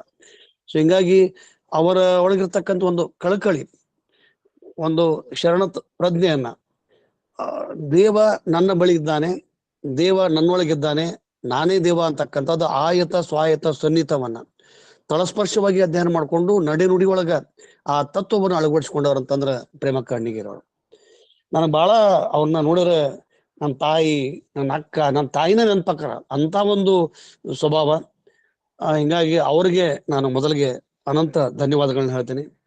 ಮತ್ತು ಶಾರದಾಮಣಿ ಹುಣಸಾಳ ಅವರು 25 ನಿಮಿಷ ಮಾತಾಡಿದ್ರೆ ಅವರ ಬೆಡಗಿನ ವಚನಗಳನ್ನು ಬಿಡಿಸ್ತಕ್ಕಂಥ ಶೈಲಿ ಮತ್ತು ಕುರುಬ ಗೊಲ್ಲಾಳನ ವಚನಗಳು, ಬೆಡಗಿನ ವಚನಗಳು ಅದಾವು. ಅವ್ರು ಕಷ್ಟಪಟ್ಟಂತ ರೀತಿ, ಅವ್ರು ಹೆಂಗೆ ಇದೆ, ನಮ್ಮ ಸಹೋದರಿ ಸರಸ್ವತಿ ಪಾಟೀಲ್ ಮೇಡಮ್ ಹೇಳ್ದಂಗ ಪುರಾಣ ಪುಣ್ಯೊಳಗ ಶೈವೀಕರಣಗೊಳಿಸಿ ಮೂಲ ಕುರುಬ ಗೊಲ್ಲಾಳ ಅಥವಾ ವೀರ ಗೊಲ್ಲಾಳೇಶ್ವರನ ಚರಿತ್ರೆಯನ್ನ ಮುಸುಕು ಮಾಡ್ತಕ್ಕಂಥ ಒಂದು ನಿರಂತರ ಕೆಲಸಗಳನ್ನ ಸಾಂದರ್ಭಿಕವಾಗಿ ಸಮಯಕ್ಕೆ ತಕ್ಕಂಗೆ ಮಾಡ್ಕೊಂಡು ಬಂದಾರ. ಹಿಂಗಾಗಿ ಆ ಕುರುಬ ಗೊಲ್ಲಾಳನ ಬಗ್ಗೆ ಸಾಕಷ್ಟು ವಿಷಯಗಳನ್ನ ಹೊರಹಾಕಿ ಅತ್ಯಂತ ಶಿಸ್ತುಬದ್ಧ ಕನ್ನಡ ಪ್ರಾಧ್ಯಾಪಕರು ಅವ್ರ ತಂದೆಯವರು ನಮಗೆ ಶಿಕ್ಷಕರಾಗಿದ್ರು, ಹುಣಸಾಳ ಸರ್. ನನಗನ್ಸತಿ ಅವ್ರ ಕನ್ನಡಕ್ಕೇನು ಇವರು ಕಡಿಮೆ ಮಾತಾಡ್ಲಿಲ್ಲ. ದೋಷ ಸ್ಟಡಿಡ್ ಇನ್ ಇಂಗ್ಲಿಷ್ ಮೀಡಿಯಮು, ಬೇರೆ ಬೇರೆ ಕಲ್ತರು ಕೂಡ. ಸೊ ಅವರ ಬದ್ಧತೆ, ಕಳಕಳಿ, ಕಾಳಜಿ ನಿಜಕ್ಕೂ ಕೂಡ ಅಪ್ರತಿಮ. ಮತ್ತು ಅವರಿಗೆ ನಾನು ನನ್ನ ಶರಣಾರ್ಥಿಗಳನ್ನ ಈ ಸಂದರ್ಭದಲ್ಲಿ ಹೇಳ್ತೀನಿ. ಅಧ್ಯಯನಶೀಲತೆ ಕೊರತೆ. ಇನ್ನ ಪ್ರೊಫೆಸರ್ ಸಾವಿತ್ರಿ ಕಮಲಾಪುರ ಅವ್ರು ಹೇಳ್ದಂಗೆ 1 ತಾಸು ಕೊಟ್ಟರು ಕಡಿಮೆನೆ, ಅವ್ರಿಗೆ 2 ತಾಸು ಕೊಟ್ಟರು ಕಡಿಮೆ. ಮಾತಾಡ್ತಕ್ಕಂಥದ್ದು ವಿಷಯ, ಹೇಳ್ಕೊಳ್ತಕ್ಕಂಥ ರೀತಿ, ಕಳಕಳಿ, ಕಾಳಜಿ, ಮತ್ತೇನಿಲ್ಲ. ಆದ್ರೂ ಸಿದ್ಧಾರೂಢ ಮಠ ಅಂತಂದ್ರು, ಅದು ಸಿದ್ಧಾರೂಢ ಮಠ ಅಲ್ಲ, ಅದು 3000 ಮಠ, ಹುಬ್ಬಳ್ಳಿಯ 3000 ಮಠ, ಮತ್ತು ಇದು ಅಂಕಲಿಗೆ ಅಡವಿ ಸಿದ್ದೇಶ್ವರ ಮಠ. ನಾನು ಉದ್ದೇಶಪೂರ್ವಕವಾಗಿ ಅಂಕಲಿಗೆ ಯಡಿಯೂರಪ್ಪನವ್ರ ಬಗ್ಗೆ ಕೊಟ್ಟೆ.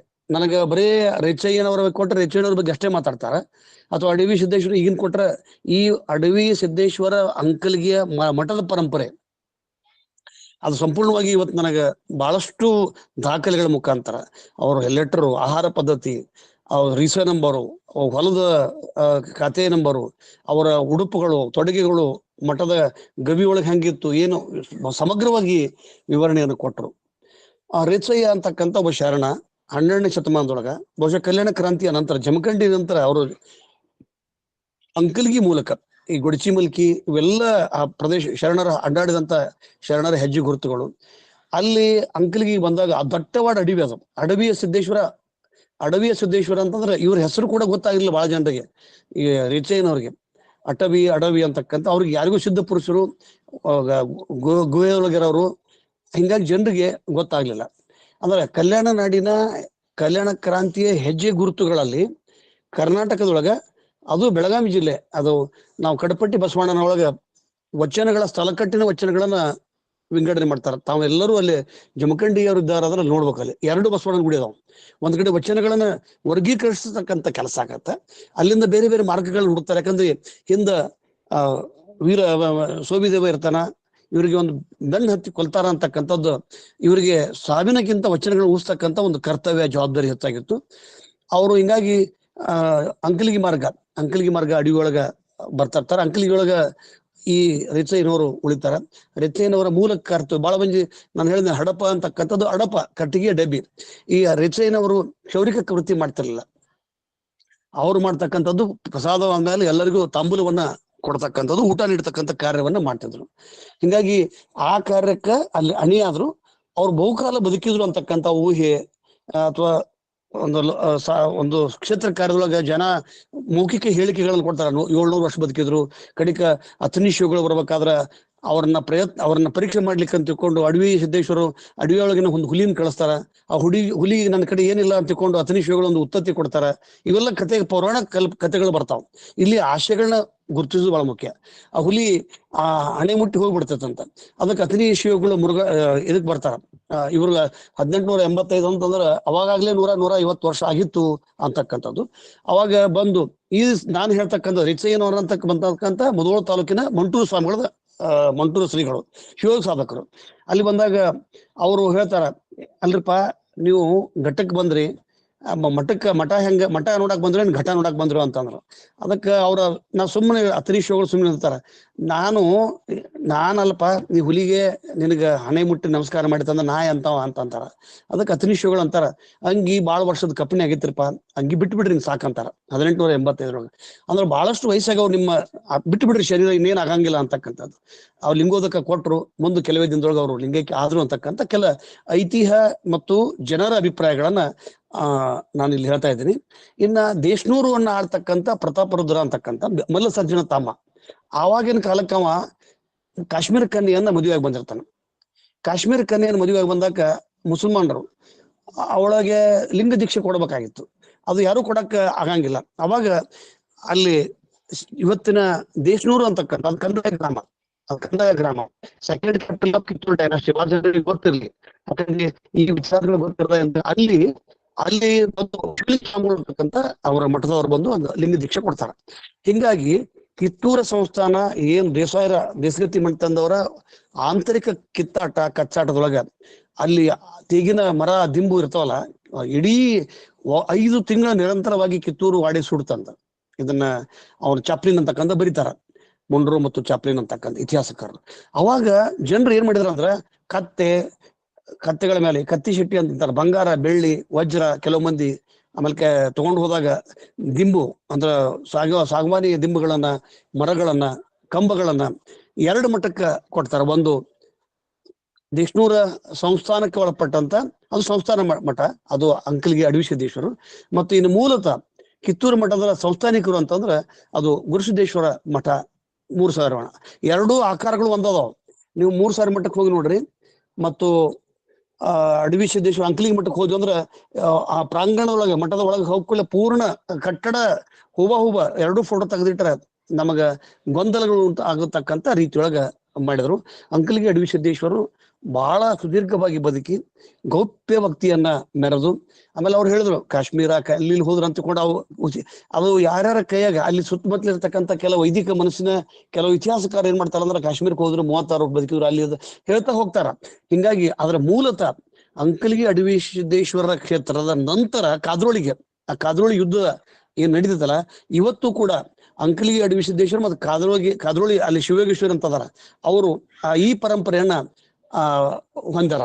ಅಂದ್ರೆ ಈ ವಿಷಯವನ್ನ ತಮ್ಮ ದತ್ವಾಡ ಮಹಾರಾಜರು, ಕಾದ್ರೋಳಿ, ಅಂಕಲಿಗೆ ಅಡವಿಯಪ್ಪನವರು ಇವರು ತಮ್ಮ ವೇಷವನ್ನು ಮರೆಸಿ, ಯಾಕಂದ್ರೆ ಆಗಿನ ಕಾಲಕ್ಕೆ ವಚನಕಾರರ ಮೇಲೆ ದಾಳಿ ನಡೆದಾಗ ಮತ್ತೆ ಯಾವ ರೀತಿ ಹೇಳ್ಬೇಕು ಅಂತ ತಿಳ್ಕೊಂಡು ಈ ಮೂಲಕ ಅಂದ್ರೆ ಸೌದೆಗಳ ಮೂಲಕ, ಕರ್ಬಲ್ಗಳ ಮೂಲಕ ಆ ಎಲ್ಲ ಆ ಮಠದ ಪರಂಪರೆನ ಹಂಗೆ ಬಂದ್ಬಿಡ್ತು. ಹಿಂಗಾಗಿ ಅವಧೂತ ಪರಂಪರೆ ಮತ್ತು ಶರಣ ಪರಂಪರೆಯನ್ನ ಸಮ್ಮಿಶ್ರಣಗೊಳಿಸಿ ಹೇಳ್ತಕ್ಕಂಥ ಕಾರ್ಯವನ್ನ ಶಿವಯೋಗ ಸಾಧಕರಾದಂತ ಅಡವಿ ಸಿದ್ದೇಶ್ವರ ಮಾಡ್ತಾರೆ. ಇವ್ರ ಬಗ್ಗೆ ಬಹಳಷ್ಟು ಕರೆನ ಇವತ್ತು ನನಗನ್ಸತಿ ಒಂದು ಸಾವಿತ್ರಿ ಕಮಲಾಪುರ ಇದ್ರ ಬಗ್ಗೆ ಸಮಗ್ರವಾಗಿ ಮಾಡಿದ್ರೆ ಬಹುಶಃ ಯಾರೂ ಸಂಶೋಧನೆ ಮಾಡ್ಲಾರ್ದಂತ ಮೈಟಲ್ ಕಟ್ಟರ. ಅವ್ರು ಹಂಪಿ ಯೂನಿವರ್ಸಿಟಿಗೆ ಇದನ್ನ ಹೆಂಗ ಚೆನ್ನಾಗಿ ಬರೆದು ಕೊಟ್ಟರು ಅವ್ರಿಗೆ PhD ಸಿಗ್ಬೇಕು, ಅಷ್ಟೊಂದು ಅರ್ಥಪೂರ್ಣವಾಗಿ ಅವ್ರು ಮಾಡ್ಯಾರ. ಮತ್ತ ಸಹೋದರಿ ಸರಸ್ವತಿ ಪಾಟೀಲ್ ಮೇಡಮ್ ಅವರು ಬಹಳ ಎಂಥೂಸಿಯಾಸ್ಟಿಕ್. ಆ ಕಡೆ ಬಹಳ ಸಲ ಹೇಳ್ತಾರ, ನಾವು ಬಸವನಮ್ಮ ಗಿಡಕ್ಕೆ ಹೋಗ್ಬೇಕ್ರಿ, ಇಂಗ್ಲೀಷ್ ಹೇಳ್ತಾರ, ನಾವು ಬರ್ರಿ ಈ ಮಳಿ ಮುಗಿದ್ಮೇಲೆ ಪ್ರತಿ ಸಲ ಹೇಳ್ತಾರ. ನಮ್ಗ ಅನಿವಾರ್ಯ ಕಾರಣದಿಂದ ಹೋಗ್ತಾ ಇಲ್ಲ. ನಾನು 15ನೇ ತಾರೀಕಿಗೆ ಇಂಡಿ ತಾಲೂಕಿನ ಚೌಡಿಯಾಳದೊಳಗ ಅಲ್ಲಿ ಒಂದು ಸಂಸ್ಥೆಯವರು ಕಾಲೇಜಿನವರು ನಾನು ಉಪನ್ಯಾಸ ಇಟ್ಟಾರ, ಬಿಜಾಪುರ ಮತ್ತು ಇಂಡಿ ಅವರು. ಸಾಧ್ಯ ಆದಾರ ಬರ್ರಿ. ನಾನು ಬಿಜಾಪುರದಾಗ ನಾನು 14-15 ಇರ್ತೀನಿ, ಅವಾಗ ಎಲ್ಲರನ್ನ ಭೇಟಿ ಆಗ್ತೀನಿ. ಇದೊಂದು ಬಹಳ ದೊಡ್ಡ ಸಂಘರ್ಷ, ಸಾಮರಸ್ಯವನ್ನ ಹುಡುಕಾಟ, ಸತ್ಯದ ಶೋಧನೆ. ನಾನು ಹೇಳಿದಲ್ಲ, ನಾನು ಭಕ್ತನಾದ್ರೆ ಬಸವನಂತ ಆಗಬೇಕು ಅಂದ್ರೆ ಸಾಧಕರು ಯಾರು ಆಗ್ಬೇಕಪ್ಪ, ಹೆಂಗ ಇರ್ಬೇಕು ಅಂತಂದ್ರೆ ನಮ್ಮ ಪ್ರೇಮಕ್ಕ ಅಣ್ಣಿಗಿರಿ ಇದ್ದಂಗೆ. ಅವರು ಎಷ್ಟು ಸಾತ್ವಿಕ ಅದಾರ ಅಂತಂದ್ರೆ ಮನೆ ಬಿಜಾಪುರದಾಗ ಕಾರ್ಯಕ್ರಮ ಆದ್ಮೇಲೆ ಬಂದು ಕೈ ಹಿಡಿದು ಬಹಳ ಚಲೋ ಆತ್ರಿ ಕಾರ್ಯಕ್ರಮ. ಒಂದು ಸೆಂಟೆನ್ಸ್ ಇಸ್ ಇನಫ್. ಬಹಳ ನನಗೆ ತೃಪ್ತಿ ಆಯ್ತು. 1000 ಮಂದಿ ಬಹಳ ಹೊಗಳಿದ್ರು, ಫೋಟೋ ಹೋಗಿದ್ರು. ಅಂತ ಒಂದು ದೊಡ್ಡ ವ್ಯಕ್ತಿ ನಮ್ಗೆ ಸರ್ಟಿಫಿಕೇಟ್ ಕೊಟ್ಟಲ್ಲ ನನಗೆ ನಿಜಕ್ಕೂ ಕೂಡ. ನಾನು ಮಾತೋಶ್ರೀ ಪ್ರೇಮಕ್ಕ ಅಣ್ಣಿಗಿರಿ ಅವರು ಬಹಳ ಶ್ರದ್ಧೆ, ನಿಷ್ಠೆ, ಒಂದು ಕವನ ರಚನೆ ಇರಲಿ, ಶಿಸ್ತು, ಬದ್ಧತೆ ಅವರಿಂದ ನಾವು ಕಾಣಬೇಕು. ಅದೇ ರೀತಿ ಅವ್ರ ಮನೆಯವರಾದಂತ ನಿಂಗಪ್ಪಣ್ಣ ಅಣ್ಣಿಗಿರಿ ಅವರು, ಅವರ ಸಹೋದರರು ಮಾತಾಡಿದ್ರು ರೆಡ್ಡಿ ಅವರು ಅಂಕೋಲದಿಂದ. ಎಷ್ಟು ಓದ್ಕೊಂಡಾರ ನೋಡ್ರಿ ಇಡೀ ಕುಟುಂಬ. ಅವ್ರು ಹೇಳಿದ್ರು ನಮ್ಮ ಅಜ್ಜ ಅಮ್ಮನ್ನ ನಮ್ಮ ದೊಡ್ಡವನ್ನ ಕಾಣ್ತೀವಿ ಅಂತಕ್ಕಂಥ ಭಾವನಾತ್ಮಕ. ಎಷ್ಟೋ ಸಲ ಪ್ರೇಮಕ್ಕ ಮಾತನಾಡಿದಾಗ ಭಾವುಕರಾದ್ರು. ಕಣ್ಣೀರು ಅಂತಕ್ಕಂಥದ್ದು ಹೃದಯದ ಭಾಷೆ, ಸುಮ್ನೆ ಬರಂಗಿಲ್ಲ. ಅದು ಏನು ಭಾವ, ಪದ, ಶಬ್ದಗಳನ್ನ ದಾಟಿ ನಿಲ್ತಕ್ಕಂಥದ್ದು ಕಣ್ಣೀರು. ಅದು ಸಂತೋಷ ಇರಲಿ, ದುಃಖ ಇರಲಿ, ಅದು ಮನಸ್ಸಿನ ರಿಲ್ಯಾಕ್ಸೇಷನ್ ಮಾಡ್ತೈತಲ್ಲ, ಅದು ನಿಜಕ್ಕೂ ಕೂಡ ಬಹಳ ದೊಡ್ಡದು. ಬಹಳ ಚಂದ ಹೇಳಿದ್ರು ಅವರು. ಅಂದ್ರ ಸತ್ತವರನ್ನು ಮರೆತಾರೆ ಕೊಂದಂತೆ ಅಂತ. ಅದು ನಮ್ಮ ವೆಂಕಟೇಶ್ ಮೂರ್ತಿ ಹೇಳಿದಂತ ಸಾಹಿತ್ಯದೊಳಗ ನಾವು ನಿಜಕ್ಕೂ ನಮ್ಮ ಹಿರಿಯರನ್ನ ನೆನೆತಕ್ಕಂಥ ಕಾರ್ಯವನ್ನ ನಾವು ಮಾಡಿದ್ವಿ ಅಂದ್ರೆ, ಆ ಪರಿಪಾಠವನ್ನ ಮಾಡಿದ್ರೆ ಮುಂದಿನ ಜನಾಂಗ ನಮ್ಮನ್ನ ನೆನಿತಾರ, ಇಲ್ದಿದ್ರೆ ನಮ್ಮನ್ನ ಮರಿತಾರ ಅಂತಕ್ಕಂಥ ವಿಷಯವನ್ನ ಹೇಳ್ತಾ ಬಹಳ ಒಳ್ಳೆಯ ಉಪನ್ಯಾಸಕರು ಇಬ್ಬರಿಗೂ ಕೂಡ ನಾನು ಸೆರಬಾಗಿ ನಮಿಸಿ, ಸಹೋದರಿ ಪ್ರೇಮಕ್ಕ ಅಣ್ಣಿಗಿರಿ ಅವ್ರ ಕುಟುಂಬದ ಸದಸ್ಯರಿಗೆ ನಮಿಸಿ, ಎಲ್ಲ ಸಂಘಟಕರಿಗೆ ಮನಿಸಿ ನನ್ನ ಮಾತಿಗೆ ವಿರಾಮ ಹೇಳ್ತೇನೆ. ಶರಣು ಶರಣಾರ್ಥಿ. ಶರಣಾರ್ಥಿಗಳು ಸರ್. ಅತ್ಯಂತ ಹಾ ಮೇಡಮ್ ಶರಣಮ್ಮ ಬ್ಯಾಳಿ ಮೇಡಮ್ ಮಾತಾಡ್ತಾರಂತ್ರಿ. ಓಕೆ ಮೇಡಮ್, ಶರಣಮ್ಮ ಬ್ಯಾಳಿ ಮೇಡಮ್ ಅವ್ರು ಮಾತಾಡ್ರಿ.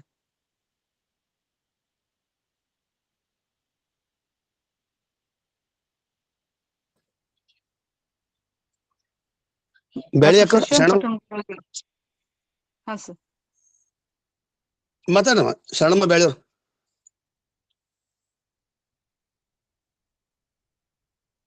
ಅದಾರ ಅವ್ರು ಅನ್ಮ್ಯೂಟ್ ಮಾಡ್ಕೊಂಡು. ಅವ್ರಿಗೆ ಸರಿ ಆಗುತ್ತೆ, ಬ್ಯಾರೆದವ್ರು ಮಾತಾಡ್ಲಿ, ಆಮೇಲೆ ಮಾತಾಡ್ತಾರೆ. ಓಕೆ.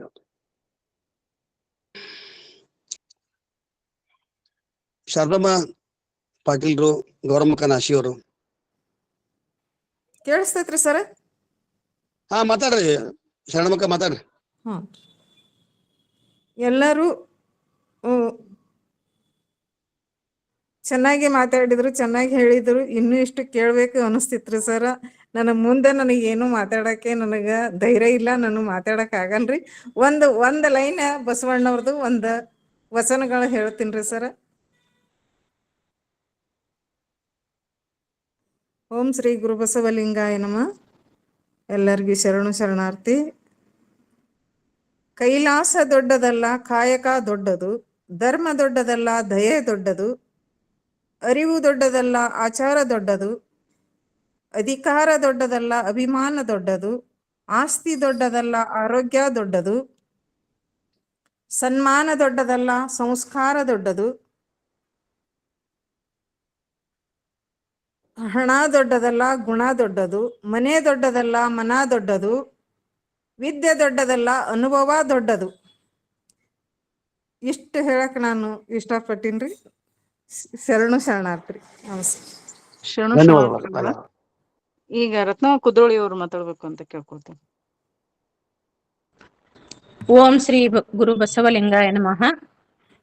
ನಮ್ಮ ವಚನ ಅಧ್ಯಯನ ವೇದಿಕೆ ಹಾಗೂ ಬಸವಾದಿ ಶರಣರ ಚಿಂತನ ಕೂಟ ಹಾಗೂ ಅಕ್ಕನ ಅರಿವು ಸಂಘಟನೆಗಳಿಂದ ಈ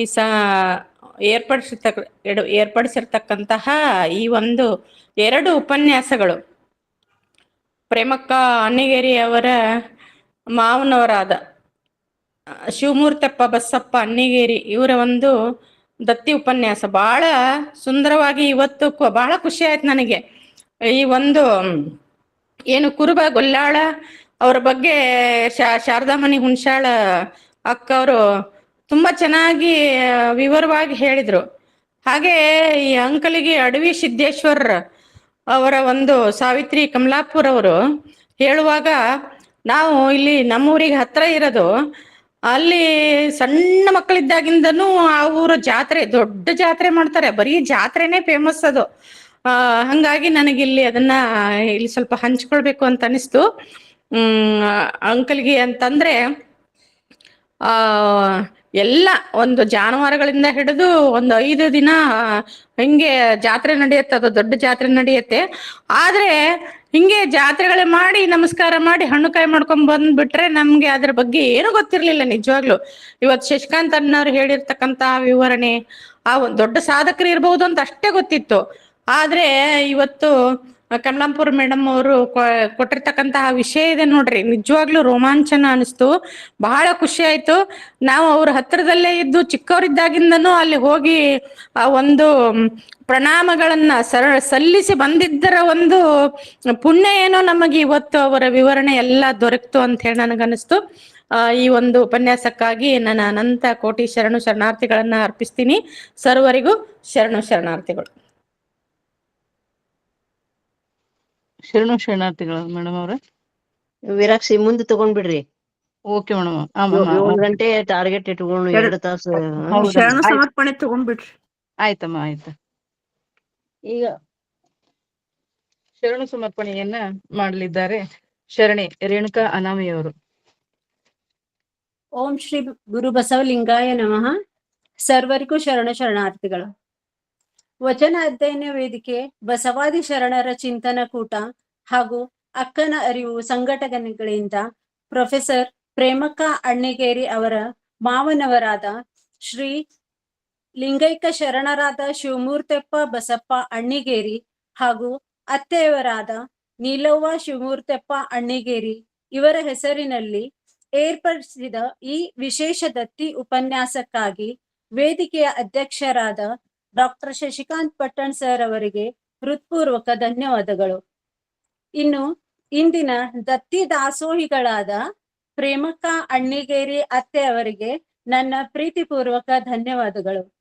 ಅದರಂತೆ ಸುಶ್ರಾವ್ಯವಾಗಿ ವಚನ ಪ್ರಾರ್ಥನೆ ಮಾಡಿದ ಶರಣೆ ಜಯಶ್ರೀ ಆಲೂರ್ ಅಕ್ಕನಿಗೆ ತುಂಬು ಹೃದಯದ ವಂದನೆಗಳು.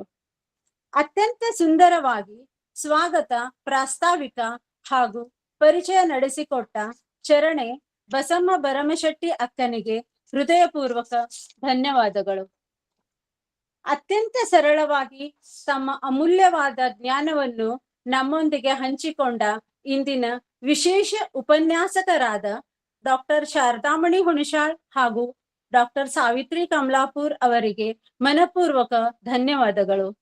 ಅತ್ಯಂತ ಸಮರ್ಪಕವಾಗಿ ಕಾರ್ಯಕ್ರಮ ನಿರ್ವಹಣೆ ಮಾಡಿದ ಡಾಕ್ಟರ್ ವೀರಾಕ್ಷಿ ವಿವೇಕಿ ಅಕ್ಕನಿಗೆ ನನ್ನ ತುಂಬು ಹೃದಯದ ಧನ್ಯವಾದಗಳು. ಇನ್ನು ವಚನ ಮಂಗಳ ಮಾಡಲಿರುವ ಶರಣೆ ಸುಮಂಗಲ ಅಣ್ಣಿಗೇರಿ ಅಕ್ಕನಿಗೂ ಕೂಡ ನನ್ನ ವಂದನೆಗಳು. ಕೊನೆಯದಾಗಿ ಈ ಉಪನ್ಯಾಸದ ಸಂಯೋಜಕರಿಗೆ, ಸಂಘಟಕರಿಗೆ, ತಾಂತ್ರಿಕ ಸಹಾಯಕರಿಗೆ ಹಾಗೂ ಉಪನ್ಯಾಸದಲ್ಲಿ ಪಾಲ್ಗೊಂಡ ತಮ್ಮೆಲ್ಲರಿಗೂ ಮತ್ತು ಸಂವಾದದಲ್ಲಿ ಪಾಲ್ಗೊಂಡ ಎಲ್ಲರಿಗೂ ತುಂಬು ಹೃದಯದ ಧನ್ಯವಾದಗಳು. ಈ ಅವಕಾಶಕ್ಕಾಗಿ ಧನ್ಯವಾದಗಳು. ಮತ್ತೊಮ್ಮೆ ತಮ್ಮೆಲ್ಲರಿಗೂ ಶರಣಾರ್ಥಿಗಳು. ಅಚ್ಚುಕಟ್ಟಾಗಿ ಶರಣ ಸಮರ್ಪಣೆಯನ್ನು ನೆರವೇರಿಸಿಕೊಟ್ಟಿದ್ದಕ್ಕಾಗಿ ತಮಗೆ ಹೃತ್ಪೂರ್ವಕವಾದಂತ ಅಭಿನಂದನೆಗಳು. ಈಗ ಸುಮಂಗಲ ಅಣ್ಣಿಗೇರಿಯವರು ವಚನ ಮಂಗಲವನ್ನ ನೆರವೇರಿಸಿಕೊಡ್ಬೇಕು ಅಂತ ಅವರಲ್ಲಿ ಕೇಳ್ಕೊಳ್ತೇನೆ. ಎಲ್ಲರಿಗೂ ಶರಣಾರ್ಥಿಗಳು. ಈಗ ಬಸವಣ್ಣನವರ ಒಂದು ವಚನ. ಆರಂಭ ಮಾಡುವೆ ಗುರು ಪೂಜೆಯಂದು, ಆರಂಭ ಮಾಡುವೆ ಗುರು ಪೂಜೆಯಂದು, ವ್ಯವಹಾರವ ಮಾಡುವೆ ಲಿಂಗಾರ್ಚನೆಯಂದು, ವ್ಯವಹಾರವ ಮಾಡುವೆ ಲಿಂಗಾರ್ಚನೆಯಂದು, ಪರಸೇವೆಯ ಮಾಡುವೆನಯ್ಯ ಅಯ್ಯ ಜಂಗಮ ದಾಸೋಹವೆಂದು, ಆರಂಭ ಮಾಡುವೆ ಗುರು ಪೂಜೆಯಂದು, ಆರಂಭ ಮಾಡುವೆ ಗುರು ಪೂಜೆಯಂದು.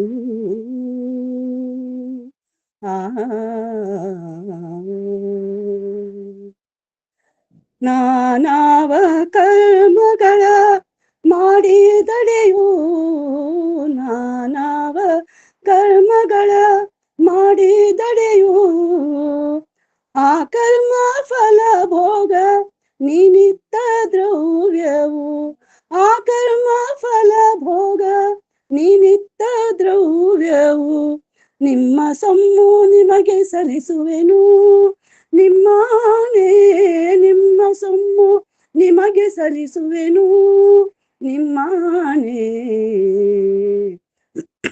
ಕೂಡಲ ಸಂಗಮ ದೇವಾ ದೇವಾ, ಕೂಡಲ ಸಂಗಮ ದೇವಾ ದೇವಾ, ಕೂಡಲ ಸಂಗಮ ದೇವಾ ದೇವಾ.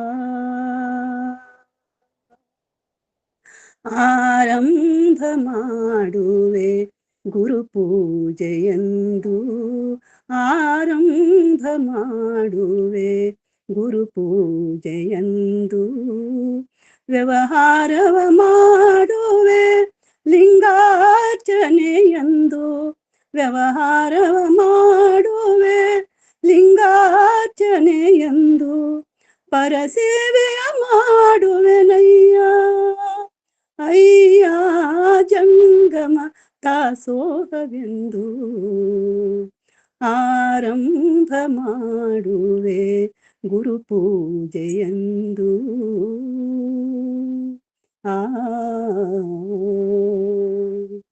ನಾನಾವ ಕರ್ಮಗಳ ಮಾಡಿದಡೆಯೋ, ನಾನಾವ ಕರ್ಮಗಳ ಮಾಡಿದಡೆಯೋ, ಆ ಕರ್ಮ ಫಲ ಭೋಗ ನಿಮಿತ್ತ ದ್ರವ್ಯವು, ಆ ಕರ್ಮ ಫಲ ಭೋಗ ನಿಮಿತ್ತ ದ್ರವ್ಯವು, ನಿಮ್ಮ ಸೊಮ್ಮು ನಿಮಗೆ ಸಲ್ಲಿಸುವೆನು, ನಿಮ್ಮನೇ ನಿಮ್ಮ ಸೊಮ್ಮು ನಿಮಗೆ ಸಲ್ಲಿಸುವೆನು, ನಿಮ್ಮನೇ.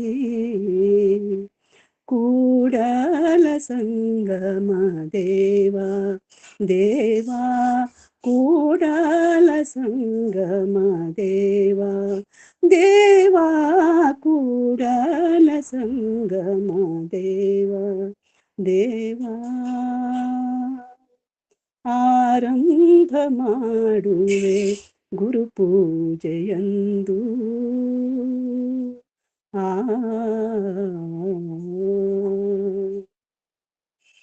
ಅವಕಾಶಕ್ಕಾಗಿ ಧನ್ಯವಾದಗಳು. ಎಲ್ಲರಿಗೂ ಶರಣಾರ್ಥಿಗಳು. ವಚನವನ್ನು ಅರ್ಥಪೂರ್ಣವಾಗಿ, ಯಾಕಂದ್ರೆ ವಚನ ಸಂಪುಟದೊಳಗೆ ಆರಂಭ ಮಾಡುವೆ ಗುರುಪೂಜೆ ಗೆಂದು ಅಂತಿದೆ. ಬಹುಶಃ ನಾವು ಸುಮಂಗಲ ಅಣ್ಣಿಗಿರಿ ಅಕ್ಕವರು ಬಹಳ ಅರ್ಥಪೂರ್ಣವಾಗಿ ಅದನ್ನ ಅರ್ಥವನ್ನು ತಿಳ್ಕೊಂಡು ಹೇಳಿದ್ದಾರೆ. ಮತ್ತೆ ಒಂದು ಅಂದ್ರೆ ನಾನಾವ ಕರ್ಮವ ಕರ್ಮ ಅಂತಕ್ಕಂಥದ್ದಲ್ಲ, ಶರಣರು ಒಪ್ಪಿಲ್ಲ. ನಾನಾವ ಕಾಯಕವ ಮಾಡಿದ ಫಲ ಅದು ನೀವು ನೀಟ್ರಿ. ನಾ ದುಡಿದ್ರಿ, ಕರ್ಮ ಮಾಡಿದ್ರೆ ಫಲ ಕೊಡಂಗಿಲ್ಲ. ನಾನಾವ ಕಾಯಕ, ಯಾವುದೇ ಕಾಯಕ, ವ್ಯಾಪಾರ ಮಾಡ್ಲಿ, ಕೃಷಿ ಮಾಡ್ಲಿ, ಆ ಕಾಯಕಕ್ಕೆ ನೀವು ಫಲ ಕೊಟ್ಟಿರಲ್ಲ, ನೀವು ಕೊಟ್ಟ ಫಲವನ್ನು ನಿಮ್ಗೆ ಇಡ್ತೀನಿ ಅಂತಕ್ಕಂಥ ಶರಣರ ವಚನ. ಧನ್ಯವಾದಗಳು ಅಕ್ಕವರೇ. ಶರಣ. ನಾಳೆ 10 ಗಂಟೆಗೆ ಶಿವಯೋಗ ಸಾಧಕ ಮರುಳ ಸಿದ್ಧರು, ನಾವು ಕಣ್ಣಾರಿ ನೋಡಿದಂತ ಒಬ್ಬ ದೊಡ್ಡ ಶಿವಯೋಗ, ಅವರು 100 ವರ್ಷ ಬದುಕಿದವರು, ಅತನಿ ಶಿವಗಳ ಕರಡ ಸಂಜಾತರು. ಅವ್ರ ಬಗ್ಗೆ ನಮ್ಮ ಸಹೋದರಿ ಪ್ರೇಮದ ಹುಲಗಬಳ್ಳಿ ಅವರು ನಾಳೆ ಮಾತಾಡ್ತಾರೆ. ಎಲ್ಲರೂ 10 ಗಂಟೆಗೆ ಜಾಯ್ನ್ ಆಗಿ ಅಂತ ನಿಮ್ಮಲ್ಲಿ ಮತ್ತೊಮ್ಮೆ ಕೋರ್ತಾ ಎಲ್ಲರಿಗೆ ಮತ್ತೊಮ್ಮೆ ಶರಣಾರ್ಥಿಗಳು. ಎಲ್ಲರಿಗೂ ಶರಣಾರ್ಥಿಗಳು.